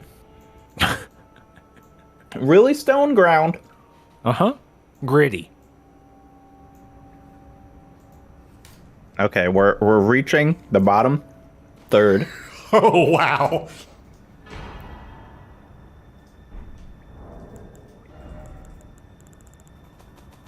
Oof. All right. That is a shot of mustard. Ooh. Well, I hope you're happy. Bridget Alliance, this one's for you. Yeah. That's one for you, the Bridget Alliance. 1 shot of mustard. Did you turn the volume back down? I did turn the volume back down. We are at a correct, but it was important to hear the Dung Eater's anguished cry. The Dung Eater and Jacob aligned in one way only. Yeah, but you see the item description. If order is defiled entirely, defilement is defilement no more, and for every curse, a cursed blessing. So that's what you're signing up for when you earmark funds for the Dung Eater's ending. All right, so we have completed everything we can with Dung Eater, everything we can with Nefeli Lu, and I'm going to double check that I've like checked all of the dialogue boxes for Gold Mask, because that's the easiest ending to the quest line to break. Like if you do too much, there comes a point where you go too far and you can't finish Gold Mask ending. So I'm just going to double check that I've triggered that dialogue. Let me read some donations really quick, and I need to run to the restroom. Okay. We've got Mary, who said, I think we can hit 1,500 regardless. Frenzied Flame, that's $100. That's actually got us over the mark, I think. Ooh. Asuka Paper said, mustard, with $2.69. Eleanor said, sorry about the mustard, $78.69. And Anonymous says, for the mustard and the rest, $69.69. That's excellent. You gonna fight this Erd Tree Avatar? Nah. This is just kind of the fastest. I can't recall which crystal tier this Erd Tree Avatar drops, but it's not super relevant for me. Not a good one. You know when someone's in like a car accident and they get out and they're like, I'm fine, and then it turns out later that they actually like broke their arm or whatever, but they just had so much adrenaline. Like an adrenaline dump, dude. Yeah, it's like I'm like, no, I think I'm okay, and it's like I don't know.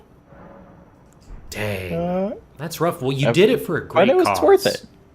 Yeah, I would do it again, not right now, but at a different occasion.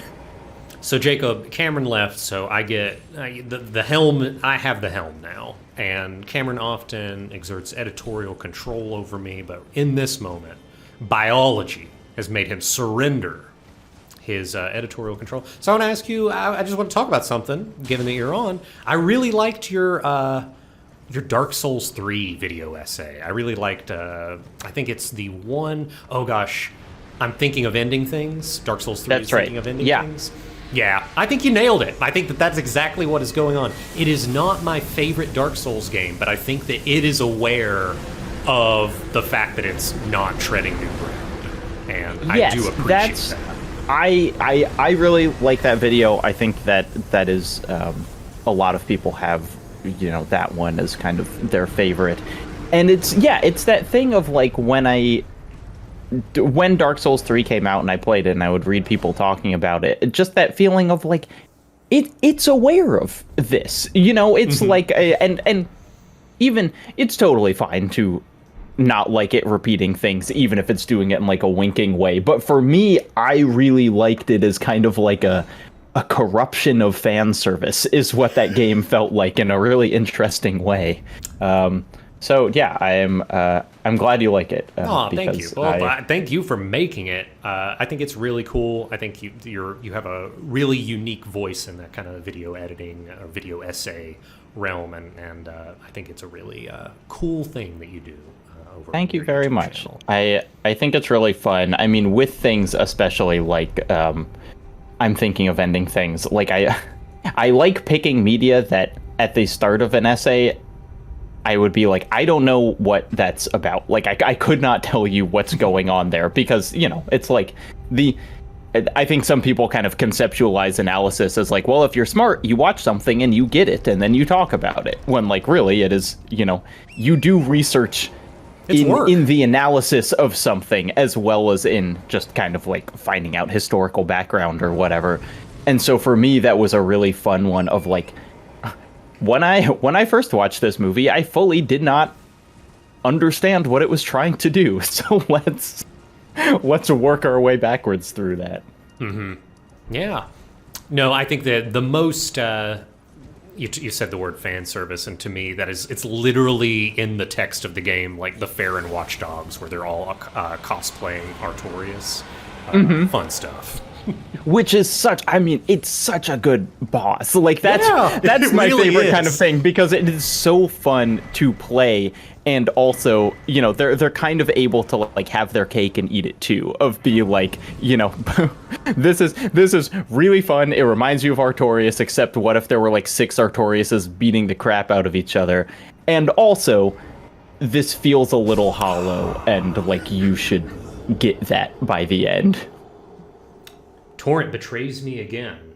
Yes, yes. I do like the Watch Dogs when they like crank it into overdrive. Yes. Like there's something really funny to me about that too, of that being just a ridiculous thing that occurs. It's like, yeah, where it's just it's like in Devil May Cry 4 when you can like pull the motorcycle throttle on your sword. That's exactly how it is. It's like, what if we could make this somehow bad? But like that badness is what makes it really special. Here, talk about a special thing. Everyone's favorite part of the game. Yeah, kind of a big cutscene for a lot of folks. Yeah, big cutscene for me. Jacob, you just alighted into the next hour. You're welcome to hang out and stay. If you got stuff to do, you can also I leave. will. I'll stay here for a couple more minutes. Here's some background. I'm playing Vampire Survivors, which is a game that you can play with one half of a brain cell while doing other things. So I'll finish my run on this, which should take about 5 more minutes, and then probably be off. That's okay. You can do that. Well, That's thanks allowed. for sticking around a little bit. Yeah, no problem. What do you Y'all think play of it? Vampire Survivors? Someone gifted it to me like right when it came out, and I never played it. Like I'm It's very aware of it, but It is an interesting. I would be interested to hear your take on it because it is like it's kind of hitting all of the toxic mobile game buttons, but there is no monetization, and it seems it's like it's truly just kind of an idle clicker game sort of thing. So it's slightly more active than that. And so it's like there's a version of this game that's terrible, but it's not the one we have. And the one we have is actually like pretty, you buy it once and it costs $3. yeah. Well, someone was telling me that the developer was a slot machine developer beforehand. I don't know if that's true or not. Oh, really? I didn't know that. That's what I've been told. I can't confirm or deny. Allegedly, that is the case, but that's what I I'm will. told. But I mean, the most obviously there is like when you get a chest. There are, chests that have a single item, chests that have 3, and chests that have 5 whole items in it, which is, like quite a bit. And when you get that 5 item chest, the animation that plays for it is so completely over the top. It is like absolutely a slot machine type animation. But again, it's, it's random and there's no money, so I guess it's okay? Question mark? It's something. Something's happening. Yeah, Jacob Von Guten in the chat says the developer has the slot machines on his website. So, like as part of like his CV, I guess. Interesting.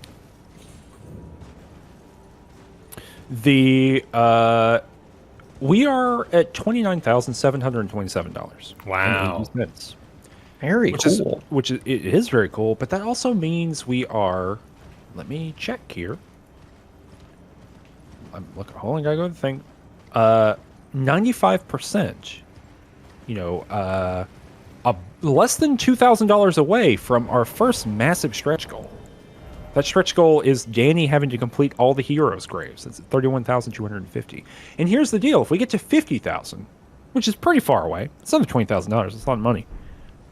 But if we got to 50,000, Danny would defeat the final bosses with a torch. Danny, have you done that before? Like, are you confident in your ability that that's possible? I will say this. I have done it one time. I've done it once. How many times did you try? No comment. It's really what I'm staring down the barrel of is another Dark Souls 2 Iron King DLC. In terms of just the sheer number of deaths that might add to this counter.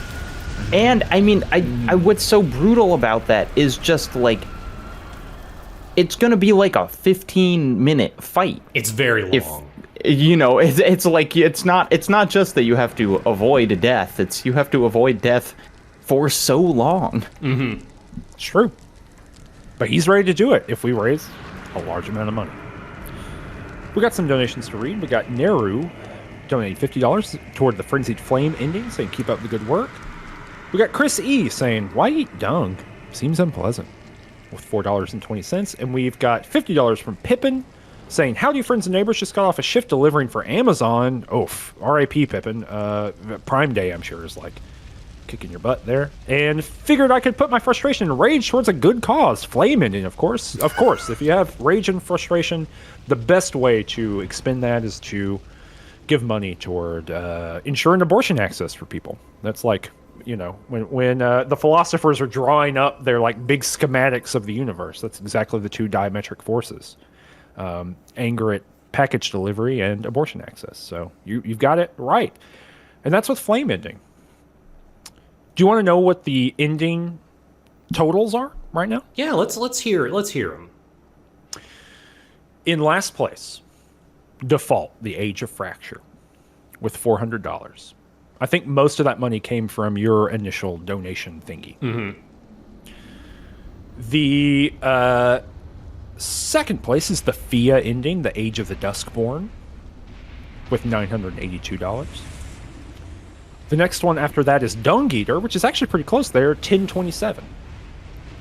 The one after that is Gold Mask, $2328. Then the one after that is Frenzied Flame, $3567. And then Ronnie, high above the rest, almost to the moon, if you will, $8,157. Wow. And we know that, again, I just got to shout them out. We know that because there's some dedicated people behind the scenes who are just adding numbers to a spreadsheet every time someone donates so that we know what those numbers are. Yeah, thank you so much, spreadsheet team.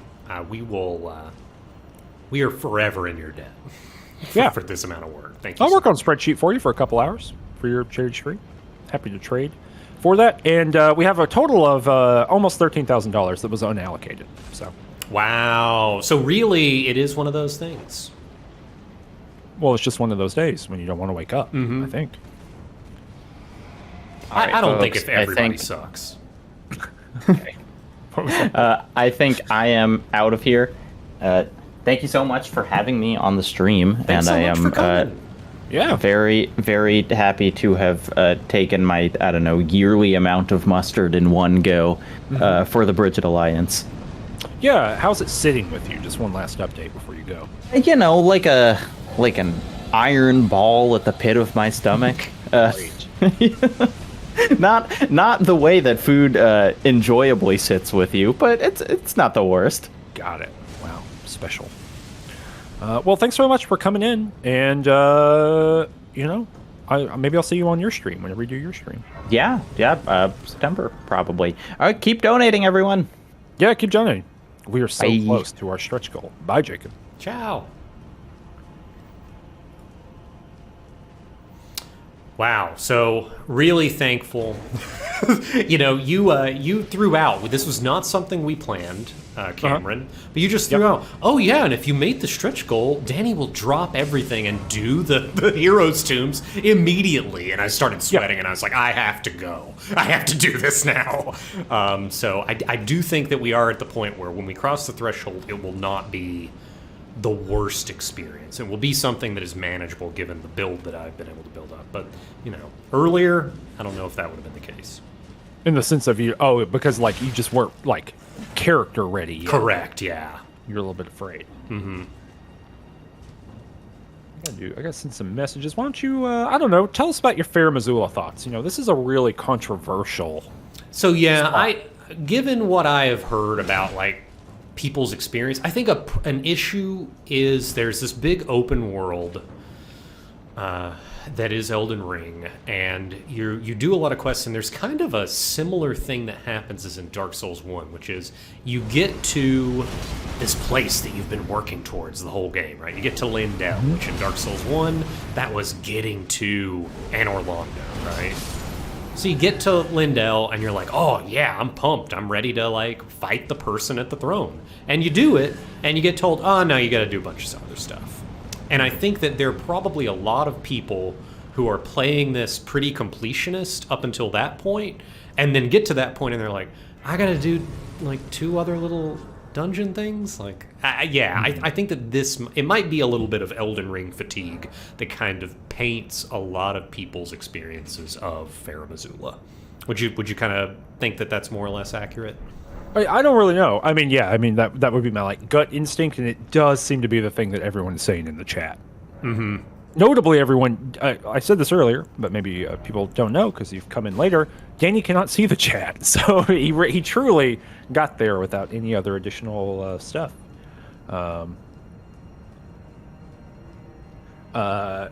So yeah, but that seems to be what everyone is saying. Like, dang, I played through the whole rest of the game before I got here. So let me do a little reminder here. Cool. So our stretch goal of our first major goal here after our initial one is Danny doing the Heroes Graves. That's at $31,250. We're currently at $29,877. So we're actually really close. We're like less than $2,000 away. Of course, what you're doing is donating money for the Bridget Alliance. I'm going to start doing 69 on the 9s myself. We've kind of taken a break from that because we've had silly goals. But now it's just Danny and I for a little while until our final guest for the evening is ready. So, because we have a little schedule that we're keeping too. So, donate some money. Throw some money in. If you haven't already, there's no amount that's too small. But if you want to wait for a big donation set on the 9s, probably next on the 29. At 10:29, I'm going to go for it, y'all. I'm going to like hoot and holler and scream and yell and have a good time. And everyone should think about donating $6.90 or maybe $4.69 or something like that, right? So let's really get prepped for it while Danny fights the Godsend duo, doing an amazing job of it. Do you remember how hard this fight was at launch? This boss was really hard at launch, and you and I co-op tried it for a really long time. Yeah. This was a particularly, and it's been changed a little bit. You also got that summon, the additional summon here. Burnell with his Devourer's Scepter that like drains everyone's health. Huge addition, I would say. Yes, it massively changed like the whole deal in a very major way, which is pretty good. Got a $50 donation from Anonymous and another $50 from Sparkletone. Says it's a good point to bounce before I see things I should not for the sake of my own first playthrough, but please give Rainey one kiss on the cheek the next time you see her, and then marry her. I think you're already pre-married, right? Aren't you already? We're engaged. Okay. I put a ring on it. Well, you liked it. There you go. Yep. That's the rules. I heard. You know what? There's a cool thing I like about the Godsend duo fight here, like in the mechanics of how it's put together, which is that they have a health bar that is a shared health bar that's in excess of their individual health bars, and I like that you can get one to 0, and as they're collapsing, you can keep hitting them, and it'll take more of that big health bar away. It's got a little bit of Bloodborne vibes because that works when you like kill something in Bloodborne, and there's just this small window where you can continue to hit them and still get the rally mechanic. That's right. I totally forgot about that. Mm-hmm.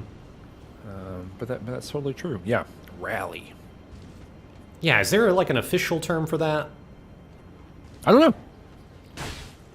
It might be rally. Do people know? I feel like that's a thing that a Voodoo person might know. Holy shit! I have no reason to do risky speedrun strats, given that it's costing me money. But I always feel like doing that. That one makes you feel cool. People are saying that with that. Yeah, it is rally. That's the thing. People are complimenting Liminal Days is complimenting your platform jumping. Yeah, that's a funny one.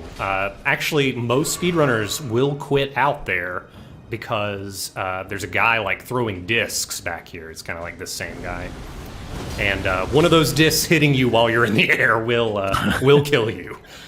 So got a little lucky there. What are you doing here? What's this? This is Alexander's, the culmination of Alexander's quest. So Alexander, we met him. There were a couple of opportunities to meet Alexander before the Radon Festival, but they weren't required to complete his quest. You meet him at the Radon Festival. It's this big jar guy. He is trying to prove himself in the world, in the lands between, as like this great warrior. And he doesn't have a good time at the Radon Festival. He kind of claims, all it took was one clean hit, and I got cracked. So he felt very ashamed, but he stuffed a bunch of like warrior corpses from the battlefield which that was a famous battlefield in the Shattering. He stuffed a bunch of corpses in him, and then he went to Mount Gelmir, and reforged his body. And he was like, okay, now I'm ready. But unfortunately, the fires of Mount Gelmir were insufficient to fully remake him. At which point, he has to go to the Mountaintop of the Giants and reforge himself in that flame after our battle with the fire giant. And now here we are finally seeing him kind of at the end of the world in this crumbling city, and he's going to ask for a favor here. Okay. Hello? Hey. Oh, what a time to join. Whoa, hello. What a time to arrive. Mm-hmm. To see the big boy? To see the big boy in such a moment, too. He's asking for a favor, I heard. Yeah, he's asking for a favor. I'm really glad that I kept him around. The speedrun strat is you kill him as soon as you meet him for his talisman. No! It's a powered down version of the talisman. It's a little suboptimal. It's like 8% instead of the full 15. But it's good enough that in speedrun I think that's mostly optimal. But you miss out on the whole story and the arc. Are you going to go get the thing that you can get after this? I believe it's after this. Yeah, go to Jarburg. Yeah, go to Jarburg and was Jaren? What's the little nephew name? Little buddy. Yeah, whatever his name is. He gives you an item that made me cry the first time that I read the description to it. So maybe we'll read it on air and I'll cry again. How's that for a great. That would be such an incredible incentive. $5,000 Austin Walker. I'll fucking cry. I bet I could do it. Is Jarburg part of the plan here? I haven't ran that, and I don't know. I know Dialos has a potential end in Jarburg, but I don't know if it's necessary for what we're talking about. I think it must be, right? Because it feels like it's such it feels like it weighs on Jarbaron having seen the frailty of humanity and all that it could be at the same time, Yeah, no, it might be required. That being said, the game's already surprised me, the fact that I didn't have to do Kenneth's quest to complete Nefeli, so we'll head down to Jarburg and see if it works out. Sure. How's it going? It's going. Glad to be here. I'm going to do a tweet and let people know that I'm here. Yeah, thanks for doing it. Hey, everybody. I'm going to tweet live really quick. Hey, everybody. I'm swinging over. And I'm going to drop the G. I'm swinging. No, I'm not going to go to swinging. I'm going to stick it on swinging over to the ranged touch. I misspelled range, so that's a problem. Ranged touch stream now. Come, donate, and hang out. There we go. I did a tweet. How's it going with you? So I've been in and out all day. I had some other stuff to do, but I've been hanging out in the chat. You're down to what, six remembrances left? Yeah. I'm going to say it's really interesting to see the order in which you're going here, because obviously those remembrances are kind of like backloaded in terms of this boss rush that you're approaching. Mm-hmm. But there were times when I would check in and not really. I definitely thought a little bit earlier in the day. I was like, "Wow, Danny's going to do this way quicker than I thought," because you seemed so much further ahead in the game than I would have been at that point. And I know that's just speed running, but it's still interesting to see what your overall path is. Have you talked about like how you pathed it out, or like what that process was? We talked about it a little bit. I want to say one thing before you jump into that. I just want to say one thing, which is this is our good friend Voodoo person in the chat who says if we donate $0, Austin will cry over lore, which is just funny. That's probably true. Yeah, so please donate so I don't have to cry. Dang. But we're talking about routing. Sorry. Yeah, so the major question of this route is the +7 Somber Smithing Stone. And where do you get it? Right, okay, sure. Because... Where do you get it? Yeah, so I got it this run in Noskella. So that's the first one I got. The other option is to do an early Godskin Noble. And if you do an early Godskin Noble, you can get a +7 in Volcano Manor. There is a third option. The wild card option is actually do 2 Shard Bearers. You can do any 2. You could do Renala and Godric like we did. And I hate this guy, by the way, the one that you're moving past right now. Yeah. Learning that I could do the thing you just did was like I put the controller down and left the room because I tried to fight.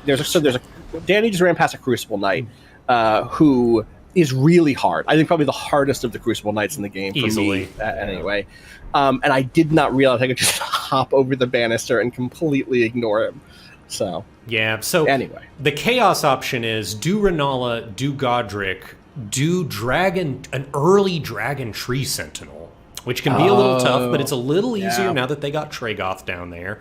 Enter Landell, go to Avenue Balcony, then go to the sewers, and then go to Dung Eater's room, and the big hand in the floor is a guaranteed +7 draw. That makes sense. Cameron, can you talk? Yeah, can you give the donate link? I know some people are joining it up because I just did that tweet. Yep. Can you talk about? I know we're not on a 15 or a 69 or whatever, but could you let the people know? Yeah, we're going to do it in 1 minute. We're going to have a 29 in 1 minute, so I will do that. But yeah, in a general sense, the donation is at the top of the screen, tinyurl.com/ringcharity, and also Counter Turns is putting in the chat, and also you can scroll down just a little bitty bit, and it's right below the thing. But I will do a whole spiel in about 1 minute. Can't wait. I can't jump the gun. No, I get it. I do get it. There's only so much voice that Cameron has. It just feels bad. And you've used a lot of it. Not as much as when you were reading the lectures of Vivek. The 39, 36, 32, somewhere in there. In 29, which means it's time for 69s on the night. Whoa, hey, I forget what what was the one you asked for earlier? I'm the old shoemaker. Yay! I'm preparing the soles for the shoes. I'm the bus driver. Here I come. Hey, here on Range Touch on Twitch.tv/Range Touch, we're raising money for the Bridget Alliance. The Bridget Alliance is a referral-based service that provides travel, food, lodging, childcare, and other logistical support for people seeking abortions. What we're doing right now, today, is raising money to donate to the Bridget Alliance. It is, it provides services for people who are traveling in-state and out-of-state in order to access abortion care for any way that they might need that or want that. It's about $1,250 for the average cost of an itinerary, which is like individual support services they provide for each one.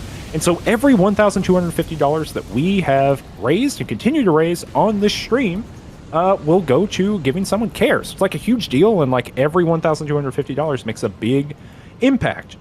We chose the Bridget Alliance because they have, they're a fairly small organization compared to a lot of the big national organizations. And so the amount of money that we give is going to make a really, really big impact on them. Danny did a huge amount of digging for that. And so right now what we're raising money for is our first stretch goal, which is at $31,250. So we are less than $1,000 away from that, which is pretty astonishing and powerful. But that's going to make Danny do all the heroes' graves. Now, if we got to 50,000, which is kind of a hard ask, it's another $20,000 over the next couple hours. Danny will defeat the final bosses with a torch, and you know what? That's going to be cool to look at. But yeah, in a general sense, that's what we've been here doing all day long. We are just doing that. And so you can donate any amount of money that you would like, but if you want to make it funny and fun, put a 69 in there somewhere. Put a 420 in there. Donate $69.69 or $6.90 or I don't care, any amount of money. It all goes in the pile and it's all good. Yeah. And I can read some donations too. I'd love to hear them. Go for it. I am going to do another quit out here just so that I can buff before entering the boss arena without having to fight this thing that is very resistant to fire. Okay. Well, I read Sparkle Tones. Sorry, I'm just doing it here. We got $50 from Anonymous. DM said, my cowboy spirit said to do this one for Steve. Oh, 69. Boots donates $50 and says, it's past my bedtime, so my vote is for the Deathbed Companion Fia for sweet dreams. Keep up the work, everyone. Beth B says, thanks for raising money for a great cause. Put this toward the Age of Stars ending. That was worth $100. Anonymous donates $500. That's a lot of money. Wow. Thanks, Anonymous, for that. And then Mary donates $25 and says, "Hello, Austin_Walker. Can you tell me who the most smoochable character in Elden Ring Oh, is?" so we're still here. This is a great question. Uh-huh. I should have. I thought I was free from this question because there were so many good answers before. Nope. I know that objectively it's Blythe. Science determined that. That's not me. Right. I know that Simone had a really great answer with Don.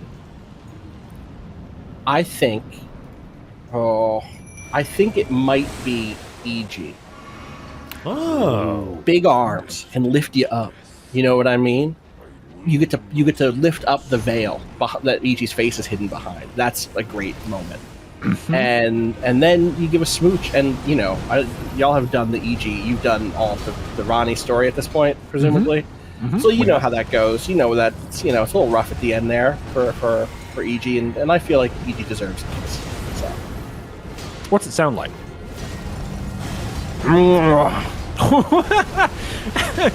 It could have gone that way, or it could have been like. could have totally done that. Yeah, instead. Yeah. We got $6.90 from Liminal Days. Says shout outs to Alexander. I like that Liminal Days. I like getting a donation for Alexander. Asuka Paper donates $2 and says hype for whatever goal we have in store for Austin.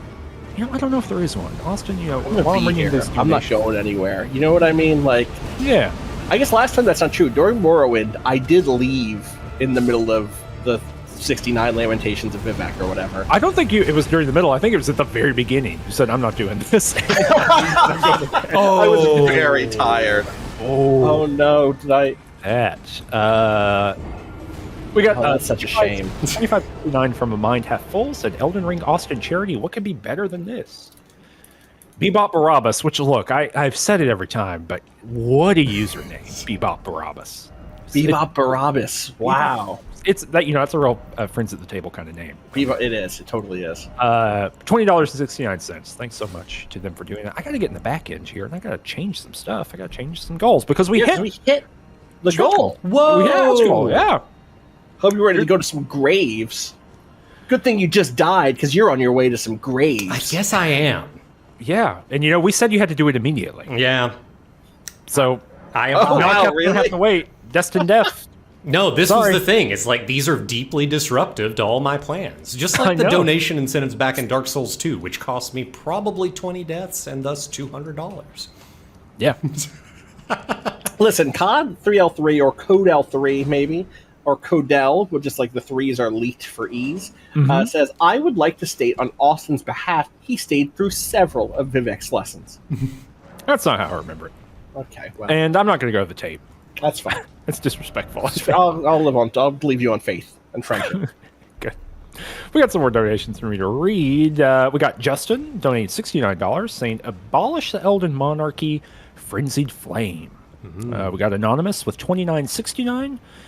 69, nice. The stream is nice and the cause is nice. Shout outs to that big jar. Thanks, Anonymous. We all think that. Big jar.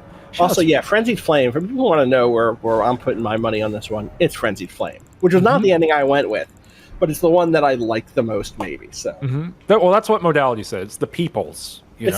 It's a bunch of small donations. Connor donated $250 and said, "Keep it up." Thanks, Connor. Yeah. Turn in CP says, "Glad to jump in and donate for a good cause and push for some incentives. Austin, get those tear ducts ready." Oh, they're opening it up. $50. Neil and Elizabeth have donated $250 and said, "We didn't start the frenzied fire. It was always Ronnie since the stream's been on me." I tried.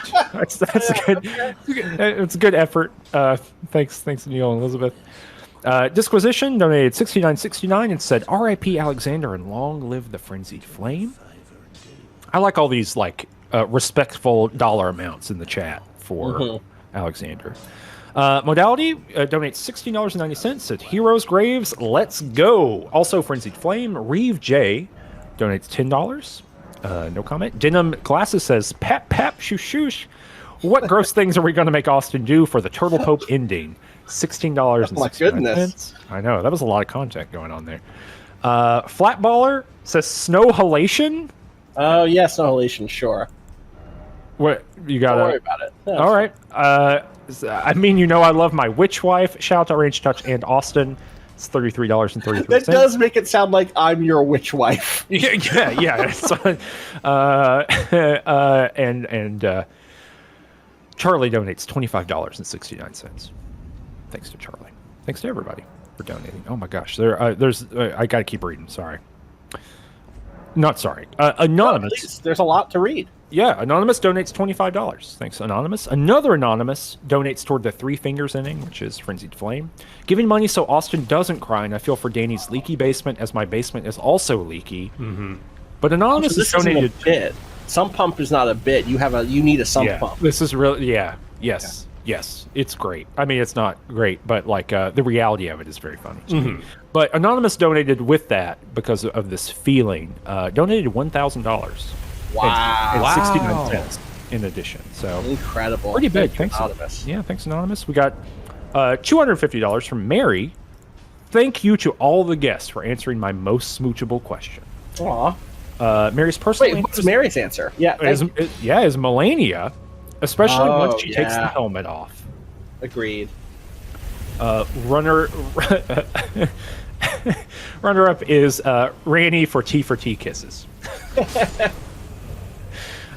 Laser Ted donates $25. I thought you were saying Laser Ted is the most kissable, which I'm not 100% sure is true. No. Laser Ted donates $25 and said, I printed this money at a Kinko's. Please don't tell anyone. Keep it wavy. Keep it wavy. You like a good in-character yeah. donation. Brock donates $6.90 and says, may chaos take the world. Please don't tell my wife, Ranny, who I dedicate this donation to. That's good. So I've upped our donation goal to the $50,000 target, which is for Danny defeating everything with Torch. Let's keep donating money. I don't know what I want to see it. I want to see it. I also want to see it. So wait, you said so it's the final two bosses that you will do with Torch. Correct. I enter the Erd Tree with a torch equipped. Aha. So this is I'm tapping my head 3 times. So you're not saying you will not use spells on those bosses? No, I will not. I will use buffs. Okay, but you'll hit them with the. I will hit them You're not with going to be. No rot threads happening. No rot threads. Yeah. Okay.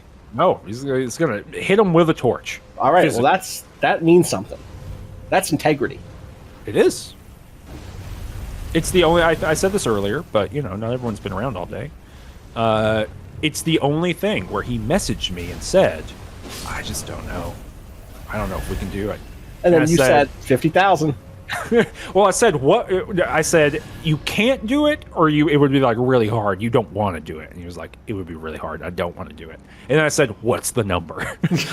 And I named an arbitrarily high number that I did not think that we would hit. Yep. So if you want to spite Danny, which is a big part of my life, we got to hit that 50K, and we're only $18,000 away. That's hittable. I think that's. Because the thing is, these heroes' graves. They take so long. I wasn't thinking about the synergy between these two. See? Yes. Right. They line up. Codell in the chat says, I would like to state on behalf of Austin Walker's accountability and integrity that during Counterweight he said that Laser Ted was extremely kissable. Well, I've grown a lot as a person, and I don't think he is anymore. I'm not responsible for my own words. No. and I resent the fact that you would suggest that. Yes, that was the past. We've moved on. Brendan McLeod donates $69 and says, I gotta shoot my shot. I'd kiss America. And or Radagon. Donate towards the neglected Fia ending. Yeah. Yeah, what is our current ending status? Like, what's the ranking here? Okay, so we've had a great team of people doing this. So the Rainy is in the lead. It's actually getting closer than it was. This is actually a little bit astonishing. Rainy is in the lead with $8,548. Frenzied Flame is behind in second, as it has been for a long time, but it's actually closer than it has been in a while. So Frenzied Flame has right under 5,000, like a couple bucks under 5,000. Then Gold Mask, the Age of Order ending, then the Dung Eater, then Fia, and then Default. But, which is Age of Fracture, like things keep happening. Right. So yeah, if people continue donating, just donate a lot to the Frenzied Flame. Not It only could catch up. It could happen. Yeah, it could happen. You got to look at It could what be is the amount of money to the next goal, and like what would that money do to this race, and it could completely disrupt it. Yeah, absolutely. I personally like to get money out of races, out of elections, but in this case, I think I'm for it. Yeah. This is the one. Yes. I'll be honest, if every election was like this, if you had to do an intensive durational challenge, and that was a part of it, maybe that'd be okay. I'd have a lot more faith in democracy and its operations. If there was like an endurance based element involved. The thing you're describing sounds like a faction from a Souls game. It sounds like I only believe in representative democracy if you have to go to the pain forest. It's like, oh yeah, okay, cool. I'm into that. Basically, I'm also just describing Mr. Smith Goes to Washington. True. Basically. True. Put Mr. Smith in Dark Souls, you cowards. I mean, this is what people think politics is, right? There are people who think this way about political figures, that they are like so downtrodden and have to work so hard. Their lives are like Elden Ring. So, I'm not a fan of those people. Dang. I love this one. This is one of my favorite. It's a really great gimmick. I don't even know, Cameron. Have you seen this gimmick?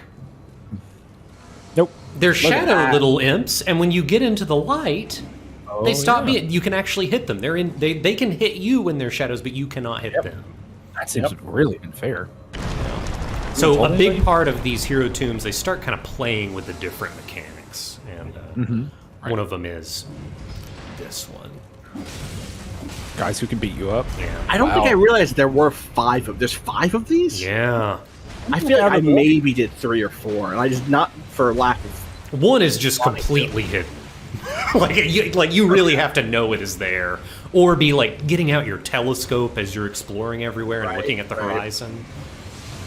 God, I will say that was one of the most amazing things for me, was finishing this game or nearly finishing it, and then going back to the first bonfire and looking around and like having a complete understanding of everything I was looking at, and being able to read what the start of this game. You're like, oh yeah, there's a bunch of stuff out there, and you go back by this point in the game, you're like, oh, I know what all of this is, and some of it's very far away. So I'm not a big I like Dark Souls 1. Dark Souls 1 is not on the top of my list, but and part of that is the clockwork thing doesn't do a lot for me. So like, oh look, you can see everything. You can be in Firelink Shrine, and you can, look from there and see the other parts of the game map. Like, oh, okay, yeah, that's cool, that's fine. For whatever reason, it works better for me here than in Dark Souls 1, and that's just my own personal idiosyncrasy, I guess. Idiosyncrasy, synchronicity. Yeah, idiosyncrasy. We were that's what we were talking with Illusory Wall about that earlier. Right. So I definitely come to this game as a Dark Souls 2 fan and think that there's a lot of ways in which it feels related to a lot of the ideas that I like about Dark Souls 2, in terms of it being a place where it's a lot wider than it is tall, and I mean that both literally. Obviously, it's a big open world, but I also mean that kind of conceptually. I think that what I respond to about Dark Souls 2, part of what I respond to is a variety of locations and a lot of play on the core themes, and a lot of sub-variation on those core themes over and over and over again, that isn't just repeating it. Whereas like Dark Souls 3, I think especially, just like, there's some cool stuff in Dark Souls 3. I like all these games, but Dark Souls 3 is like the most like been here before, and you're just trying to cash in on like me seeing certain places again. Again, I still gave that game 4 out of 5 stars. I still like that game quite a bit. But this game really feels broad in that way, and then even especially with all of the different endings, and y'all talked about this a little bit in your various spoiler casts, which you can get access to by supporting y'all on Patreon. Not that we should be pitching your Patreon here; we should be pitching the charity. But I do think that it's like the fact that this is a game that finally moves past what about cycles and moves on to, we can actually argue a lot about what comes next. We can all agree this shit sucks, but we can have like a substantive differences in what we should replace it with. It's just so much more exciting to me. So really, really love all the endings in this. No, I'm 100% with you as far as I think that what this game is doing. It's doing a lot of what Dark Souls 3 kind of almost purported to do, which was oh wow, I forgot this was there. Get out of there! Get out of there! Is that it's a remix of a lot of themes and a lot of stuff that we've seen in the previous games, but it's doing so in a fresh way, and I think in a way that's actually like treading new ground. Yeah. Memes Heart wants to know if you even have a Wondrous Physic in this run. I do, actually. Yeah, it's like extra fire damage. Okay, that makes sense. Extra fire damage, and I think the 10 extra faith, which Taker's Flame scales solely off of faith. Gotcha. One of the ways you're able to like min-max this particular build. The ancient hero Zaymor. Yeah. Yeah. Zaymor's grave. This is where Zaymor's buried. And now Rip to Zaymor. Yeah. So I do want to tell you, there was a version of this run where I rush this tomb, and I get Ancient Dragon Knight Kristoff.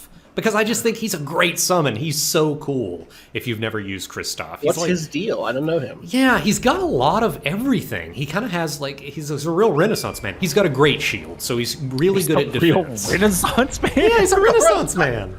This is, jack of all trades. Yeah. He's doing mathematics and drawings, and he's invented the flying machine. He's a little bit of pottery. He does some painting. Right. Absolutely. Got apprentices. He's training up. This dude's whipping your ass. I know. Dude. Look, they killed Godwin. They did. Black Knights are so good. I guess that's true. I'm going to interrupt my own anecdote to say there was another run where I cheese the Black Knight Assassin there and just get the Black Knife like really early. You can do it at level 1. Fun. So in order to prevent you from cheesing it by forcing it off of the elevator shaft, the AI will not allow that enemy, that boss, to get near the elevator shaft, which means you can stand on the elevator and just not hit the button and use the ranged ability to kill it. Damn. Yeah, but no, Kristoff's cool. Great shield, can throw lightning bolts, all kinds of fun stuff. What is the headless summon you get? You can kind of get early. Yeah, I don't know how to pronounce it. Lutiel? Lutiel. Yeah. I used her for a long time. I like rushed. What is the stat that you need for? It's mana, right? Mind. It's mind. So I like rushed the mind to start using her very early. Like I was using her before I even got to Raya Lucaria. That's the name of the school, Raya Lucaria. Is that right? Okay, it's been a while since I've thought about this stuff. I think Lutiel is a great summon, a very high ceiling, but just the one thing that hampers her is like her biggest weakness at the same is like her biggest strength is her biggest weakness, which is that not having a head. Well, no, not having a head. But the teleport ability that she has, which like allows her to close the distance really easily, but sometimes you just want Lutiel to get the enemy's attention, and she'll just teleport to the other side of the boss arena. 100%. People shouting out Tish in the chat. Tish, I saw Black Knife Tish in your really clean Melania kill. Oh yeah, Tish was there for that. Yes, for sure. That was a fun fight. Tish beat the final boss of this game for me. I have a video of that I'll send you after we're done, where it was one of those things where I was Rot Threads blood build, which it's a weird mix, but I have Rot Threads that'll help me fight this thing that I'm not being able to beat, and I had a sliver of life left for me and a sliver of life left for the final boss. And it was out of range, and it was about to go into its damage phase, and I was not good at surviving those damage phases. And Tish just did a backflip and got the dub and just got the kill, and so really Tish beat Elden Ring for me. All glory to her. Big fan. And you know what? Ooh. That's the way the game's intended. Yeah, that's playing the damn game. Well, let me speaking of playing the damn game, let me tell y'all that you should donate. What we're doing right now is we're streaming right now To support the Bridge Alliance, it's a referral-based service that provides travel, food, lodging, childcare, and other logistical support for people seeking abortions. Normally I would do this on the 9, but we were having a good conversation, and I totally missed it. But currently we are trying to get to our final stretch goal of the evening. And of the stream that we probably have like an hour or so before it triggers, so maybe this could happen. We got a couple big boss fights in here too. Yeah, let's push for it. We're about $16,500 away, which is not impossible. That means we have actually raised like $1,000 in the past 15 minutes or something. So that's like 16 eggplants.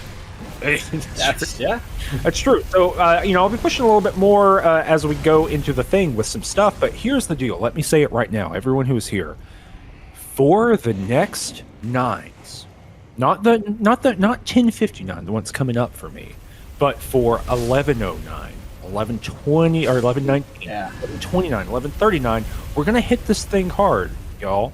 We want to do $6.90. Or even the half, $3.45, or 2 make a 69. Because, in fact, sometimes it takes 2 to make a 69. It takes 2 to make a 69, yeah, it does. In fact, most of the time. That's what that song's about. It takes 2 to make a thing go right. Yeah, no, yeah.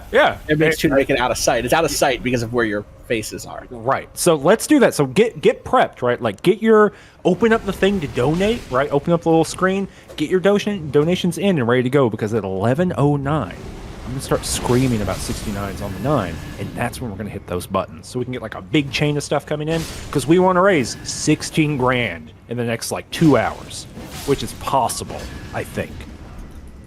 Humanly. But let's see what's gonna happen. Feel like I really killed the combo. I'm sorry. No, sorry, I'm tweeting to keep driving traffic. I'm trying to get that attention. I'm trying to get people here. I'm trying to get people tuned in and excited about this. Can you do me a favor and actually wait, let me do this tweet and so I can get some more eyes on. I can do anything you want. Okay, well that seems excessive. Within reason. Okay, that's better. That's all I want from anybody in my life. Mm-hmm. The thing is, like, I could do anything you want. That's at that point you're putting a lot of pressure on me. Do you know what I mean? Like, that's not taking pressure off of me. No, you're right. I can do anything you want within the set of parameters that I've defined. How about that? That sounds good. What are the parameters? I'm not quite sure. I really would love to have some parameters. Internet-based things you need me to do for you. Basically anything you could come up with, since you came to me with it. You know what I mean? Okay, but now you're back in the realm of anything, which language isn't enough sometimes. I feel. I know. Anything I can do with a computer and/or my voice. How about that? Okay, well, here's what I would love. That camera maneuver was amazing, by the way. It was. Whoa, come on. Just down. You got it. Yes. Incredible. The sump pump lives. Yeah, his basement's flooding. The thing I wanted to... you made this appeal earlier that really made it material for me in a way that I didn't really think about, which is that your goals... A lot of people do goals on streams like this and marathons like this based on just like, oh, it's a big number. You know, wow, cool, big number, round number. And I'm guilty of this. I do these. Big numbers. Yeah, yours have like a real... There's a unit cost. There's a unit that you're thinking about, a particular goal that drives the donations produce something. There's an effect. Can you talk about what that is and like what would hitting $50,000 actually mean for people? Yeah, absolutely. So the way that the Bridge Alliance kind of like talks about their costs, right? Because what they're doing is mostly logistics. You know, they're helping people get access to cars. They're helping people get access to hotel rooms, childcare, things like that practically you need if you need to take 2 or 3 days out of your life to go get an abortion. Right, you know, just basic stuff, and there's recovery time associated with abortion, all that kind of stuff, right? So what they do is that they say that an average cost on their website, you know, just kind of explaining what's up. The average cost of the service they provide is about $1,250, and so all of our goals today have been based around numbers of itineraries. So the first number that we did, I think, was 15. It's not right here on my sheet of paper. Otherwise, I would. 15. So 18,750, which was our first goal earlier today, was 15. Our second goal of 31,250 was 25. $50,000, which we did kind of choose because it's a big round number. But it lines up. It lines up exactly. It's with 40 itineraries. So raising $50,000, which we are going to try to do, or we're going to try to do over the next little bit. But everyone, get your $6.90 or any kind of thing involved in 69. Get that ready for 11:09. So 13 minutes from now. But the reason we're doing that is that that's 40 people who are going to get services that the Bridget Alliance wouldn't be able to accommodate before, right? We were trying to help them expand their capability by donating money to them. There are a lot of big national organizations that are receiving a huge amount of money right now, and we chose purposefully a little bit of a smaller organization so that our money would go as far as we knew it could. So that's what's up. And so, yeah, it's 40 people getting access to the thing they need. It's a very human number, I think. You know what I mean? Yeah, like 40. deeply. Yeah. That's a lot of people. And it's like it's a person. It's a person who you're helping directly.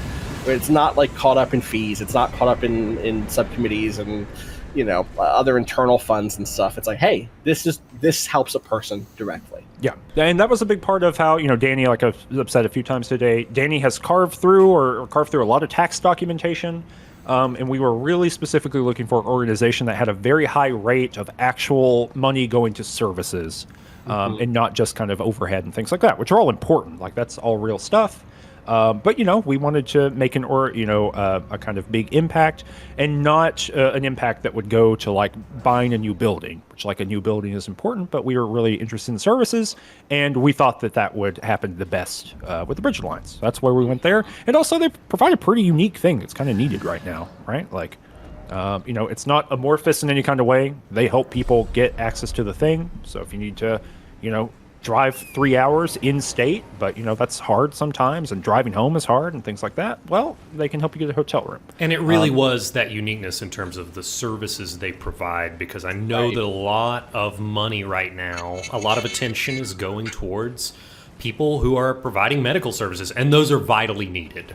The problem is sometimes those medical services are in places where it's not accessible for people who are living in states where it's not legal. Right. Yeah. Right. Or even in a state like Georgia, where it is currently right now, as of this very moment, legal in the sense that there has not been a kind of a rerun at the heartbeat bill yet. That's kind of like in weird legal limbo going on right now, post Supreme Court decision. But that's happening. So it's legal in Georgia, but really those services are only available in Atlanta, and there are people who live in Georgia who live 7 hours away from Atlanta. Yeah. And most people live 3-4 away. So if you're in a rural area, driving 4 hours there, driving 4 hours home, that's going to be pretty difficult to manage. So even in-state places where that's possible is still really difficult for the vast majority of folks. So that's a big part of why we're doing it, for sure. Incredible. This is Danny, I didn't know you could ride on those things until you did it, and I don't think it's fair that I didn't know that at the time. No, this was the thing. The only way you would know that you could go over here is from seeing that, it's the same kind of edifice of the hero's grave. You'd have to see it like way at the beginning of the mountaintop of the giants. No real reason. This is probably the most hidden one in the game, I would say. This is also the one that I've forgotten, so I'm going to have to be remembering this in real time.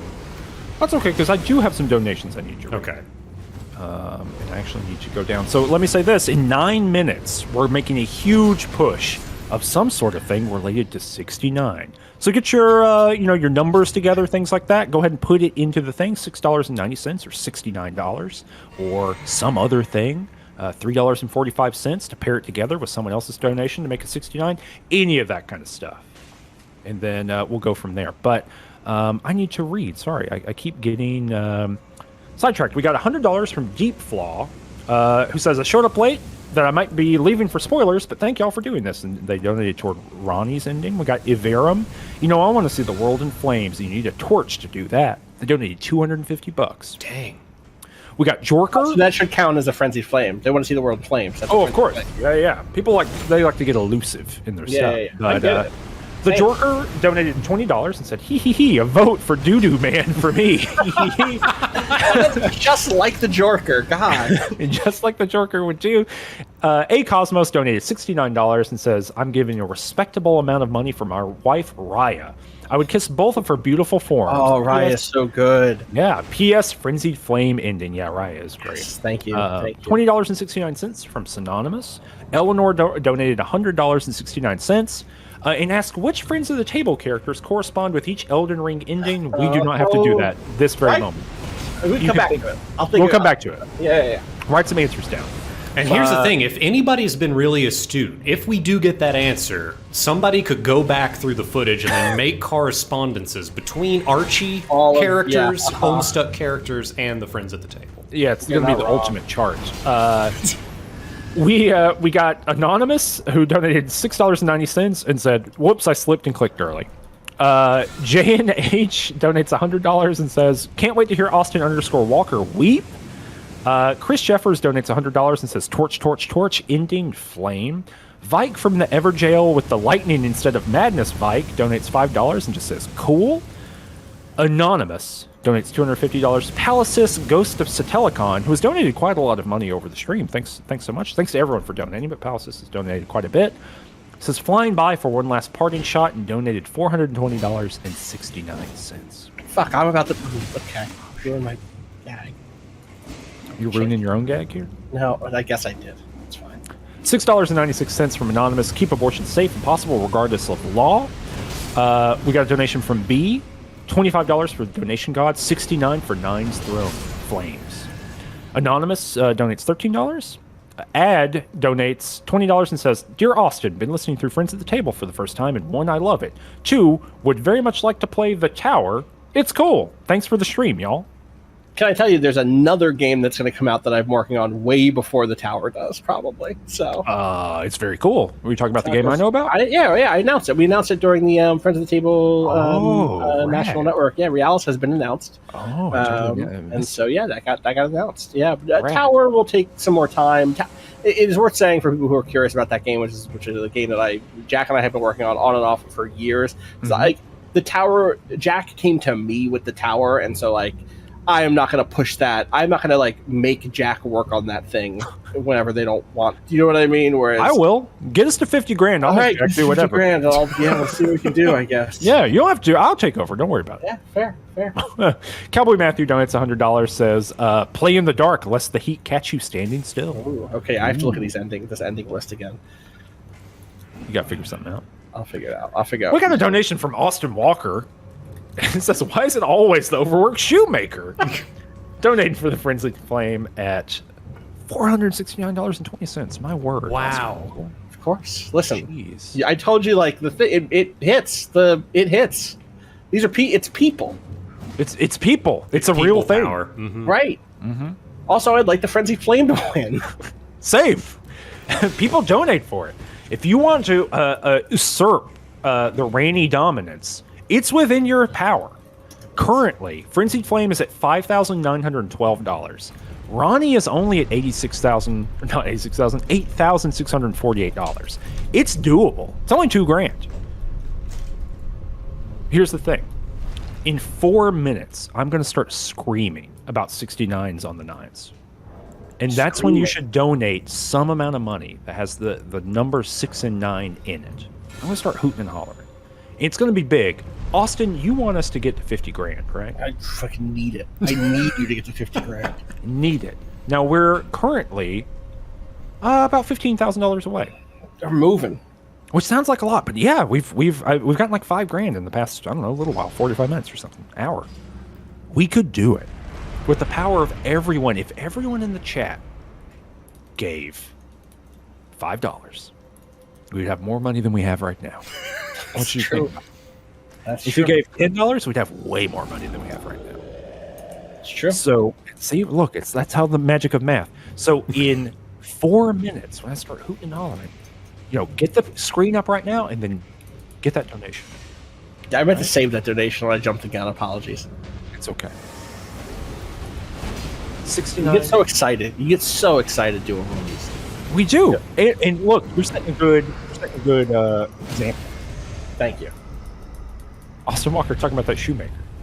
The also, yeah, we are currently at 69% of the goal, which is funny.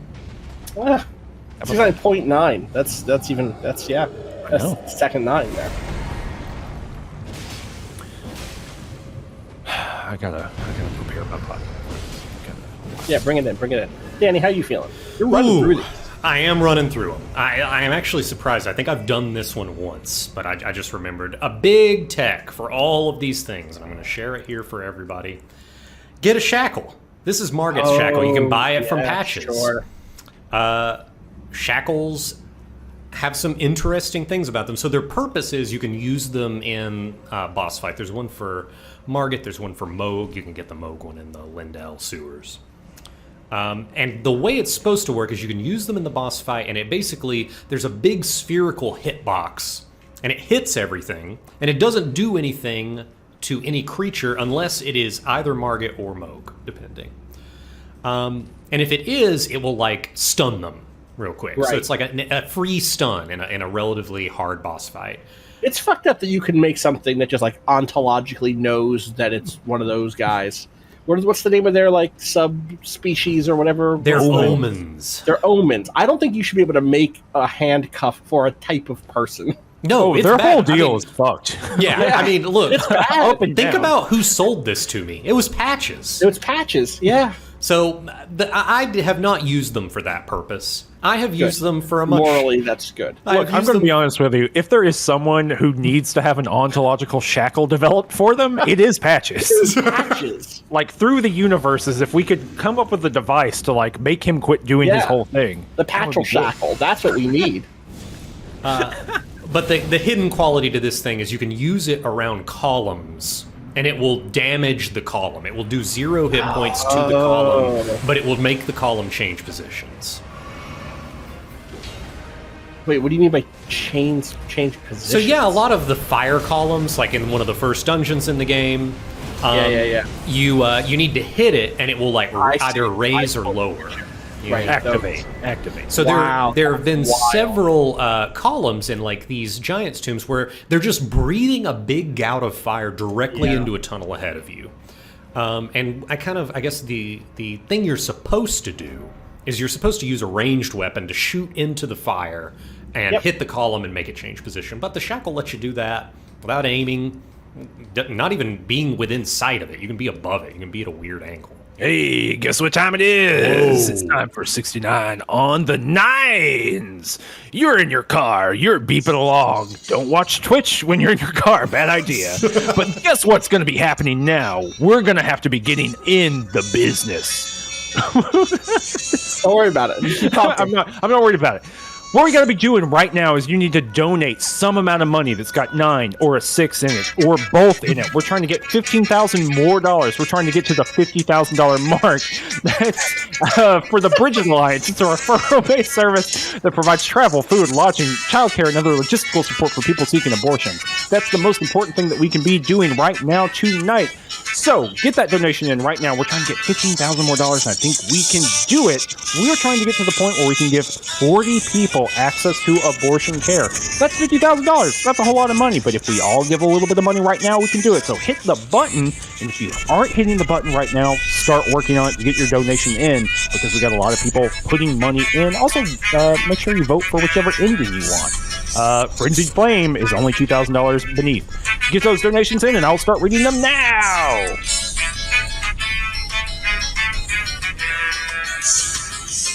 Yeah, okay. That's good. We're not going to get sued for this. Don't worry about it. I'm hoping not. If we do, think about how much more money we'll raise. If we do, the sheer sophistication of that technology, you got to give it to them. Right. When in doubt, just give it to them. Your Honor, you'll see in the transcript, it said that Danny said you have to give it to them. What we contend is... One must not, in fact, give it to them. Let's get those donations coming in, everybody. Thanks so much. Let me read a couple before, because I think I'll have a good old backlog. We got Faustian Fool donating $6.90. Let's see that fire burn the world for healthcare. Bebop Barabbas again, giving it to the Frenzy with $20.69. Voodoo is donating $6.90 for me, $6.90 for my wife Melina, $6.90 for my goth GF Selin, and $6.90 for my Big Wolf BF Blade. All to Frenzied Flame. That's $27.60. Let's get it, y'all. Let's get these donations in. We're trying to get to that delicious number of 50K. Got a lot of donations coming in. Thanks so much, everybody. Oof. Like a lot of donations coming in. Golly gee whiz. I've been drinking soothing tea, by the way. People are asking me to drink some soothing tea. I've been doing it. It's still... There's only so much they can do for you. There's only so much tea. Literally, the show more button broke. The show more donations button broke? Yeah, for me, it won't go back. Wow. People, hopefully, maybe people are catching it in the donation thing. I assume they are. I think they're doing a great job over there. It seems like they've been doing a great job all day. Which they're doing an excellent job. It's an endurance test. It really is. I'm the one who's messed up here. Yeah, they got it. They got it going. All right. So I'm going to. So we got that. We got Voodoo. Okay. So it's going to be just a couple minutes. I think there are just so many coming in that every time I hit the show button and it's like, yeah, there's more. Yeah, what do you want to see? There's more of them. Yeah, there's more. Come on. How are you not keeping up on your side? Come on. Yeah. Some of this is on you, buddy. I'm just a computer. I think most of it. It's like I need a high APM. I need like 280 APM to do it. All right, we got Mert Pumpkins. May Chaos Take the World, Frenzied Flame. $10.69. We got Kurt, who says, I don't know nothing about Elden Ring, but the flame of a torch sounds like a challenge I'd like to see. $6.90. We got Red, Jack, and Ace. Phrasing for some reason there for me. There is. I don't know nothing about Elden Ring. Red Jack and Ace donates $7. $6.90 rounded up. James donates $9.69 toward Flames. Iverum donates $6.90 toward the Flame. Sharopolis donating toward the Flame with $19.69. Flame is growing. Burn it all down. You know, I think that there's this dynamic that's kind of unfolding where people are realizing, it's really pick which side are you on. We're in some first past the post You're right. mentality You're 100%. right now. Yes. At the end of the primary season here, things are really whittled down. Barack Obama's making some calls right now. I wish you would. Gabriel Johnson donates $6. It only let me put in solid dollar amounts. I meant to put $6.90. That's okay. Geon Stationary donates $10. Andy donates $125 toward Frenzied Flame and says they want to smooch Nefelu. Fair. Yeah. She's got a lot of ab muscles. Extremely. She could beat me up easy. It's $125. Frenzied Flame Centrist donates $69.69.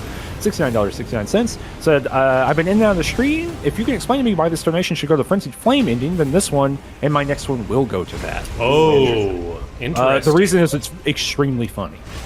It's because it's the best funny ending. And also, I think that there is something really, maybe a marathon stream where you're trying to communicate to people that it's like important to like, even in terrible situations, work together to make things better wherever you can to say this, but sometimes things are so bad and so deeply corrupt that there is no repairing it. You can't repair the ring. You gotta burn it all down and start fresh. Well, that's what's so funny about the Frenzied Flame is that just like it doesn't even have like the I don't know, sober politics, for lack of a better term, of the other Dark Souls, walk away from the flame. It's bad. Let's, I don't know, let's replace our head with a big orb of flame. A huge orb of flame. How bad could it get, really? Have you been, at this point, have you been picked up by, have you met the three fingers? The three fingers. You're already past that point. Oh, yeah. We completed Hyetta's quest. We touched her forehead. Yep. She burst into flames. Mm-hmm. Just going to do some quick math here. We've got Ariza's Hero's Grave completed. Uh-huh. We've got two Giant Conquering Hero's Grave completed. Uh-huh. We've got Fringe Folk Hero's Grave completed. That's 3. That's 3. Yeah. We've got Sainted Hero's Grave, that's 4, and I believe number 5, Gelmir Hero's Grave. We did it. Wow. You've done them all. Unbelievable. So I need to read some donations. So you need to go fight Malekith, Yeah. round so 2. because donations actually. are kind of rolling in a like still in a pretty quick way, why don't you see if you can do the Jarbird quest right now? Yeah, let's give that. Is that okay? Like a little pause Oh, yeah. while we do this. Heroes Grave in Georgia, in Georgia. No, Heroes Grave in Joyer. That's a really great folk tune. The Hero's Grave in Georgia. It's like right down with the Devil Went Down to Georgia. Yeah. He was looking for a grave to dig. But love those 69s on the 9s. Thanks. They're asking for a soundboard? No. For the People's Ending the Frenzied Flame, $69.69. Denim Glasses donate $6.69, saying for the people, Frenzied Flame ending. AC Foltzer says praise the dung, all the more gorgeous stream, donates $694.20. Wow. Huge. The Higher votes donates $6.99 and says a vote for defilement. B says I needs me to have a soothing tea. We need to hit 50K. That's a good point. I won't have to yell anymore if we hit 50K. $6.90. And we're Austin, not that far off. Austin, you made another donation and then hid the amount. No, I didn't. That wasn't me. This. That's a fake Austin Walker. Fake Austin. It's an Austin Worker. Oh, it's an Austin Worker. Could it be my mimic? My mimic tier has come to life. Glurbo Jr. yeah. Sorry, yeah. That it got me. I would have gotten fished there, getting that email from Austin Worker. Yeah. You would have my Amazon account information immediately. But hid the donation. So who knows? Liminal Days donates $3.69. It says low on funds, but love to help how I can. Thanks to everyone holding this together behind the scenes. Let's go Frenzied Fame. Yes, shout out to everyone holding it together behind the scenes. And Liminal Days, it doesn't matter how much you donate. $3.69 matters just as much as any other dollar. Thanks to everyone donating any amount. Fiona donates $15.55 and says fives can also be a 69. That's true. It is true. Just gotta find the right base math, whatever. It changes it all up. That's it. You just got to get away from the unity of the one. Yeah. You know Get what I that mean? shit But- out of here. Yeah, Modality donates $16.90. Says we're going to get 50K and we're going to get this Frenzied Flame. It's true. Large Hadron Collider donates $50. Calamity Nolan donates $420.69. Unbelievable. And says, is it too late for Dung Eater? I don't think so. It's not too late. Our goal is 50,000. There's still 12K in the air. Yeah, there's 12K in the air. It's possible. And listen, if you want the Dung Eater, go out there on social media. I'm slipping into a Barack Obama here. Yeah, go out start there, telling everybody. tell You your are friends. slipping into a Barack Obama. I am. It just happened naturally. I don't know what happened. I called Joe and I said, called Joe. hey, can you have a meeting with the entertainment software industry? I said, could you sit down with the Dung Eater? If you sit down with the Dung Eater, we could talk it out. I think we're reasonable people. Share a beer with the Dung Eater. God, Elden Ring, Barack Obama calling Dung Eater, Fia. Calling the two minor candidates. They're all throwing their weight behind the Frenzied Flame now. Unprecedented upset. 69 on the 9. I said, listen here, Doodoo Man. I said, you're gonna fall in line on this one. Yeah, the ultimate, the burning everything to the ground, the ultimate compromise candidate. 69 on the 9s donates $14.15, says perpetually re-listening to Game Study Buddies and Counterweight. The ultimate combo. Tenderfoot says, donates $10 and says, donate Etarnished. Really proud of this community for being so generous. Me too. Galadium Arsenide donates $25.69. Deep Flaw votes for Ranny and says, donates $69.69. Bavetti says, I don't know anything about Elden Ring, but they've enjoyed range touch stuff, and also Austin Walker is cool, so donates $6.90. Now I need to refresh the page. Whew. I'm freaking, y'all. You're doing good. You're doing great. When's the next big push for 69s on the 9? It's got to be 39? How many? 39? 19 minutes from now? 19 minutes. There's a 9 in 19, isn't there? There is. 39. Do you want to explain to people like what we're doing at 69 on the 9s? At 11:39? I think that's when we should do it. I do too. You're asking me to explain to people what's happening. Well, I think that in general it's been pretty clear. We're donating money to the Bridget Alliance, which is a group that helps folks get access to abortion care. providing things like transportation and housing and all the things you need to recovery time, all things like that. You can go to the again. Don't do it right now. Save it for the 19. Get your donation ready for our big push.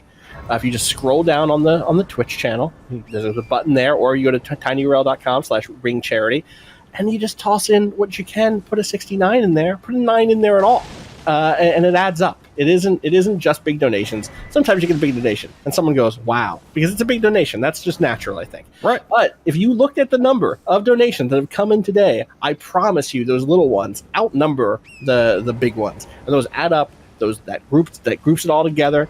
That's collective action happening. I keep slipping towards an Obama. What is happening tonight? You do. I don't. Yeah. This is the thing I do. You've heard me talk. Let me tell you some words that'll like get you really away from Obama. Yeah. Okay. Please.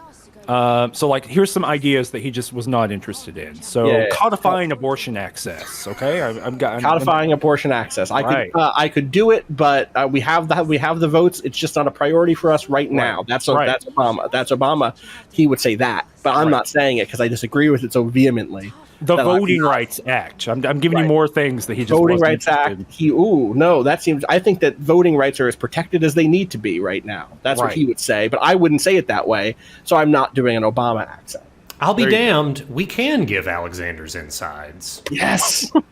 I love that Danny has been quietly playing Elden Ring as we exercise the political demons of the past 15 years. I have to admit, I was tossing a couple of little bits out there, and y'all ran with them, and my bad, sorry. No, it's good. You're doing the work. We're just filling time. Let me just get through a few more donations here. Anonymous, Frenzied Flame, $16.90. Smiley Face donates $15. Joel C, $10.69 to the Frenzied Flame. Chris Jeffers says the Frenzied Ska donates $69.69. Benjamin B says I'm donating the weed number. It's 69. S. Astor says this is 69 cents 69 times toward the gold mask ending. $47.61. That is good.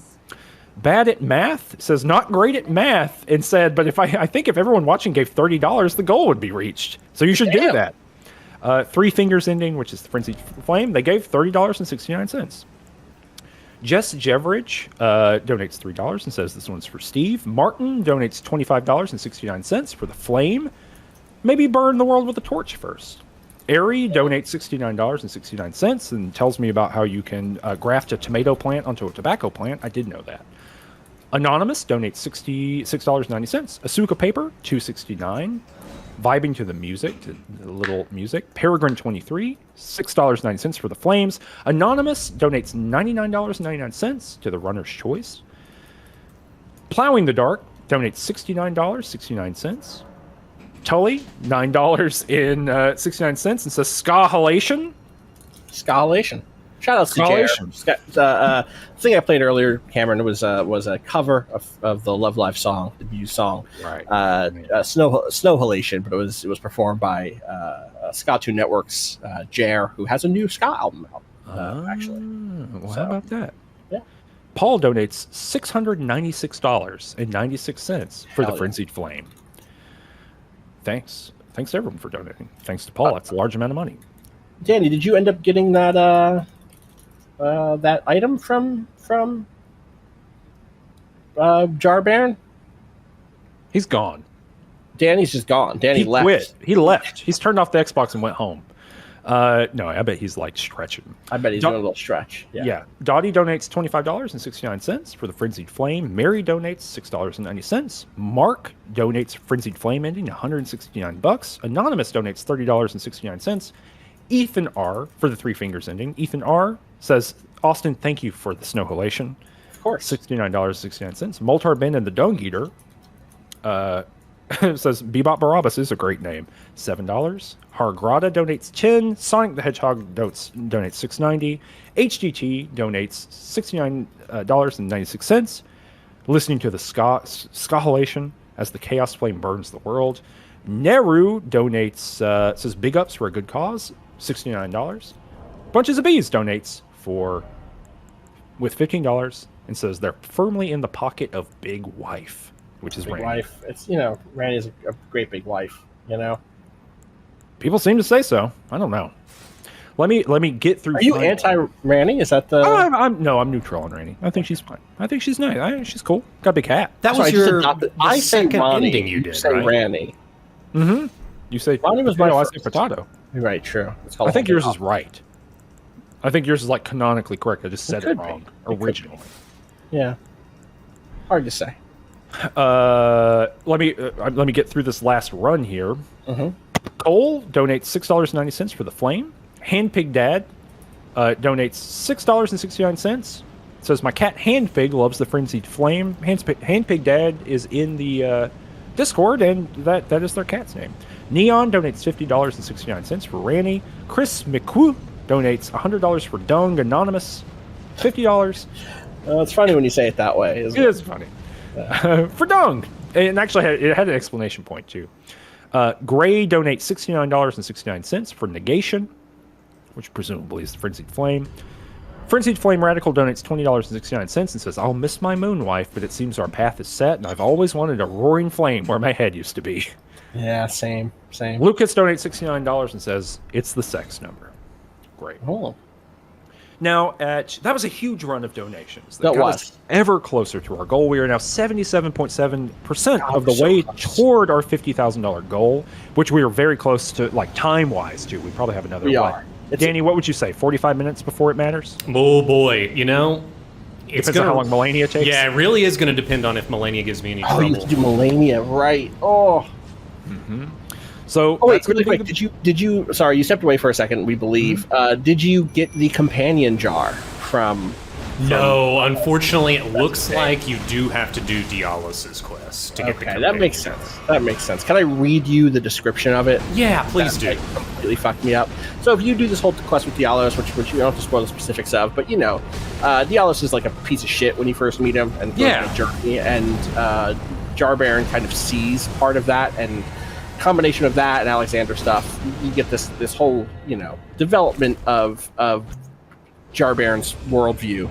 Understanding what people are, understanding what I would say it doesn't develop very great because the end of it is Jar Baron goes off to do what Alexander did, become a big warrior Jar, which I don't think is what the world needs. But when he does, he gives you a little. It's like a little pendant. It has like a little place where you could run like a line through it to wear it like a necklace, and it's just a jar prayer. It's one of the jars, and it says. A talisman given by the jars to their friends raises potency of thrown jars. Though the jars are brought to life by human flesh and blood, they are all rather kindly folk. Perhaps they were made to be better than their innards. And it fucks me up. Dang. It like gets me. Oh. So. And I really think that, and to give folks context, like, jars are... Yes. They are like a being that is comprised of, like, these... these parts of human beings that have been discarded, and, like, they're kind of... They exist to kind of... I don't know, I guess you could almost say ferment and distill, like, the essence of other beings. Yeah. So perhaps they were made to be better than their innards. Yeah. Fuck. It's good. It's really good. It fucking gets me. Anyway, this fight also got me. By the way, this is one of those ones where, like, I saw. You play a lot of these games, you start to see some certain things coming in terms of who your bosses are going to be towards the end game. But I did not think. I thought I had seen the last of Garank when that quest line seemed to have ended after donating all the death roots. Death roots. I was like, oh, I guess he's gone now. I did not expect. Maybe he'll come back as a side boss or something. I did not expect him to come back and be a main thing, let alone the relation he has to everything else. You know? And that line is amazing. Why covet destined death? Like, why are you here? Just the bewilderment at the end. So good. It's also the source of my favorite joke that Cameron's ever sent me on Discord, which is, oh gosh, what comic strip is that, Cameron? Did we lose Cameron to go get new tea? We might have. He might. No, I muted myself. I've been talking this whole time. Oh my god! Sorry. That was on me. That's fine. I don't know what comic does it. It was just something. I don't know. I'll have to look it up, but it was very much like borrowing the "Why covet destined death." Right. It's a great line. It's great. We got some donations here from Will, $69.96. The only way to defeat the Three Fingers is to find compromise with its world-ending chaos. Barack Obama. Misery Chastain donates $69 and says, "Do it for dung." $9.69 for I'll Be Damned. A Mind Half Full says, "I managed to kill the Kaled Godskin Apostle early in my new run to get the Godslayer Greatsword to use, so I have another donation to celebrate." Well, congratulations. Frenzied Flame ending. And then it's $30.69. Jimmy Buffett donated $3.69. Yeah, I never really thought, but thanks. It said Frenzied Flamingo ending. In 7 minutes, I'm going to start screaming and hooting and hollering about 69 on the nines. And what that really means is that everyone needs to get their donations ready. You got to get that screen up. You got to put in your card info, all that kind of stuff. And when I start hooting and hollering in 7 minutes, you got to all hit that button at the same time. You got to donate all at one time. Because here's the deal, y'all. When we started just a few minutes ago, like 45 minutes ago, we were like $18,000 away from the goal. Yeah. Now, half. Not quite, but not quite, but close. It feels like half. Phenomenally, like it's half. That's right. Numbers mean nothing compared to vibes. I'm going to tell you something. Please. This is real. I've done a bunch of these at this point. You have. We're $11,000 away, right? Give or take. Yep. 11,000 is further away from 6,000 away than 6,000 away is from 0 away. That last push, even though it's technically more, is actually closer. Something happens with money and people and donations and generosity. It's so close. Like, it happens. So even though it's 11,000 away, in fact, it's not even. Look, see, this is what I'm saying. It's already happening, Cameron. I know. People want it to happen, and here's the deal: like, we want it to happen conceptually, right? Right. But we actually want to see him do it with the torch. Like, there's a real tangible thing that's not even just numbers. Right. We want to see it happen. Or people. We want the people to be helped also, but we want to see the torch. Yeah. Look, the people are gonna. I'm never gonna see the people getting helped. I'm taking on faith that it'll occur, and it's important. It's good. They do the work. That's the reason we chose this organization, right? That money goes to them. But here's the deal: I'll get to see the torch. That's so important to me. Diego Conquest in the chat, D-Conquest in the chat, says that I was giving the chaotic good version of the Scott Steiner numbers promo, the 33 pass promo. It's true, though. If you have 100% of something that you're trying to raise in one of these events, and I'm serious, the last 10% is actually only 5%. Whereas the first 10% is only like 2%. The middle 30% is like 70%. That's true. Easy. Yeah, no question. And you're already over that. We're past that middle. People are saying they're genetic freaks. They're not normal. So that's a big part of that too. During that intense numerology session, we were it's talking. The second one we've gotten during the stream. It really is. Weirdly enough. We were talking to Brother Corwin back there, and he's been completely Joker-fied. He's basically being like, yeah, Gold Mask was completely wrong. He's led everything to ruin. Like, Gold Mask at the end was like, yeah, the Erd Tree does have to burn. And it's just utterly shattered. So I actually have a thing, which is I think that our interpretations of Gold Mask's ending are different. Oh, interesting. Okay, yeah. Yeah. The way that you were explaining it before, and I do have a list now of friends at the table characters who are the various endings. And I don't want to. I'm going to say this quick before we get to the next 9. My understanding of the Gold Mask, the one that you were saying before was Gold Mask was basically like, with the right interpretation, things can be fixed. Basically, we have the rune right here. This is the rune, right? The way I read this, the current imperfection of the Golden Order or instability of the ideology can be blamed on the fickleness of the gods no better than men. That is the fly in the ointment. I think that the thing that Golden Mask's ending does, or Gold Mask's ending is getting the gods, the individual gods, out of the equation and leaving it to be a raw, perfect system. This is why earlier in the chat I said that Gold Mask is Spinozan, that Gold Mask's god is substance itself. There's no one left to interpret. It's just order functioning.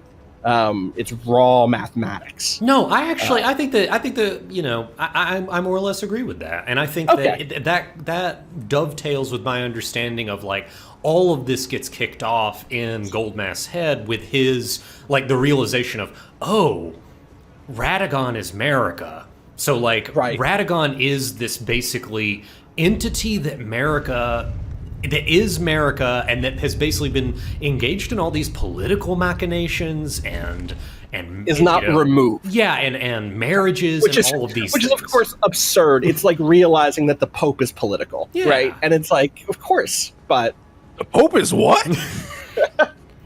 The Pope's a turtle?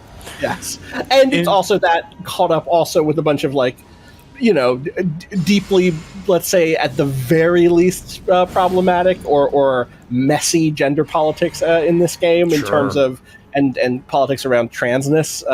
It's not. You can read Goldmask's revulsion very negatively, so worth saying it. Anyway, I do love Gideon, a piece of shit if there ever was one, and also absolutely the player character of a Dark Souls game, know. And is it y'all who argued that Gideon also has a sort of like fan theorist vibe? That Gideon is a minute, since we talked about it. Gideon is the character who's like putting out lore videos. It's like, I understand everything that there is. We did talk about that. I don't know if we said it in those terms, but we did talk about that. It's that like so funny to me. You basically have to run into his fan theory and defeat it. Yes. Here's the thing. In 2 minutes, I'm going to start screaming about 69 on the 9. So go ahead and queue up your donation, get it ready, and hit that button when I'm ready to do it. I'm going to read some donations really quickly before I do that, though. Cactus Galactus donates $25. Great name. I know, that's great. World Turtle donates $69 and says, coming in late. Great job, everyone. Let's keep it going. Flat Baller donates $3.33. Asuka Paper donates $2.69 and says, for the loathsome dung eater, a candidate I can believe in. Eleanor donates $333.33 and says Scahalation. And Pastor of Muppets donates $25 and says Torch Gang, Healthcare Gang, Torch Gang. So here's the deal. Here's the deal as you're queuing up your donations before I start screaming. We have just crossed the barrier where we are less than $10,000 away. Unbelievable. Less than $10,000 away.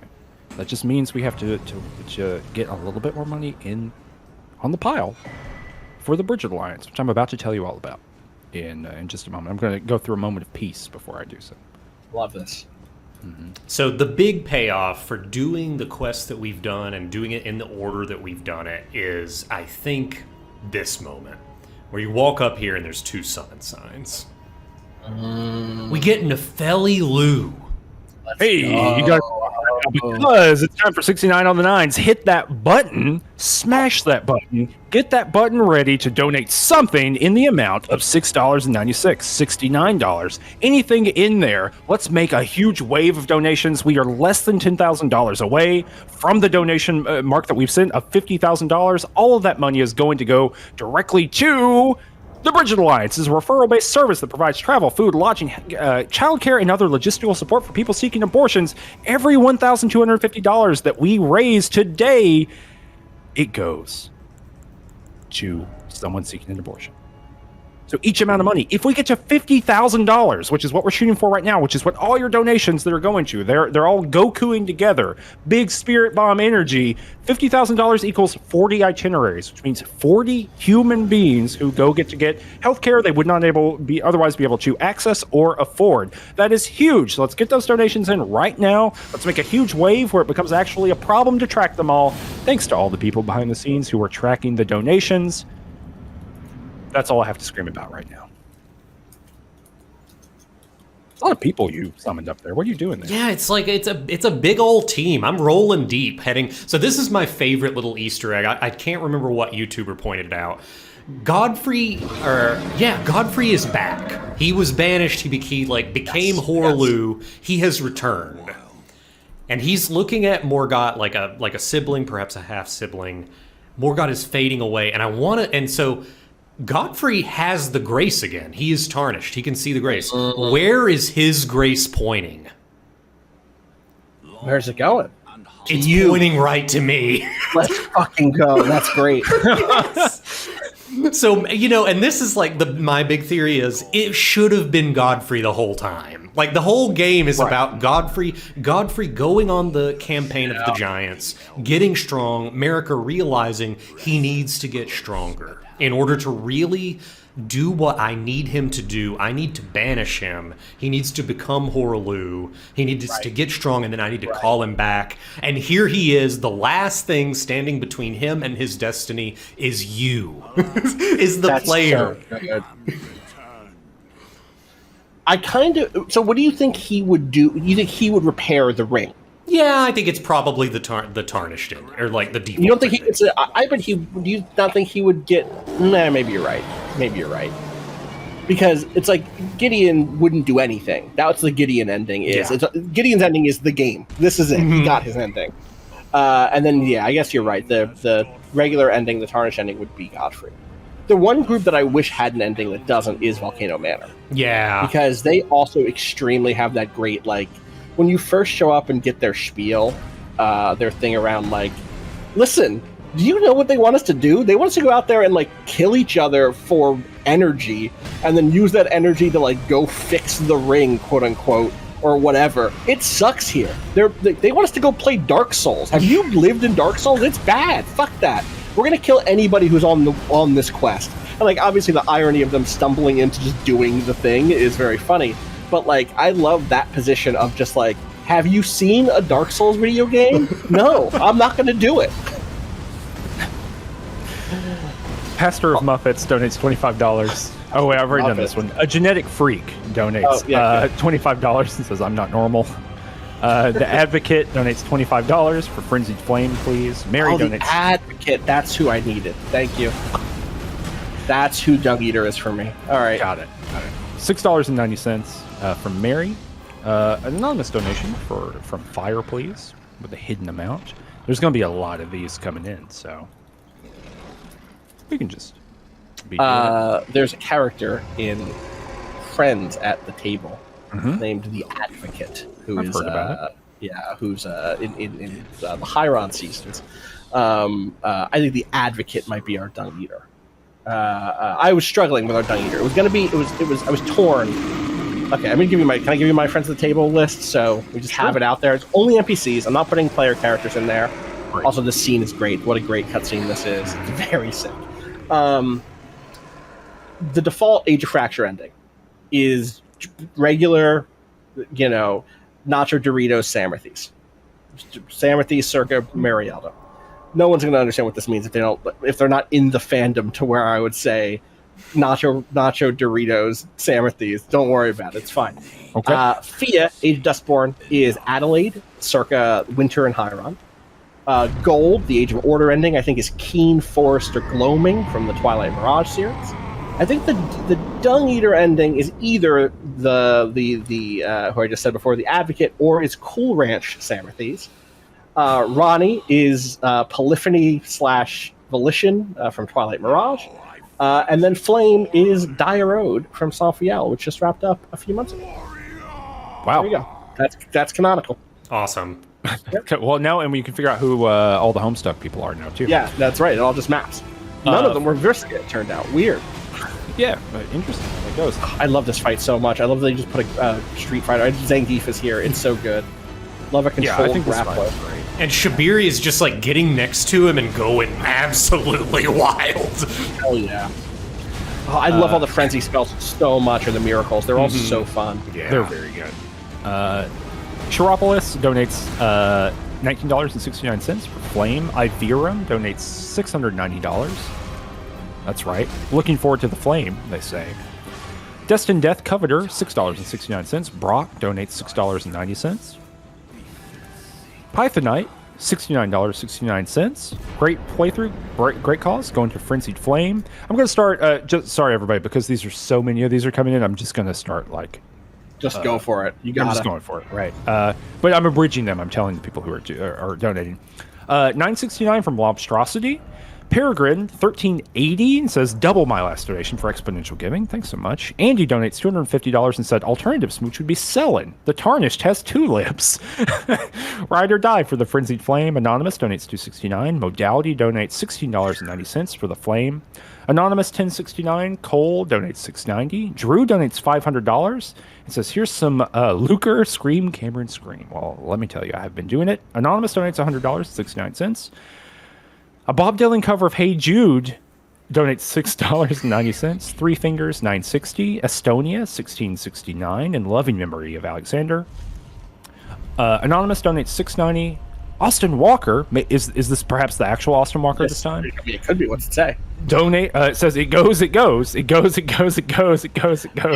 it goes in exactly like you. I don't know what you were saying a moment ago. But it came across to me what the fuck? Why am I blanking on the dude from Death Grips? Why this is terrible? I don't know. Oh my god, I feel bad. It's been such a long time. Are we talking about the drummer or the I'm talking about MC singer? Ride. I'm talking about MC Ride. MC Ride. Danny has a deep connection to Death Grips because his college roommate was their manager for a while. Publicist. He was a publicist. And he can recall just getting calls about the release of an album and being shouted at, but it's a full moon on Tuesday. and he was like, well, sir, the album's due to release on sometimes you got to change stuff in accordance with astrology. That's 100% true. Yeah, that simply is. Chris Jeffers donates $69.69 and says, dang, Godfrey's about to get messed up. Well, he's already messed up. He's pre-messed up. Post-messed up, I guess. So let me tell you this. We're less than $7,000 away from the goal. 86.1 percentile. One word. But it's not really percentile. That's like...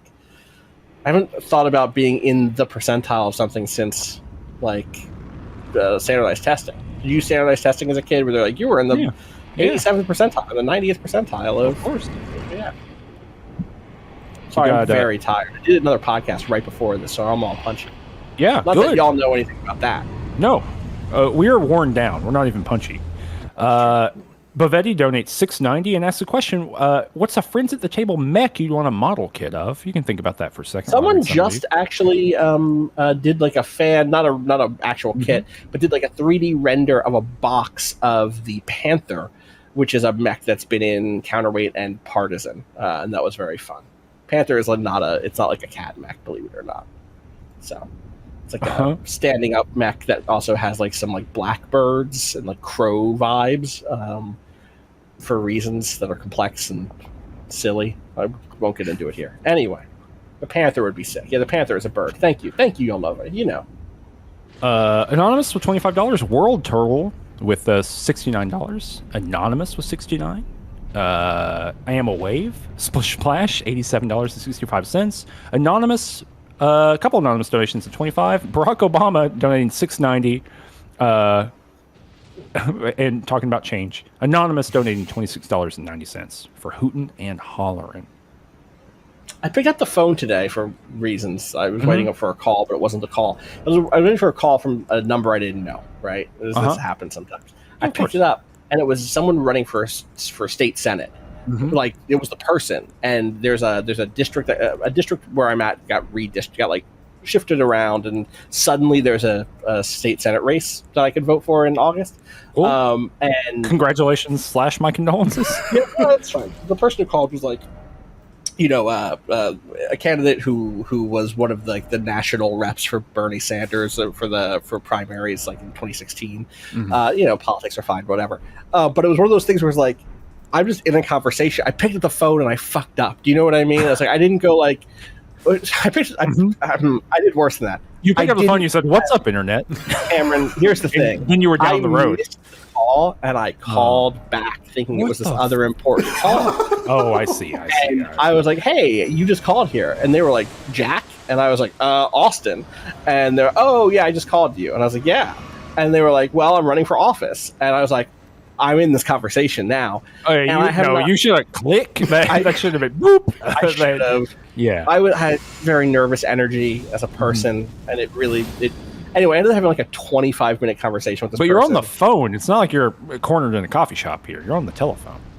They can't know, hurt you but- if you're on the Oh, I should be clear. She lives in my neighborhood, Oh, no. right? Oh, no. And Local politician. and used to be an investigative reporter, so that means she could Right. find me. Of course. So I had it was Austin fine. _ Walker. But You're it very makes me- accessible.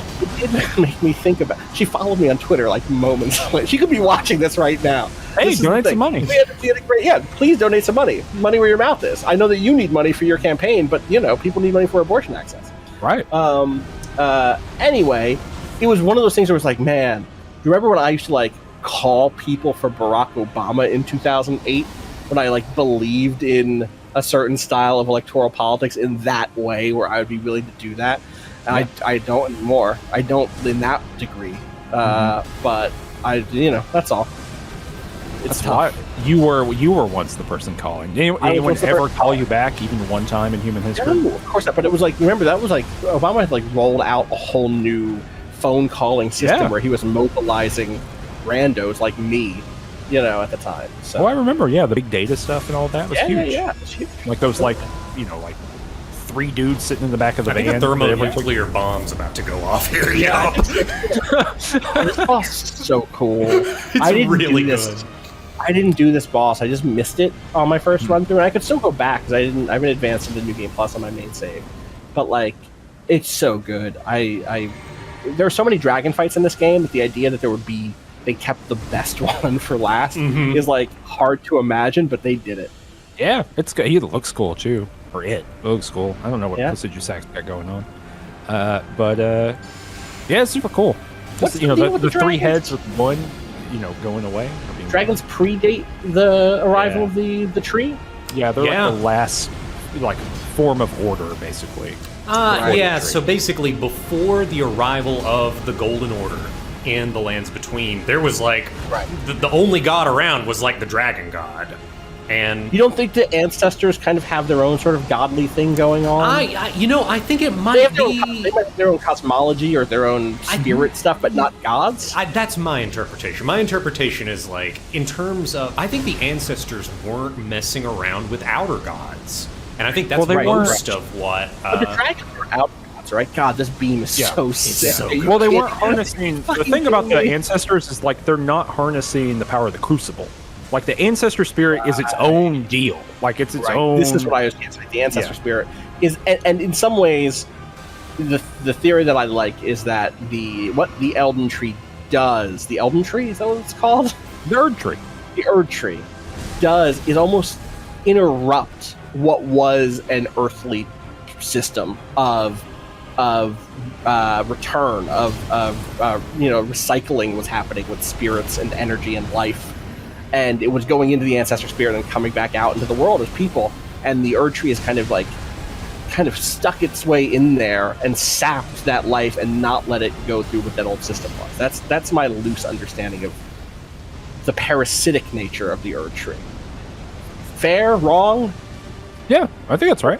Yeah, I mean, it's so the thing that you read in so many item descriptions is the crucible is the power of the Erd Tree before it existed, and that. My entire reading of this entire game is dependent on thinking about what the crucible, what a crucible does, which is combine and split things, right? And how that is everywhere across literally everything in the game. So it's really about a bunch of contested forces about how to combine and split things, and the Golden Order does it by parsing, right? Like you're in or you're out.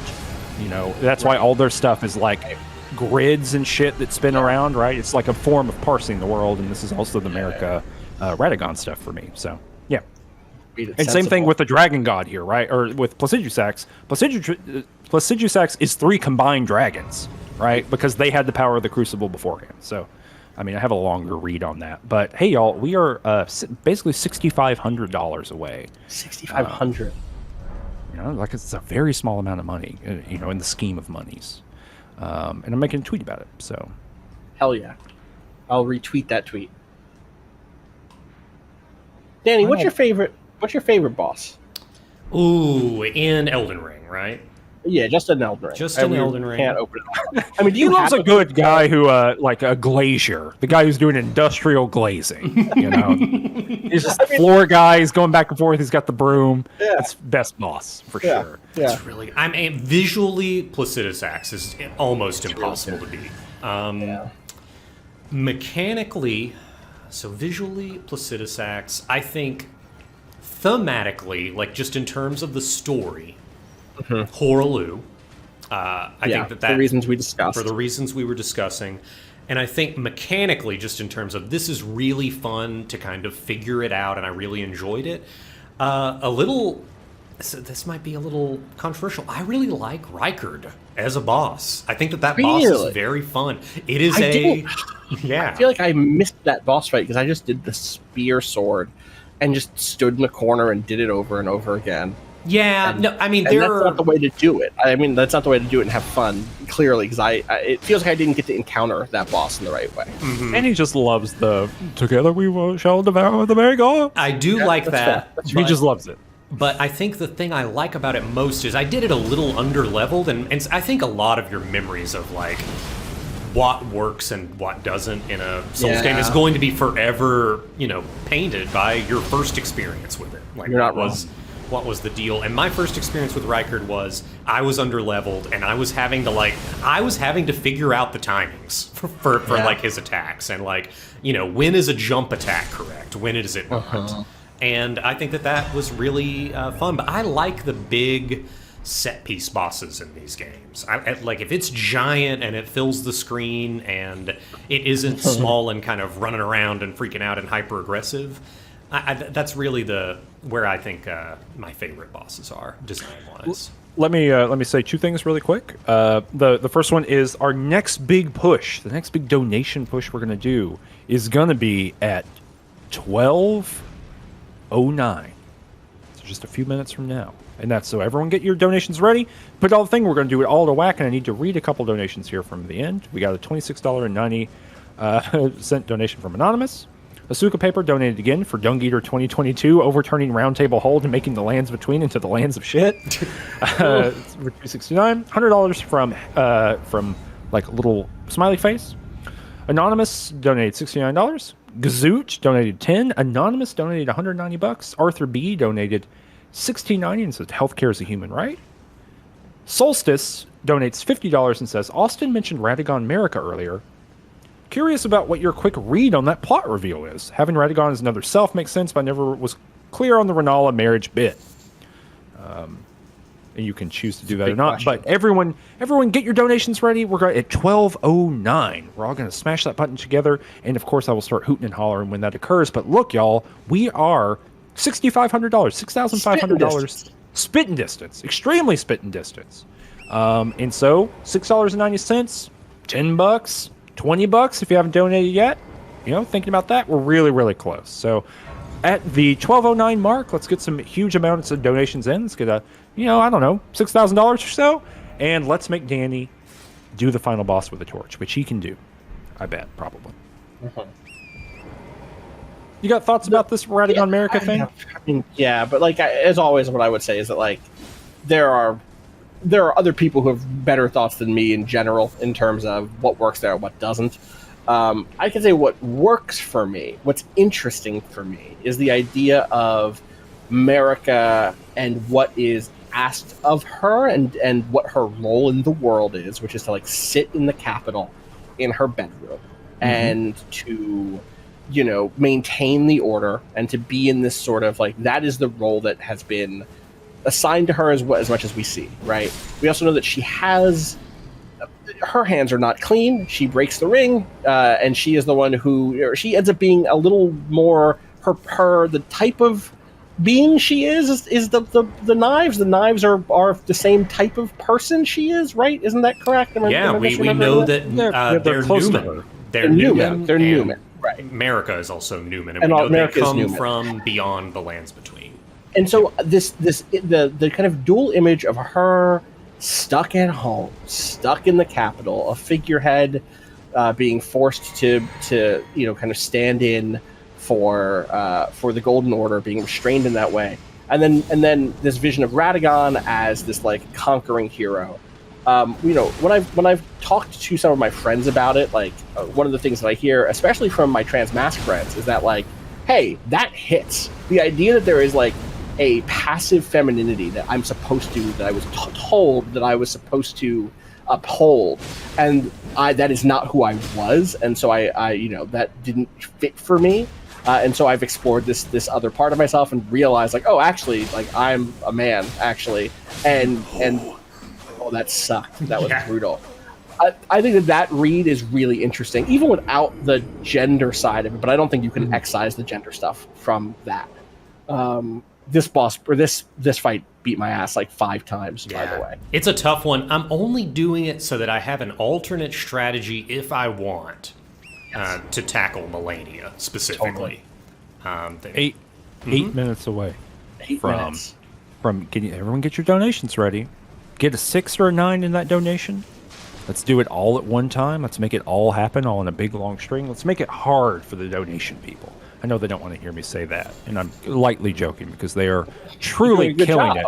They're doing an amazing job, and I think it's 2. We had several people working earlier, but I believe only 2 are working now. But they are killing it at one of the harder times of the day. So let's get it ready. We're going in 8 minutes. I'm going to start screaming and hooting and hollering, and everyone can hit their submit button. We're trying to get now about $6,000, $6,200. We're getting closer and closer, y'all. I think Counter turns in the chat who says, Radagon America gender stuff is very similar to Gwendolyn for me, where I think there's a lot of interesting readings. They tend to rely on the reader to do a lot of work to make them positive or reparative. And I think that's very true. And also, like, God, I replayed Dark Souls. I played Dark Souls, what's the remaster?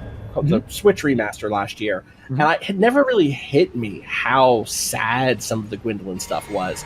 Because in my mind, I had forgotten how much of the illusion of Orlando, all of it, relies on Gwendolyn, who is textually abused, you know, is textually degraded and made fun of, and, you know, is effectively upholding a family that has not done that for Gwendolyn. You know what I mean? Yeah, they all left. So they all fucking left you behind, and you're keeping it up. And obviously, maybe there's a reading there where it's like, okay, well, this is a way of me taking some power back, and here it's like, but the only weapon available for Gwendolyn is to uphold the image, the perfect image of that family until the other foot falls, basically, which is like, it's so sad. But there's something I like about American Radagon is just the, like, that on a very straightforward symbol level is the, like, ways in which you can be defensive of something that has entrapped you. You can find yourself trying to hold up a system that is bad for you, and that divide. It's like a very, you know, again, it's a very shot through analogy for both gender reasons and for mental health reasons, because we didn't even talk about that. Like, do Radagon and America share the same mind? Is there different consciousness stuff happening there? I think that if you go back and look at the original trailer for this game, where you straight up see America and Radagon switching between themselves, like, it's in the opening cinematic. It's still in the there's different footage in the original cinematic trailer, because that stuff is not in the game at all. I see. It's in there where they're switching back and forth, and Radagon is clearly trying to repair it or protect it, and America is trying to destroy it. And it's like, yeah, it do be like that sometimes. Sometimes you're in the world, and the world is terrible, and part of you wants to tear it apart, and part of you is, like, doing your best to, like, doesn't know any other way. So, well, a lot of this is running into like, you know, you all were talking earlier a little bit about how Elden Ring does a pretty good job of breaking from some of the, you know, kind of like circling the drain stuff that's going on with the other Dark Souls. But that, everything you're saying, right? I mean, this is thematically what's been going on in a lot of these games. For all these games. Yep. But it's just, you know, in the same way that, and Jacob was talking about this earlier on the stream, right? That, like, Dark Souls 3 thematicizes, you know, very purposely, and, like, builds it into the text. And whether you know, I think he's a lot more positive on that than I am, and I think than you are too. But even though I do think his argument's really interesting, but this is another way of thematizing, you know, some of those big structural things. Well, and I think Dark Souls 3 does it the best when it's doing the thematizing mechanically. Right. Where, like, you know, the Aldrich fight, I think, is really interesting there because of what it's evoking mechanically and aesthetically. Across from Dark Souls 1, there's a part in the brothers, or what the brothers are called in 3, but in that zone when you're approaching, there's a part that actually there's a there's like a pathway up towards their castle that so strongly evokes 1-1 from Demon Souls for me, and like the little barricades on your way up to the like Boletaria Castle. That's like, oh, they are pulling on something deep in my heart here. They're really using level design to transport me and to like unsettle my sense of placeness. That stuff's great. But also, I think that game just doesn't hold up compared to the other games as well. So it is what it is. Yeah, I'm probably never playing that game again. Just in raw numbers. Hey, we're 3 minutes away from hooting and hollering about it. Get your donations ready. I mean, donations have been coming the whole time, but let's get a huge tidal wave of donations coming in. So let's do it, because look, y'all, we're basically only $6,000 away. It's $6,000 and some change away. Okay, $6,000 is very doable. And also, he's about to do a really great boss fight. I need to run to the restroom really quick before I come back and scream, but I'll be back in 2 minutes. Danny, have I told you how this fight happened for me, or like what happened with this fight? No, I haven't heard for me. All right, so I started this game as the what is the faith strength, the faith dex build called? Confessor. The Confessor, right? So I did a faith dex, and around in the middle of the EverQuest, I like had in character reasons for becoming int dex instead. So I respec to int dex, and then I did the Moonveil for most of the middle of the game. Mm-hmm. And by the time I was getting towards this stuff and some of the other mid to late game stuff, I was like, I need a change. This doesn't feel like I'm playing one of these games. I feel like I'm playing a different game. And this was at launch, so Moonveil was still very strong. Yeah. And so I was like, I'm going to switch up. I know that the blood magic stuff or the blood weapon stuff is busted. This is before they fixed the scaling. So like there's a lot of, at the time, there were a lot of weapons that mixed arcane stuff, right? Anything that did arcane and a different type of damage did not scale on stats. Morgoth's sword being like the big example. Completely broken, didn't really work. Didn't work. This is also true for the blood katana. Rivers of Blood, which is what I ended up beating the game with, so spoilers there. I'm like, I don't care. I'm going to give it a shot. I have enough upgrade materials that I can like force it, because you could just upgrade the weapon and that stat bonus still hit. It just didn't scale off your stats at that point. So I make that change. I go, let me just play it for a night and see how it feels. And of course, I stumble here into the blood realm, where everything is blood. And now I'm like using this weak ass blood build here. And I'm like, well, fuck it. I bet I can do it. I'm pretty good at this game. Rivers of Blood still just has a great move set, regardless of everything else. Let me push through. So I push through. I get here. I get to this fight. I'm like, I'm not going to be able to beat him with blood stuff. I'm fucked. Beat him with blood stuff. The next day, the blood patch drops, and all those weapons get buffed. So I'm like, yeah, you're right. I'm the blood god now. I'm the one who's in charge of the blood, and I give everybody else. Guess what? I freed up good blood weapons for you. I let everything scale off of arcane again. So amazing. It's time. You're back. It's time for me to tell you about 69 on the nines. That's when we donate. Hold on. Hey everybody, it's time for 69 on the nines. That's when you donate some amount of money with a 6 and a 9 or a 4 or a 20 or a 4 and a 2 in it to get us there. We are only $6,000 away from our goal, and I'm honking the horn. Discord actually cuts out me using my clown horn that I have on my desk, so unfortunately, it's really disappointing, honestly, but I can't do it. Hit that button, get those donations in. We are only $6,000 away from a $50,000 goal. The $50,000 goal means that we can provide, or we're funding, 40 itineraries for the Bridget Alliance. Each itinerary is someone who is taking a trip to get access to an abortion in some kind of way. So that means paying for food while they're making their way there, paying for lodging, paying for childcare so they can take the time off to do it. Any of those kinds of things. The Bridget Alliance is a referral-based service that provides travel, food, lodging, childcare, and other logistical support for people seeking abortions. If people need to book a hotel room or rent a car or figure out how to schedule their day, that is what the Bridget Alliance is there for, because they're, getting to a place and being able to access that place, being able to pay for the service are all different things. A lot of organizations are pretty good at one or two of those, but the Bridget Alliance is strategically geared toward doing that one thing.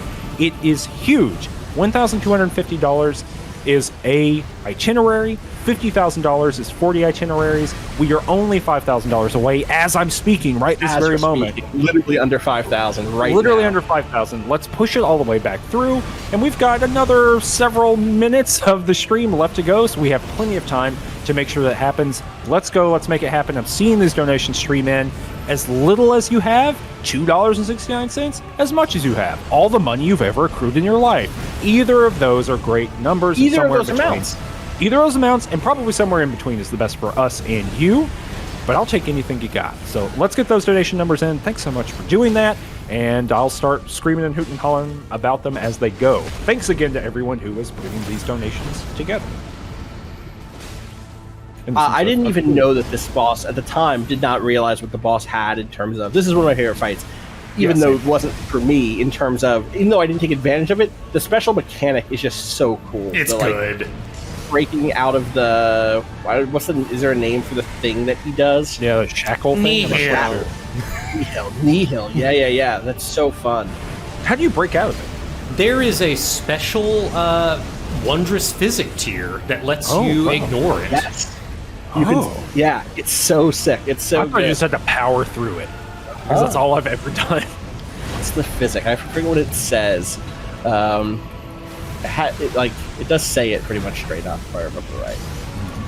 I'm just going to read a couple extant, while you're looking at that, some lingering donations from a minute ago. The Dung Eater But Nicer donated $5.69. Here's to a fecal future, they said. The Kennedy assassination killed the Turtle Pope, donated $2.69. No. I know. All-time favorite moment, by the way, of Just King Things. Just the 12d6 psychic damage that Cameron took. Yes.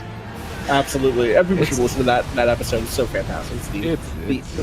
That's the It episode, That's right? the It episode, our most popular episode by a large margin. Great episode. Let me tell you. Ketsi donated $106 for Flame. Thanks for that. And we got a bunch of donations coming in that I'm going to try to read over the next little while. But let's keep these donations rolling in, y'all. Let's keep doing it. We're less than $5,000 away from our goal. Purifying crystal tear can be mixed in the flask of wondrous physic. A crystal tear forms slowly over the age where the Erd tree's bounty fell to the ground. The resulting concoction purifies the curse from Moog, Lord of Blood's terrifying Rite of Blood. Yeah, it does it. Negates Nihil. Rad. That's really cool. Oh, and it's actually called Nihil. Yeah, it's actually called Nihil. Yeah, Danny was not just like extemporizing. I think that when you can actually, it's worth it just to know definitively. So that's a boss. You can use that remembrance to get that trident, and you can look. I think it's Blood Boon Ritual is the name of the special ability, and you can do it. You can reach. Cool. You can reach up into the sky. And pierce the womb of the Blood Mother, and then her blessing is spilt on your opponents. Who's your favorite outer god? Ooh, that's we have a list. Do we know them all by heart? So we know a few, but we know that there are more because we know that there's one that just goes unnamed because it's like the ruined cities, like Nokron and. Like the Eternal City, like all those cities were like cast down by some people that worshipped an outer god that is just not around anymore. They're unnamed. It might be the same god as the rot deity. Oh, holy shit! Yeah. Cameron? Yeah, I saw that too. It seems distressing to me. What's the opposite of distressing? Overwhelmed by emotion? What is happening? I don't have access to information. That's if we get beyond too many points beyond the median, I start having to. I just want to go back in time. What did I say about percentages? I said once you hit 5,000, that's basically right. Yeah. You did say that. I did. Tell me again. I'm not allowed to have a math PhD because I don't know any. You know what? I'll say it again. You're not allowed to have a math PhD. Because of your fallacious math you've been doing. Can you all tell me whether or not you've been doing rogue to math? You've been doing Terrence Howard style math over here. I'd hate to interrupt, but can you all tell me whether or not I need to go to? You got to go get a torch, my friend. You got to go find a torch. Anonymous donated $4,000 $4,069. Yeah, great cause, great game. Let's go. Wow, holy shit, that's a lot of money. Thanks to everyone who did it. Actually, I mean that's like a huge amount of money, and that's like a big deal. But also in that same moment, I think we got like a $1,000. would not have off. gotten here. That's the thing, right? Without Yeah. with everybody else pushing it over it literally wouldn't be there yet without everybody else giving $3.69, $69. Yeah. You know, I was $5, actually $2.69. holy shitting about the rest of it as the other It just- holy shit. It completely blew. Like I'm, completely flabbergasted. Wow. Let me read some donations. Nisi donates $25. Asuka Paper donates one final. It says one more final. I need you to elect third-party candidate Loathsome Dung Eater. $2.69. That's great. We got a bunch of anonymous donations for it looks like about $210. Drew donates $50 and says, if you can't donate yourself, please share the stream. Or maybe people who can donate will see it. That's how they got here. Well, thanks so much, Drew. If you're not aware of like what we're up to and just showing up and donating, that's rad. Everyone who donates is rad. Bardcraft donates $2.69 and says, I caught the very beginning. Now it's nice to catch the end. You actually have to go get the torch. I didn't realize you literally. Yeah, I haven't gotten the torch. This wasn't happening. He's not getting a speculative torch. No. Are you kidding? This pragmatist? A speculative torch? There's no way. Unbelievable. Anonymous donates $25. Neon donates $69.69. 3 Albanarks in a trench coat donates $100. Fiona donates $20. Great Yeah, folks. me too. They're great. Chiropolis donates $19.69. Weak Mint says they're hooting and hollering for $690. Golly, Weak Mint, you are hooting and hollering. Peregrine donates Peregrine 23 donates $25 and says doubling again to meet that goal. We met the goal. Thanks. That goal. It happened. Cole donates $6.90. Drew donates again. Donates $69. I'm tapped here, but I hope you make the goal. We made the goal. Thank It was you so because much. it's because you were tapped. So we That's made the right. goal. Thanks. Some anonymous donations. Around like $200 of anonymous donations. Zayark donates $9.69. Thanks. James donates $6.69. Anonymous thanking the volunteers. Yes, thanks to all of the volunteers for doing that. Terminally Capricious says honk honk and donates $9.69. Nisi donates $6.90. Codell donates $69.69 and says shout outs to Counterturns for helping me find my phone so I could stop panicking and also donate. Well, that's great. Glad that worked out. Estonia 76 donates $6.69. Gunner donates $6.90. Anonymous, a couple of anonymous donations, about $20, $30. Disquisition says flame at $69, and we still have not gotten to the biggest donation. This is just like coming in. It just keeps coming. It just keeps coming. Will Smith, not that Will Smith, that Will Smith in the chat, says or That Will asks Smith. that Will Smith asks if Danny's able to upgrade the torch. Yes, Yeah. right? Yeah. Yeah, of course. I think No, there are nothing is off the table other than the thing I've said. Like, I'm not adding additional challenges. No, there but is- cleverly, yeah. based on earlier, Austin, you did the right thing, which is this Yes. a clever ruse? And no, it's not. He's going to be hitting things with a torch to win With the the game. torch. Not you. You said yes to buffs. You're allowed to use flame, give me strength, and other buffs. But what you're not allowed to do is rot threads or any other powerful magics. No, that do and I that. also said something, and I'm going to stick to it. But I also said something that also ties one hand behind my back. It limits a potential strategy. I said I would enter the Erd Tree You did say that. with the torch equipped. And that did. prevents me from entering the Erd Tree with the Blasphemous Blade equipped, summoning my Mimic with the Blasphemous Blade, and then right. hot swapping to the torch. So I will not be This doing is that. integrity. Yeah. This is why we come here. This is why we're here. It's actually like this. honestly. Because here's the thing, that is something that I contemplate, and I was like, if it's get really late and I'm low on energy, that is an option available to me. It is. It isn't, is. because of the phraseology, that the promise that I made live for people donating their hard-earned money to a very worthy cause. I am not going to summon my Mimic with the Blasphemous Blade and then switch to a torch. You've been caught by Fey law, is the thing, right? Your exact Right. has become a shackle unto you. Yeah, And you did it yourself. it's true. Isn't that's how these stories always go, isn't it? Is you've done it to yourself. That's what makes it really special. That's how those stories Radiohead go. sung about it. Exactly. All right, so I got a few more donations I got to read Yeah. here. Moog Lord of Blood says, delicious blood. $6.96. Who says that? Yeah.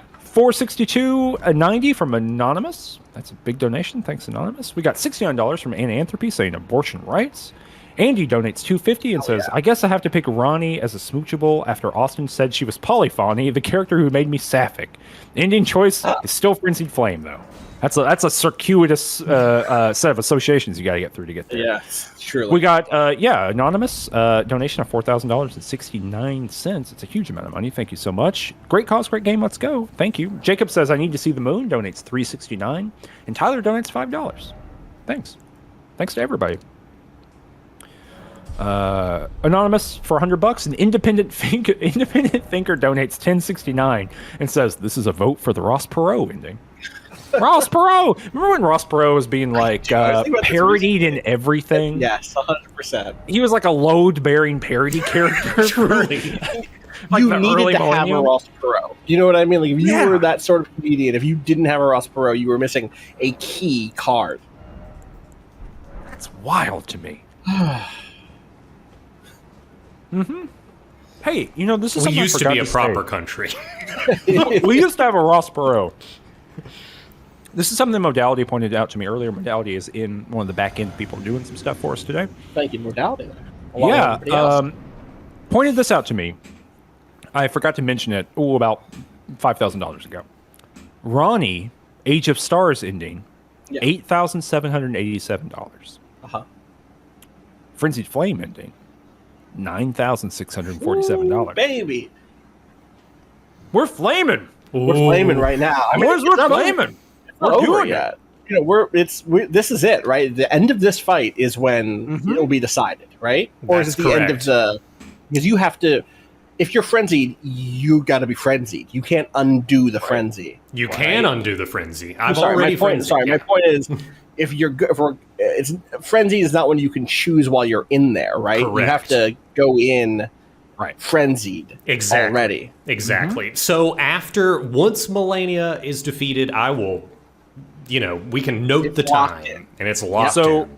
So if you want the Ronnie ending, which people have been donating to all day, if you want it, you need to donate about $900. No, actually like $1,000 in the next 4 minutes. You should do that. People should do that if they love Ronnie and they want to see that ending. But also, Julianne Hardstone says, please don't spoil me on the cutscene for the wife ending. I've yet to get it. Okay. I can't do anything about that. What that tells me is that means that the Flaming Frenzy people need to also get out there and protect poor Julianne from seeing the other ending. It's a race to the finish. Right. But yeah, so that this is like a true bit of combat in the realm of monetary politics. Wow. If you want that Ronnie ending, you need about $1,000, like right now. So go to it. I'm happy for whatever. We've hit everything I could want in the world, and we got a Ross Perot joke. Quit out. You can charge me for it. All right, I will. Why'd you quit out there? What was the reason? Basically, at the beginning of the Melania fight and the Morgoth fight, they the first time you load the fight, they begin with an attack like 1 second after the cutscene ends. Gotcha. On subsequent attempts, they are on the other side. You have plenty of time for prep. I would rather just have my first real attempt clean. This makes sense. Especially, look at what that first attack did to my health. Yeah, that's like all heavy armor, like in game. It's funny. It's like I was about to defend this fight as like a pretty fun fight that I had, but I do know that I was extremely the outlier on this one. I think it's a good fight. I think when people talk about the difficulty of the fight, I don't know if the fight's difficult so much as waterfowl dance is difficult. Waterfowl, yeah, it's waterfowl, right? Unfortunately.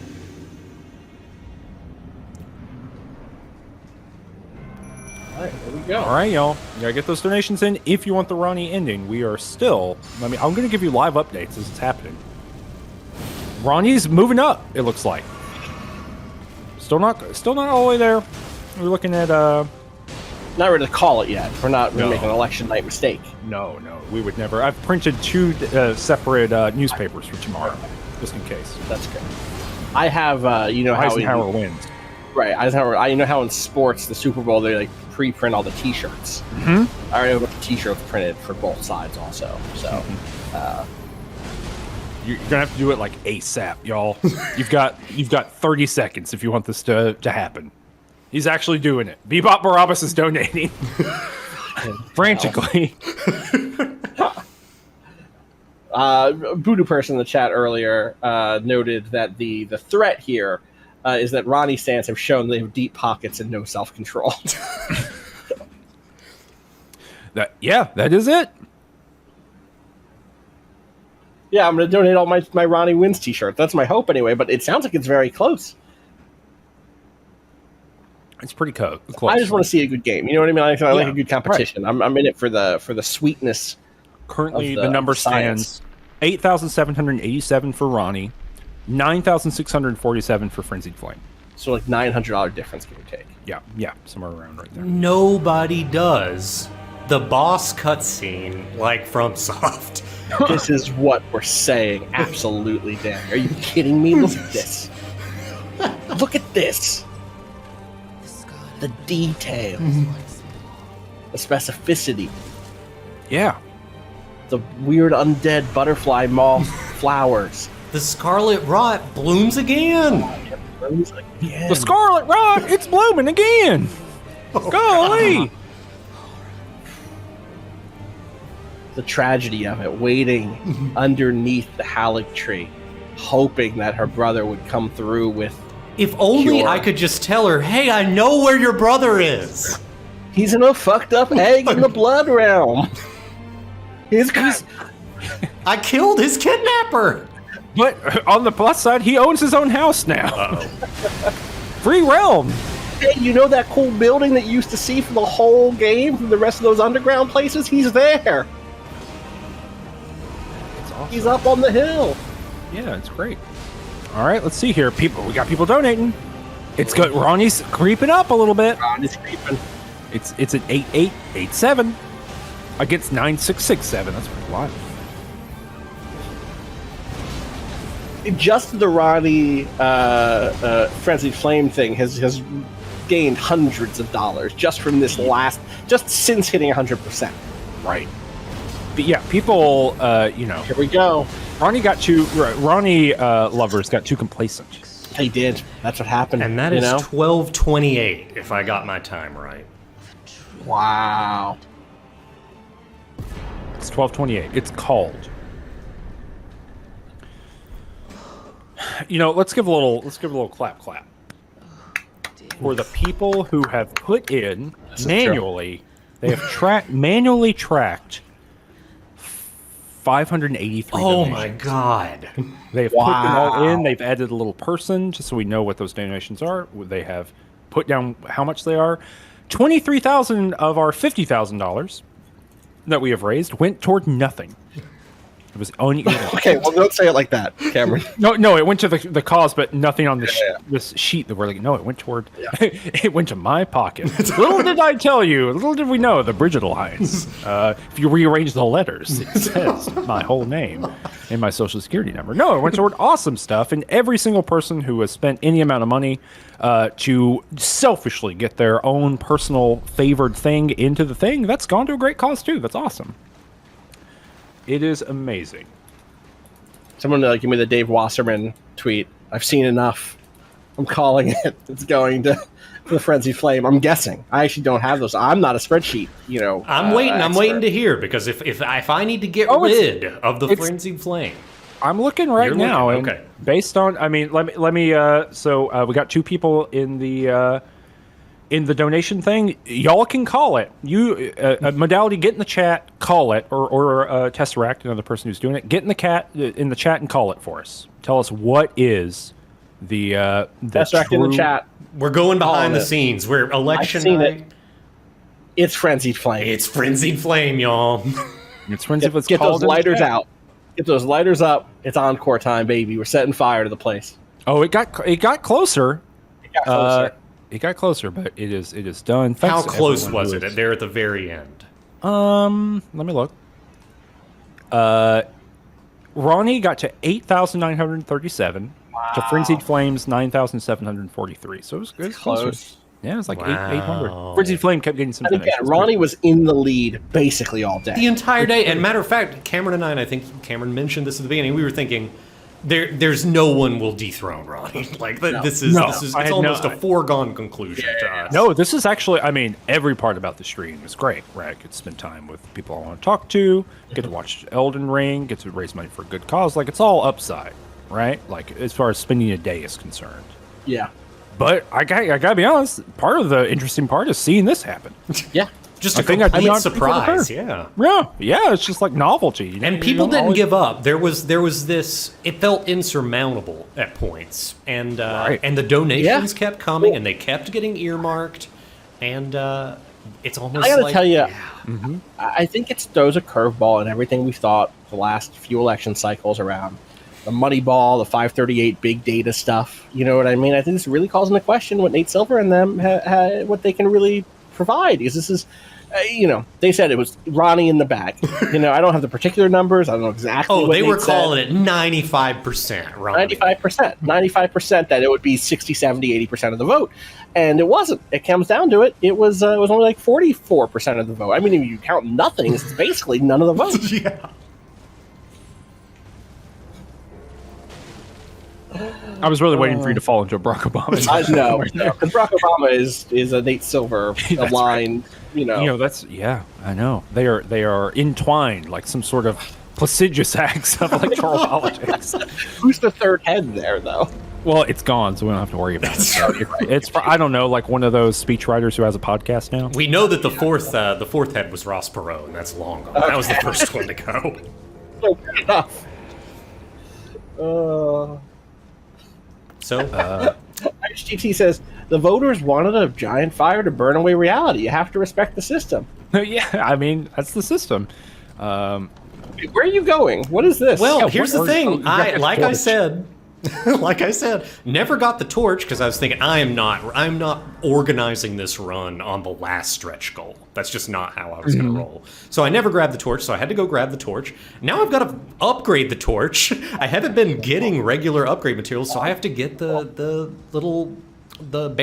ball bearings, the bell bearings. Mm-hmm. Oh, you need the bell bearing so that then you can buy the the upgrade materials. Yeah.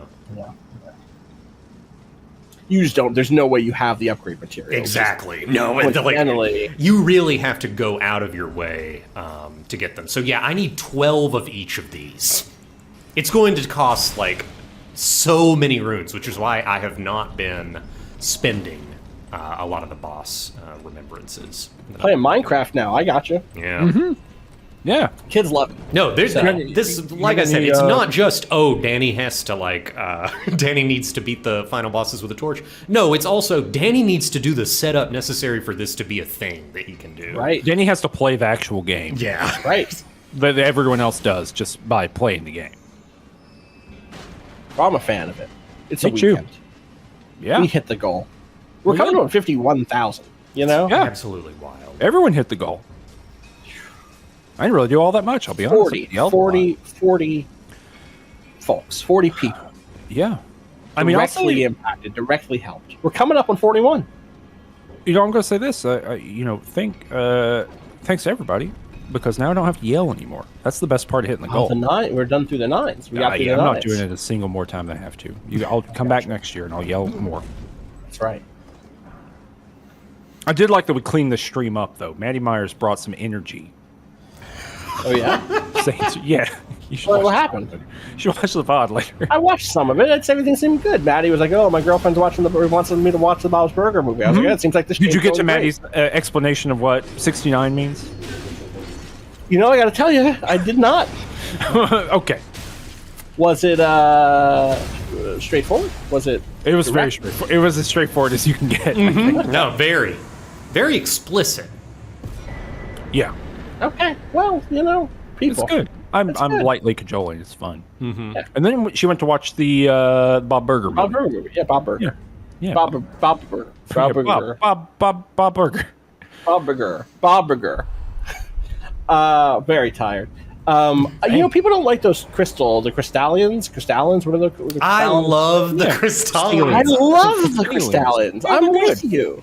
those sound it makes when they break, and the feeling I got the first time I realized what their deal was, there was like a real I'm not locked in here with you, you're locked in here with me moment. Or it's like, oh, you broke. You don't have shit. You got a glass jaw. I just had to hit you like 5 times, and now it's done for you. Yeah. You can't take a hit at all anymore. That's such a good feeling. And what's brilliant about that dungeon in particular, and it all lined up for me, and I feel like, sometimes when you play a FromSoft game, it lines up. Like, the dungeon experience lines up, and you can feel what the intent was when they set all this up. But that doesn't have a little respawn marker in that dungeon. It actually has a shortcut elevator.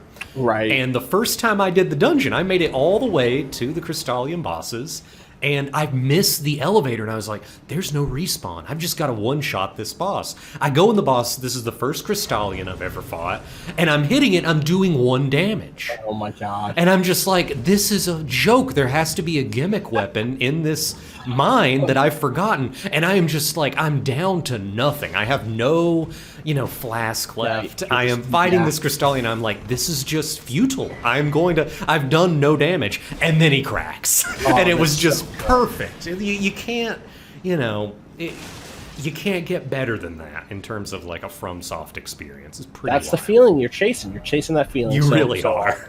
The Rhymehaven in the chat says I upgraded a big hammer just for them, and to me, that's as good as a micro thesis of what they were going for this game. I think, right, is that like, heck, what does adding this much breadth, this many encounters, this many weapons, this many types of enemies give us?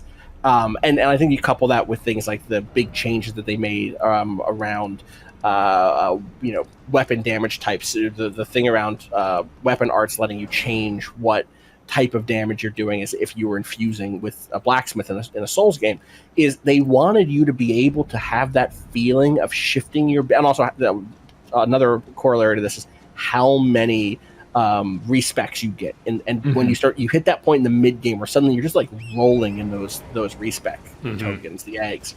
That to me is like, they made a game where they want you to have a tool set. They want you to shift that tool set around. They're giving you the ability to say, this is the weapon I bring out when I fight those crystal fuckers. And that is like not something that I do traditionally in other Souls games. I mean, in Souls 1, you have that thing with when you go down into the Tomb of the Giants, like that's the one place where you better have a weapon that's good against undead stuff. And that feeling is really cool. And I love that this game actually gives me reasons to have a nice, like I've always said this, like part of the thing I like most about The Witcher is that he has 2 swords. Yeah. That's the thing. That's the dream. The dream is he has 2 swords, and sometimes he puts different oil on the swords, and he does some different preparatory spells. I love that part of the fantasy, and this game is really good at giving me that compared to other Elden or other previous Souls-like games.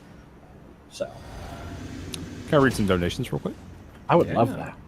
I feel like I always get to feel like I'm when there's like 2 other people on the stream, I get to feel like I'm a GDQ person. Oh yeah, Is it donation time? You're like, got a lot of downtime, killing this big jumpy guy. Here we go. Oh yeah, Electo. Anyway, so this is from a minute ago. We got Matt Policastro donated $169.69. Was unprepared to watch the stream, but forever prepared to give. Well, hopefully you got to see some of it. Bebop Barabbas coming back in with $20.69. Said, thanks for raising money for a great cause and for liking my username. Also, this is for the Frenzy Finish. Anonymous donated $100. Says, wife comes first. Sorry. Infield donated $69. Fire Defender donated $6.90. You get what their donation is for. Mary says donates $50 and says, now Skip, you know I love the Frenzied Flame, but donation to Ranny. Anonymous donates $5. Liz donated something, but I can't see it. Anonymous donates $6.90. Concerned about the world being set on fire and got an email telling me to donate. I know the Frenzied Flame won, but I'm confident that my vote in the next election will save us. Flatballer donates $3.33 for Snow Halation. I think you got a couple other ones to do here too. Majestic Crystallian donates $33. Yeah. And Pugtato donates $500 to all the dunderheads out there. So that's a classic insult I haven't heard in a minute. Abortion is healthcare. It's true. Yeah. People need access to healthcare and shit. That's right. And whatnot. You know what I'm saying? And, let me say again, I've been saying it a million times, and we've surpassed our goals. So now we are in the beautiful time of if you want to donate, we've hit the goal. Let's keep that money going in. All of it is good because every $1,250 that we raise is an additional itinerary. So we've that's an already additional got person. one additional got another one. itinerary Yep. on top of the 40. We're at 41. We're at a nice clean number, so you can kind of add those up and see we're not too far away from our next itinerary. We never are. So not too late to give. Who knows how many attempts this is going to take me? Hopefully not very many. Yeah. Same. I also hope it I think you got it. I really do. So wait, were you just picking up quiche? Is that what you I doing? did, yeah. You're grabbing- Yeah, hell yeah. just in case. Just in case. Just getting some, it's just like we were talking instead of about mimic. with the Black Knight, or with the Witcher, and kind of the interesting thing about having to prepare for a variety of different. Hey, you're just getting your contingencies together. Yeah, getting my plans. Yeah. Yeah, I guess it's a good point of like, hey, I'm going with the shittiest weapon. Let me make a second guy who's also got a shitty weapon. Like, that's not really compelling. Yeah. I mean, I guess like you could. I guess there aren't a lot of like multiplayer buffs or heals. There's not enough where what you could do is give yourself a bunch of multiplayer buffs so that your mimic would cast them on you. I feel like that's just not likely, unfortunately. Yeah, just turn into Iron Pineapple. No, Iron Pineapple. Just turn Iron Pineapple. And do it right. You tabbing out? What are you doing over here? I am. I'm looking at where Ghost Glovework Picker's Bell Bearing 2 is. Lord heaven. There we go. Okay. Once again, was not counting on this contingency, so did not go to this particular place. Where are we here? Yeah, Noskella Eternal City. Lots of great stuff here. Also, lots of extra mimic tiers in case I want to. I do have 2 spare mimic tiers right now for a respec, which probably is going to get called for given that I don't know if I need 52 faith to fight a thing with a You should try it once. Yeah. Why not? Yeah, let's see what happens. God, I love these areas so much. I love this is great. Yeah, no So crunch, y'all no were a little Stella. more. Y'all were a little more tuned into the community side of things, or some of the conversations, I guess I would say, after this game came out. I really enjoyed this game with like a small group of friends, which is a way I haven't been able to do that with a Souls game since Demon Souls, which I imported, and so like even that I didn't really have that feeling of like just me and my buds playing the game, because I was playing that in Japanese. Like that was a fun experience also, but this I was like, I want to have that experience. A new Souls game comes out, a new FromSoft game comes out. I'm playing it alongside people. I'm not playing it before it comes out as press. I'm not playing it for coverage. I'm just gonna play the fucking game. But I do remember in the pre-release, a lot of people were like, I can't believe they're reusing so much stuff from Dark Souls 3. It's all just reused assets. And like, there are ways in which even these guys are referenced in some ways to something like the Phalanx from Demon Souls, right? But this area is so unique, and there's so many unique things throughout the game, and there are some reused base models and animations and stuff. I'm not saying there aren't. But I'm curious if it felt like the tide turned against that, or if the people who really believed that seemed like they kind of still doubled down and felt, we're just like, I don't even need to have a kind of judgment in this. Just like, we're the people who felt like from the beta, from the network test, there's too much reused stuff. Do they still feel that way? Was that still a loud voice in the conversation by the time the game fully came out? I have no idea. So I remember what Cameron was doing. Cameron was bemoaning the fact that he was having to replay Cyberpunk because of like some kind of assignment.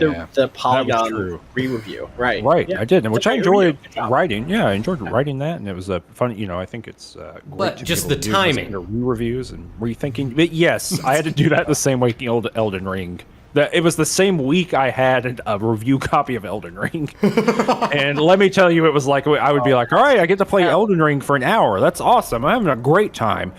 And now I have to play 7 hours of Cyberpunk. Great. Yeehaw. And the whole time I was playing Cyberpunk, I just kept thinking, God, I could be playing Elden Ring. You be playing Elden Ring. Yeah, it was hard. That was a hard thing to do. I don't know. You know, it's a little bit weird to me that, like, that felt like a really omnipresent thing, but then Elden Ring blew up so far beyond the like normal realm of Souls people that if those people are still saying that, it just drowned out by like people wanting to talk about Bly or whatever, right? Right. Or like Ronnie, and I just don't think. I mean, I guess there's reuse stuff or whatever, but like I don't know. I can't imagine playing this game and that being my dominant reaction, right? Like. In the series of reactions, so I don't know, maybe Danny's the one who's like reading comment threads. I am, but they're all mechanical in nature. They're not like they're all about like how good is Radagon Source Seal? Like at what point should you unequip it? For what it's worth, when a fandom turns against a thing, it makes its way into those mechanical conversations too. It does. Right? It does. So. They're reusing the math from Dark Souls 3. I peered into the reset era thread on Baldur's Gate 3 recently. So I was like, I wonder how people are liking that. Mm-hmm. And people do not like how much it's not D&D 5th edition. How much how many house rules are in that game, or how many the way reactions work is different. I was like shocked that was dominating conversation, because I assumed that was the part of the game that would be, Larian knows how to make good tactical RPG, CRPGs, right? Like that's what they've been doing, and so I felt like that part was just going to work. And I bet it's still in early access. They have plenty of time to hone the design at this point. But I was just like, damn, wow! Even in this place, it's like people who really like this game and this developer. So I will say though, Baldur's Gate in particular, like the fandom around it and like the people, it's almost incomparable. Like I don't know what the analog is in other video games, but in terms of like just people who, April rolls around, they boot up Baldur's Gate 2 and play it again. Yep. That is just a thing. I mean, I can't. Yeah, they have watching y'all play Baldur's Gate 2 again on. I was like, I should catch up on Mage's Murder Dads, and I was like, but also I don't remember a lot of Baldur's Gate 2. Let me rewatch them play Baldur's Gate 2 and see if I remember more of it. And so that's been a fun time. So I get it. Baldur's Gate 2 is cool. Yeah, it's like a cool, and a lot of that has to do within Baldur's Gate too. Of like, you can play that game as I'm, a good representative of. You can play that game hyper suboptimally, and it doesn't really matter, right? Where even like what we played at Baldur's Gate 3, you can't do that. It really is like really hammered into that. I mean, something that's really interesting to me about like the Baldur's Gate 3 stuff and wanting it to be more like D&D is just like, like it's got. D&D 5th edition is not a great video game. No. Right? And like played by the book, it's not a great game. Like I like D&D, I guess, as like a system. I'm not angry about any part of it. It truly is like this dominating median force. There are things I think are good and things I think are bad. It's a good platform for some other stuff often. I think that what they put out in like published books is often quite good, or at least interesting. At bare minimum, it's often interesting. And so, but just being like, well, I wish reactions worked in a different way. It's like, all right, well, I guess that's fine. The best part I do like about Baldur's Gate 3, though, is, they do these regular announcements about, like, what's happening in like, with their big updates. Yeah. Well, no, like, they're, like, here's where the game development is now when they release a big patch. But there's a big omission in all of these. Well, that's true. There's a big omission. Wait, what's the omission? A release date. Oh yeah, that game. Yeah, of course. But no, the other thing is that so when they initially announced the big stuff, it was at a thing called the Stream from Hell, because it was associated with the Avernus stuff that was coming out with D&D proper. Like there was a but now they just keep calling it the Stream from Hell. That's very funny. Like all of them are the stream. It's like the Stream from Hell 7, and like we do it, and they put a lot of money into the production value behind it. But it's so funny to me that something that was kind of like a tie-in thing It's that was just going overtaking on it. It's over. It's just Stream from Hell now. Don't worry Wow. about it. It's excellent. I love it. But yeah, I haven't. I know that Danny, you played a little bit of Baldur's Gate 3 recently. Right? I booted it up because I wanted to try out the Barbarian, even though they don't have half orcs yet. Yeah, but sure. I will tell you, some good solo vibes with the Barbarian in You Baldur's did Gate not 3. solo Icewind Dale, right? This is not. the thing. No, I'm not there yet. Again, I'm coming back through. I'm going to catch up. Blah, blah, blah. That to me is outrageous. It really is. It and I did not make that decision lightly. And to be honest, I ended up turning back. There was like a world where I could have spent, another several dozen hours really mathing it out, and it's probably possible with the Barbarian. And that was to complete that dungeon, but not to defeat the boss in that act. Let me tell you, I do not know if it would be possible. Please chime in, chat, if you yourself have soloed Icewind Dale. But it really has been an opportunity for Balthazar to have some growth as a character in Icewind Dale. That's a huge change. So I guess for people who don't know, Mages Murdered as the show that y'all do, playing through computer RPGs. You went through Baldur's Gate, the Baldur's Gate enhanced standalone DLC. What was that called? Siege of Dragonspear. Siege of Dragons, right? Which is the one that came out 15 or 20 years later, right? Mm-hmm. Yeah, it's wild. Baldur's Gate 2. You did Planescape. You did what else did you do? You did Tides of Numenera. Tides of Numenera. You made Danny quit the show. Oh yeah, okay, sure. And then is the C Disco Elysium. classic? The C in CRPGs, is it classic or is it computer? It gets used for both. Oh, okay. I think for Wait a our second, generation, CRPG is for me. I always heard it as computer, but I have seen it used as both. Mm-hmm. Yeah, but The thing CRPG for is- me is computer. Yeah. Against JRPG. Right. Exactly. Right, which doesn't make any sense, but I don't know if you were around in RPG culture 15 years If you ago. fucking were, yeah, exactly. It makes so much sense as an organizing principle based on those biases and priorities. God. Yeah, really wild spot we backed ourselves into. I guess it wasn't backing. There were definitely some people that operating on an agenda there. Oh yeah, big time. I gotta read some donations here. We got a donation from Adnan Sheik from $50.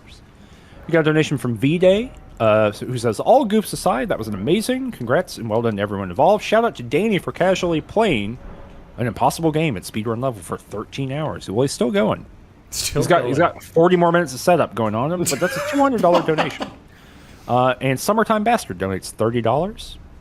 It just says death matches. I don't know anything about Elden Ring.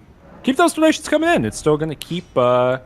It's continue to help people. Yeah, it's continuing to help people. Every $1,250 we raise goes to providing services for people. It's pretty great. Yeah. Really pleased that we've raised this amount of money. Just a huge... You got to think, so $100,000 with the last tax documents, that was 10% of Bridget Alliance's operating budget. Right. So we've raised over half of that, so that's 5% of an annual. That's wild. That's meaningful. Let me tell you, as someone who has been in the position of having a sizable budget and being like, okay, well, I got to figure out how to do stuff with this. 5% is you can do so much with that. That means just knowing where that's coming from, the security of being like, hey, that's a little bit less that we have to hustle to get. To take care of people this quarter or whatever is huge. Here we go. This is the stuff right here. This is what I'd love to see. Gonna run out of souls. Okay, gotta sell.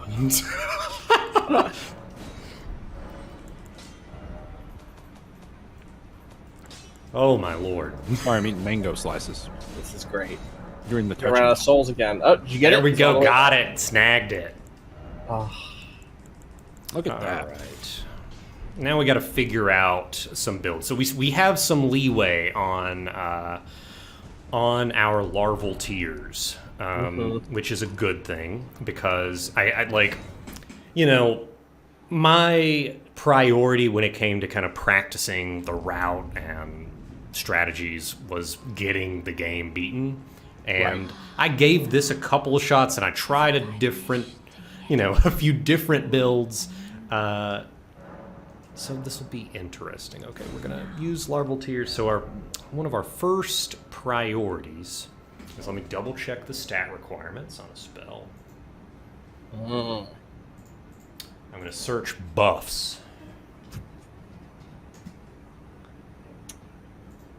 Wintry Mixer says, speaking as someone who works in non-profit fundraising, getting $50,000 from an external fundraiser is huge. So that's a huge thanks to everybody today who donated. That's a thanks to y'all.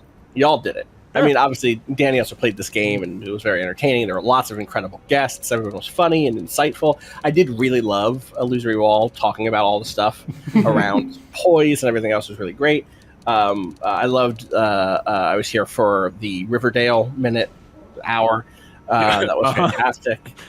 From Chip and Ironicus, who are like, I was in the chat at the time, but like truly titans of the Let's Play, a form I really love.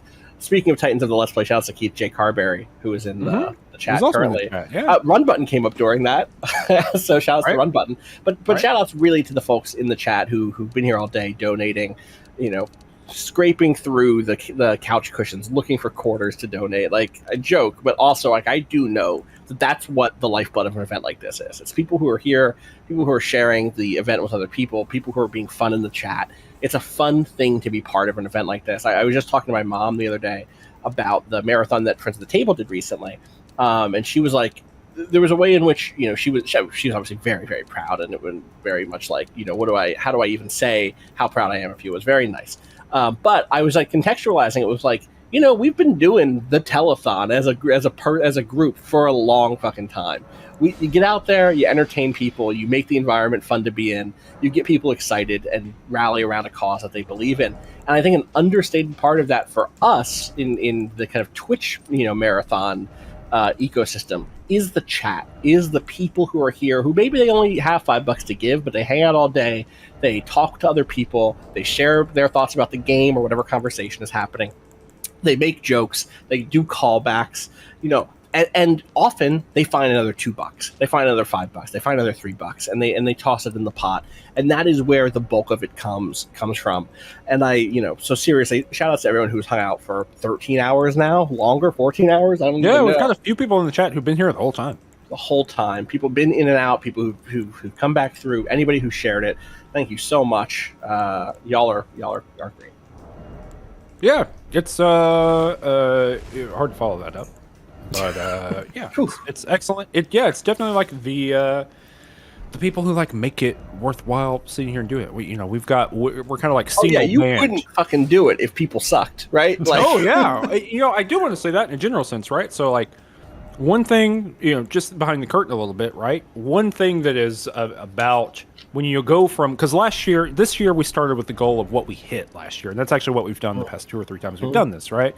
So last year we got to $18,000-ish, somewhere right there. We've evened it out to be, attached to the itinerary numbers, but it was like somewhere around there. And, it was the thing of like, okay, well, we're going to have more people. We have way more guests and things like that, right? But like not too many guests, but like a fair number of guests.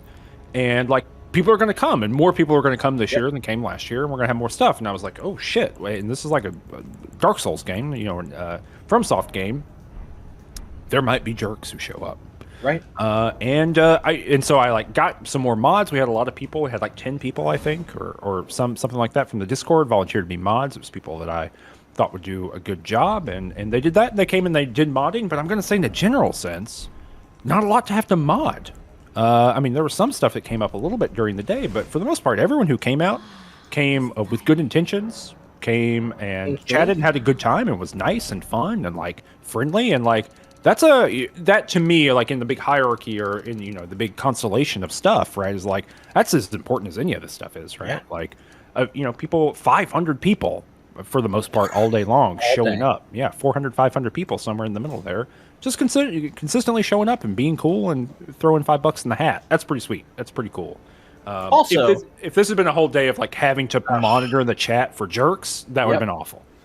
People just trying to like step across the line, test it. That feeling of like, right.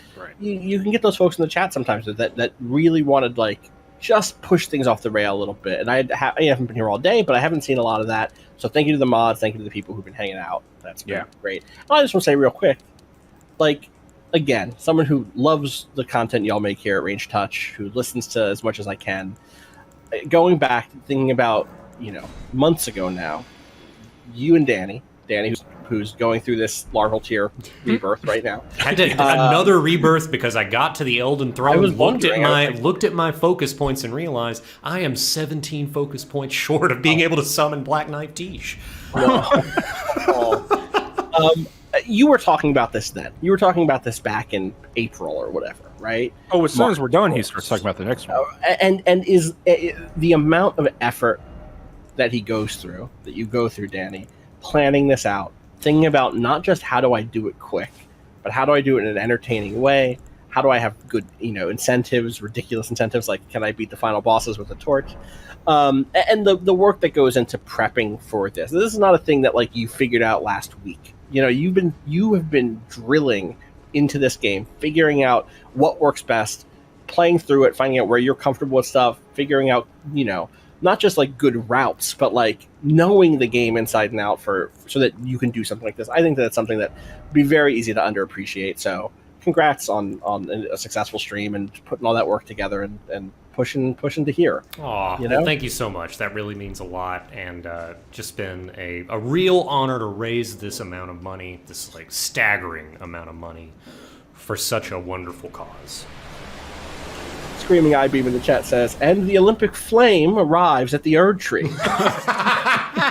It really is appropriate given the end. We did not plan this. We did not plan the, fight the final boss with a torch. So funny. It's so funny. No, we didn't. So Cameron and I can't hear anything here, which is also a remarkable thing. All day Cameron's been doing is can't hear the gameplay, right? No, not even a little bit. Which is wild. I am, however, going to just have to go dial up the music for this fight because it's that good. Yeah, it's great. This whole cutscene is awesome. Mm-hmm. It's so good. Oh, the visual language here is just great. Yeah. Oh, I think, America hanging from the ring is like... It's unbelievable. Top 10. All images, right? It's great. Top 10 all images. I've seen that on YouTube. The top 10 images. The Vitrium Man by Leonardo da Vinci coming in at number 4. Number 1, America hanging from the broken Elden Ring. Oh, God.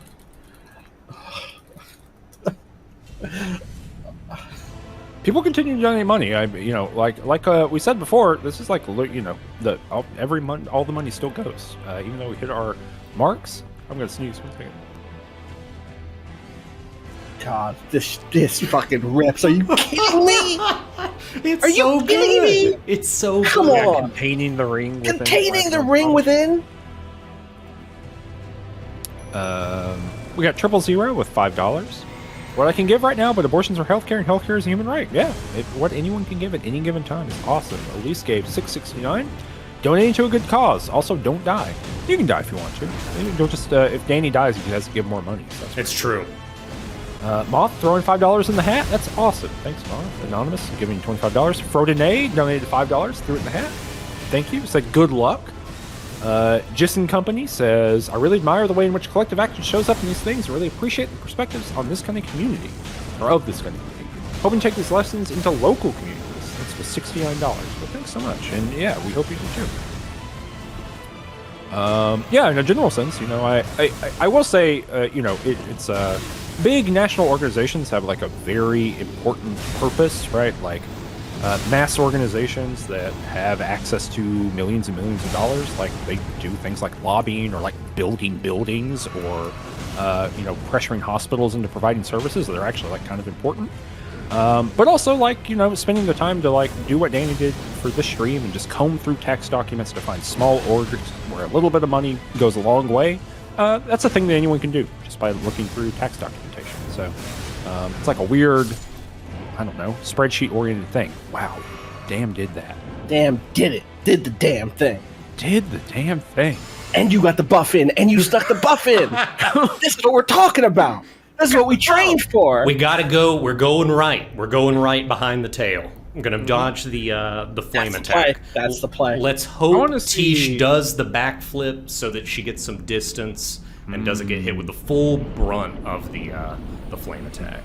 I'm really hoping for, what I really like here is we got this kind of Polly kind of thing going on, Yeah. Isn't that Rocky's? That's Rocky's, yeah, Polly. Yeah, I think that's right. Yeah, that's how I feel. Mm-hmm. That's how I always feel with these games. Like, if you go back to when I was at Waypoint and, like, Natalie was playing through the Bloodborne, playing through the Bloodborne, I loved being in that coach mode. It's so fun. Danny doesn't, Danny's an expert. Not that Natalie was bad at that game, or Natalie was great at that game. Look at the sword. Look at the sword, by the way. Oh. It's Radagon. It is. That's wild. How did I never notice that before? The hilt and the two arms. Fuck. It's just T-posing Radagon? Yes. He's actually not T-posing. Well, one arm is tilted because it's like the sign of regression. It's regression. This motherfucker is using us. This is what I'm saying. Burn it all down. That's so good. Regression's just a tool. He didn't turn his ass into a sword. He was already a sword. He was always already turned into a sword. Right.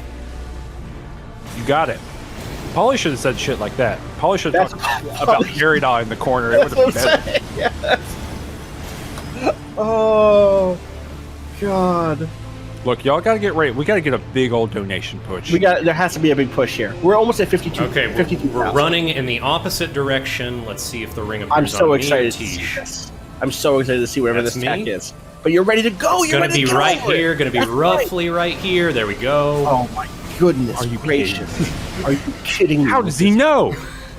Seeing a step ahead. This is the thing. The Elden Beast could turn anybody it wants into a sword because Danny's mind is the perfect shield. Ready to withstand any incoming blow. Immovable force. Yeah, exactly. Movable object. Sorry. Movable object, yes. Immovable force. You know the one. Look at this fucking thing. This is, I gotta say this is a frustrating boss. Casual boss, actually. Yeah, but looks great. Looks great. Can I tell you my number one fix for this fight? What I would change that would, I think, fix this fight? That'd make it good. Make it not teleport away from you? Torrent. Oh, yeah. Let me ride my horse in the final fucking fight. Yeah. It's the game. The game is about being with your horse, riding around these hills and whatnot. You're not going to let me ride the horse in the final fight? The big open arena final fight? Oh, no. Oh, that's the one. That's the one that'll get you. That's okay, though. You're prepared for that. You got 3 more drinks. You got 2 more drinks. You don't need more than that. Plus, you've got Tish in your corner. Come on. Good roll. I love that attack. Is great. It's also interesting that the glide by maneuver that it does, like this one here, very similar to the Ancestral Spirit. It's a little like it is a little bit like that. Yeah, it's at the same angle, which is really interesting. I love the design of this creature too, and the cosmic lightning bolt, the streak of. This is the ball. This is the ball. If you go around left, it should. Oh no. Okay. No. No. It's okay. It's okay. Good. It's gonna be the problem is getting attacked while this is happening. Here we go. This is the problem. I hate this little. Oh, this thing is so rough. Okay. All right. Oh yeah, you're good. And then it's just the stamina. Oh, Tish. Nice one, Tish. Tish is hurt. But so is the... Oh, and that's a good hit from Tish. That's going to start ticking it away. It is. That was a great hit. Danny, you got a phase here. You can do this. Oh, is that it? That is it. That's it. Yes. First try. This is what we're saying. Yes. Are you kidding me? I need to hug you. Bring it in. Like, let's go.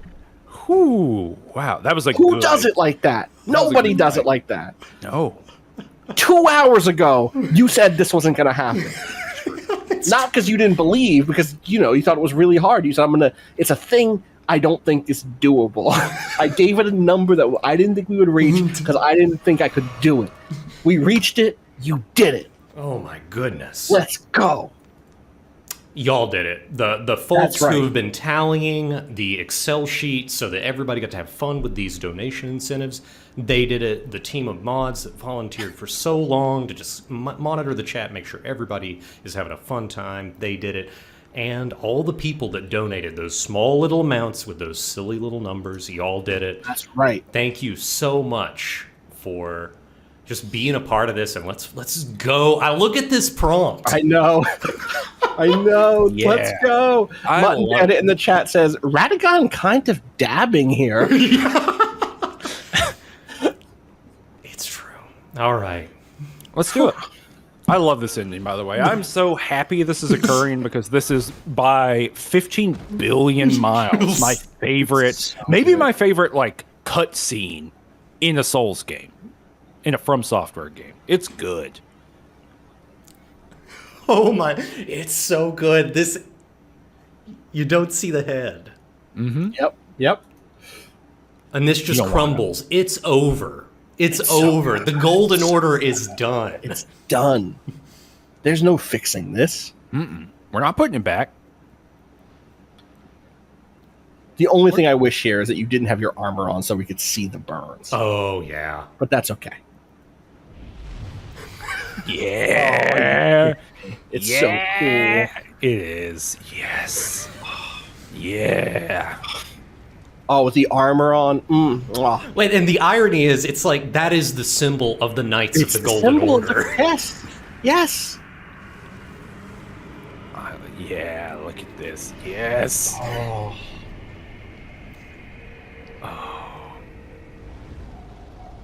Yeah, I didn't know that laughing maniacally could be an image, Actually, that's one of the world's top 10 best images. It's number 7, actually. Most disturbing images. Laughing maniacally, just but visually. Look at him. He's having a good time. Can I tell you my pitch for what I want for DLC for this game? Go for it. I want this to be you need to have done this ending. Ooh. And then you then pick up as a new character. And it's like, oh, that has you play in this world that you're seeing now. There's the Erd Tree. There it is. Yeah. In oil slick sky. Mm-hmm. And the fingerprints. It's everywhere.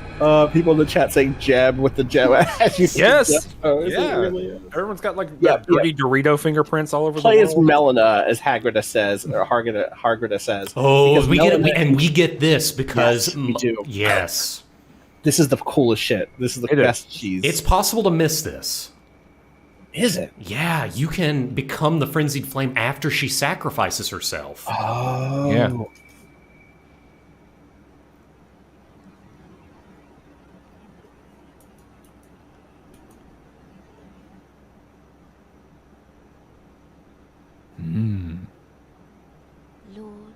Wait, what is it? I've seen That's this before. What Torrent's is that? whistle. That's It is. right. That is the whistle. You'd think you'd still need it. I will seek you. I wouldn't be the Lord of the Frenzied Flame without a whistle. Maybe a different whistle. Yeah. Hell yeah. To deliver you what is yours. Destined That's right. death.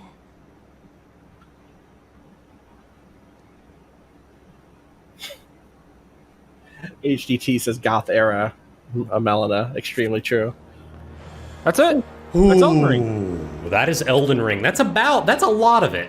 So, we can think about the stuff we missed. So we missed the Volcano Manor questline. We kind of killed Riker too early to really get that in. It's a fun questline too. It is. It's a good. That's a great. I would highly recommend it. thinking about other stuff that we missed. My brain is liquid. That's okay. You want to make your... I need to read some donations here at the end. You want to make your final donation? Oh, yeah, absolutely. So you had 12 deaths and you had 7 quit outs. Okay. So that's $35 Okay. quit outs. Anonymous, $50.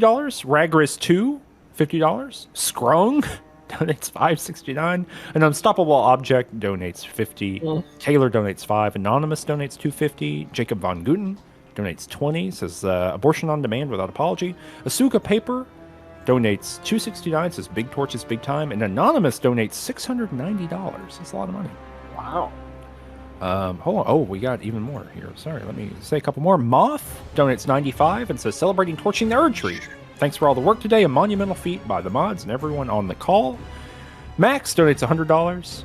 The whole everything kicked ass. Grace donates $5. Modality donates $120 and says sump pump acquired for $10 per death. And Gallium Arsenide donates $4.20.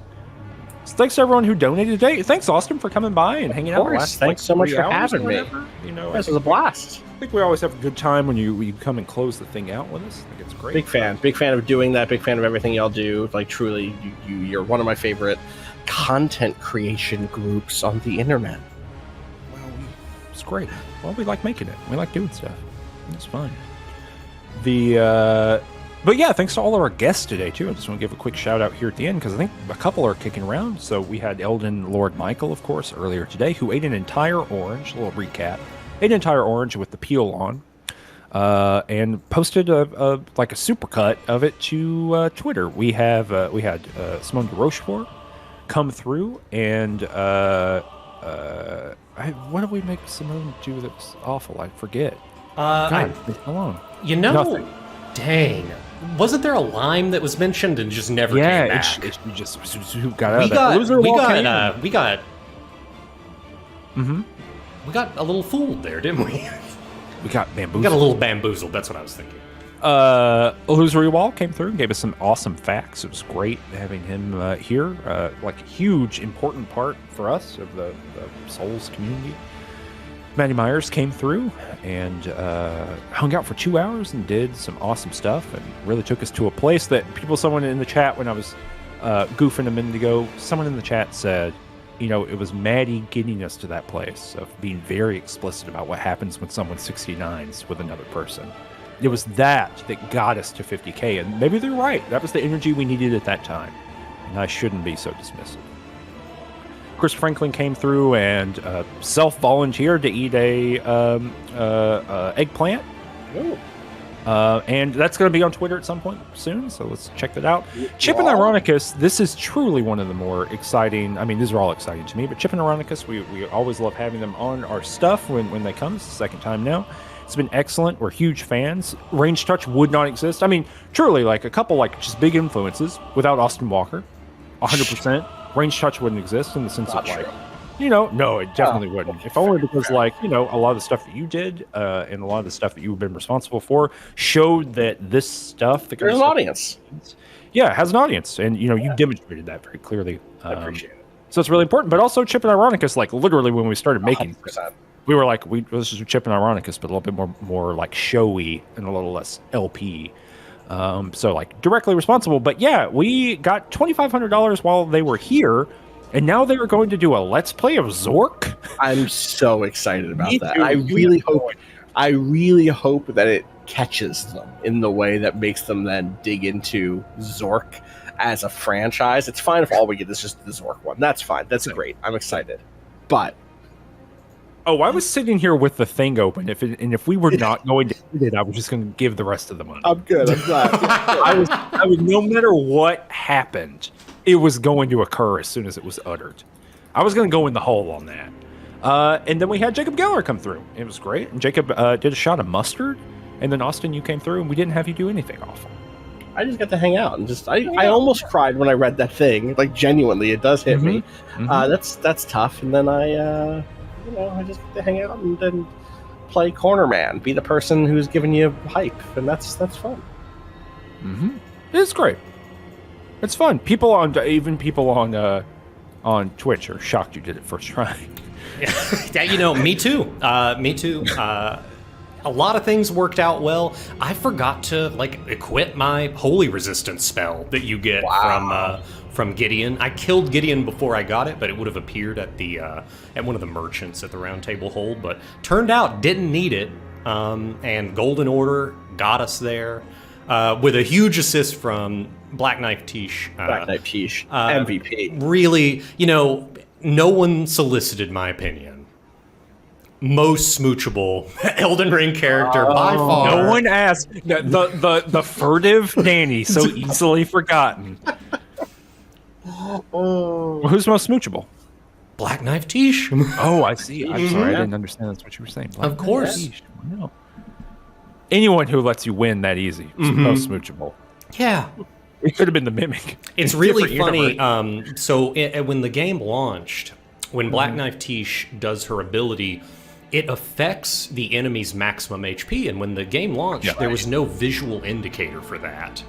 And what happens is that debuff where your maximum HP is reduced, it only lasts for so many seconds. I forget how long, but it's not for the rest of the fight. She has to continue to apply it for it to stick on. And so people were bringing Black Knife Tish into that fight with Elden Beast, and at launch she would use it, and when she uses it, the health bar doesn't change; it just stays big. Right. And then you would do some damage, and then when it wore off, it looked like the Elden Beast was gaining health. It was healing. I literally thought that happened while I was watching you fight it. Yeah.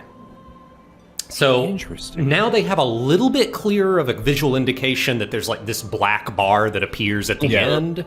So when the black bar, and then you're able to say, oh, well, that's not it healing. But a lot of people were under the impression, oh, the Blade of Death that Black Knife Tish uses heals the Elden Beast, so I can't use it. So a lot of people brought that summon into that fight and thought, oh, wow, I can't.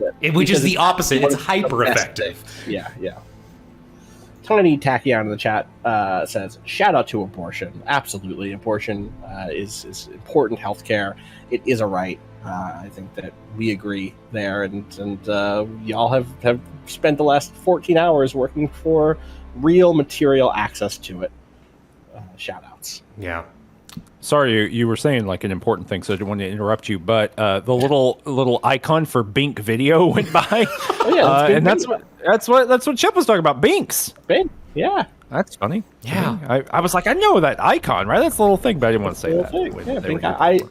I almost said it in the chat. I was like, Bink video, the icon. I thought I did, and I was like, maybe it's not from the '90s, but no, it's from right now. And this is a really interesting little. I think we're within a few minutes of that all-boss run. In the all-boss run in Dark Souls 2. I think we were just under 13. Wow. We're 1301 on this one. So I have not watched the all-boss run of Dark Souls 2 that y'all did, but I have to go back and watch. I may have watched a little bit of it. I think I was just busy that day. I cannot imagine getting through all those bosses in 13 hours. It is. I will say, having played both of them, Dark Souls 2 is easily the more punishing charity marathon to do. I can't. I replayed Dark Souls 2 last year, and I cannot imagine this format working for it and not killing you. So congrats on that in retrospect.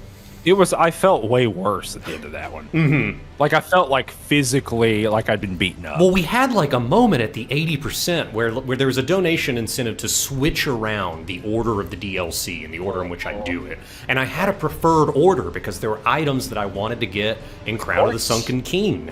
And I wanted to do Ivory King last, and I wanted to and they made me do Iron King at the beginning.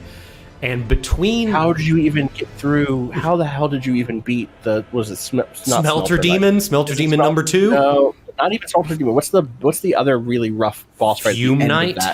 Fume Knight. Oh my god. He got really good at fighting Fume Knights. That was the week beforehand was me just watching him fight Fume Knight. Oh. So yeah, that was and here's the real kicker. I was basically doing about 20% less damage than I should have been the entire run because I just forgot to infuse my rapier with dark. Oh.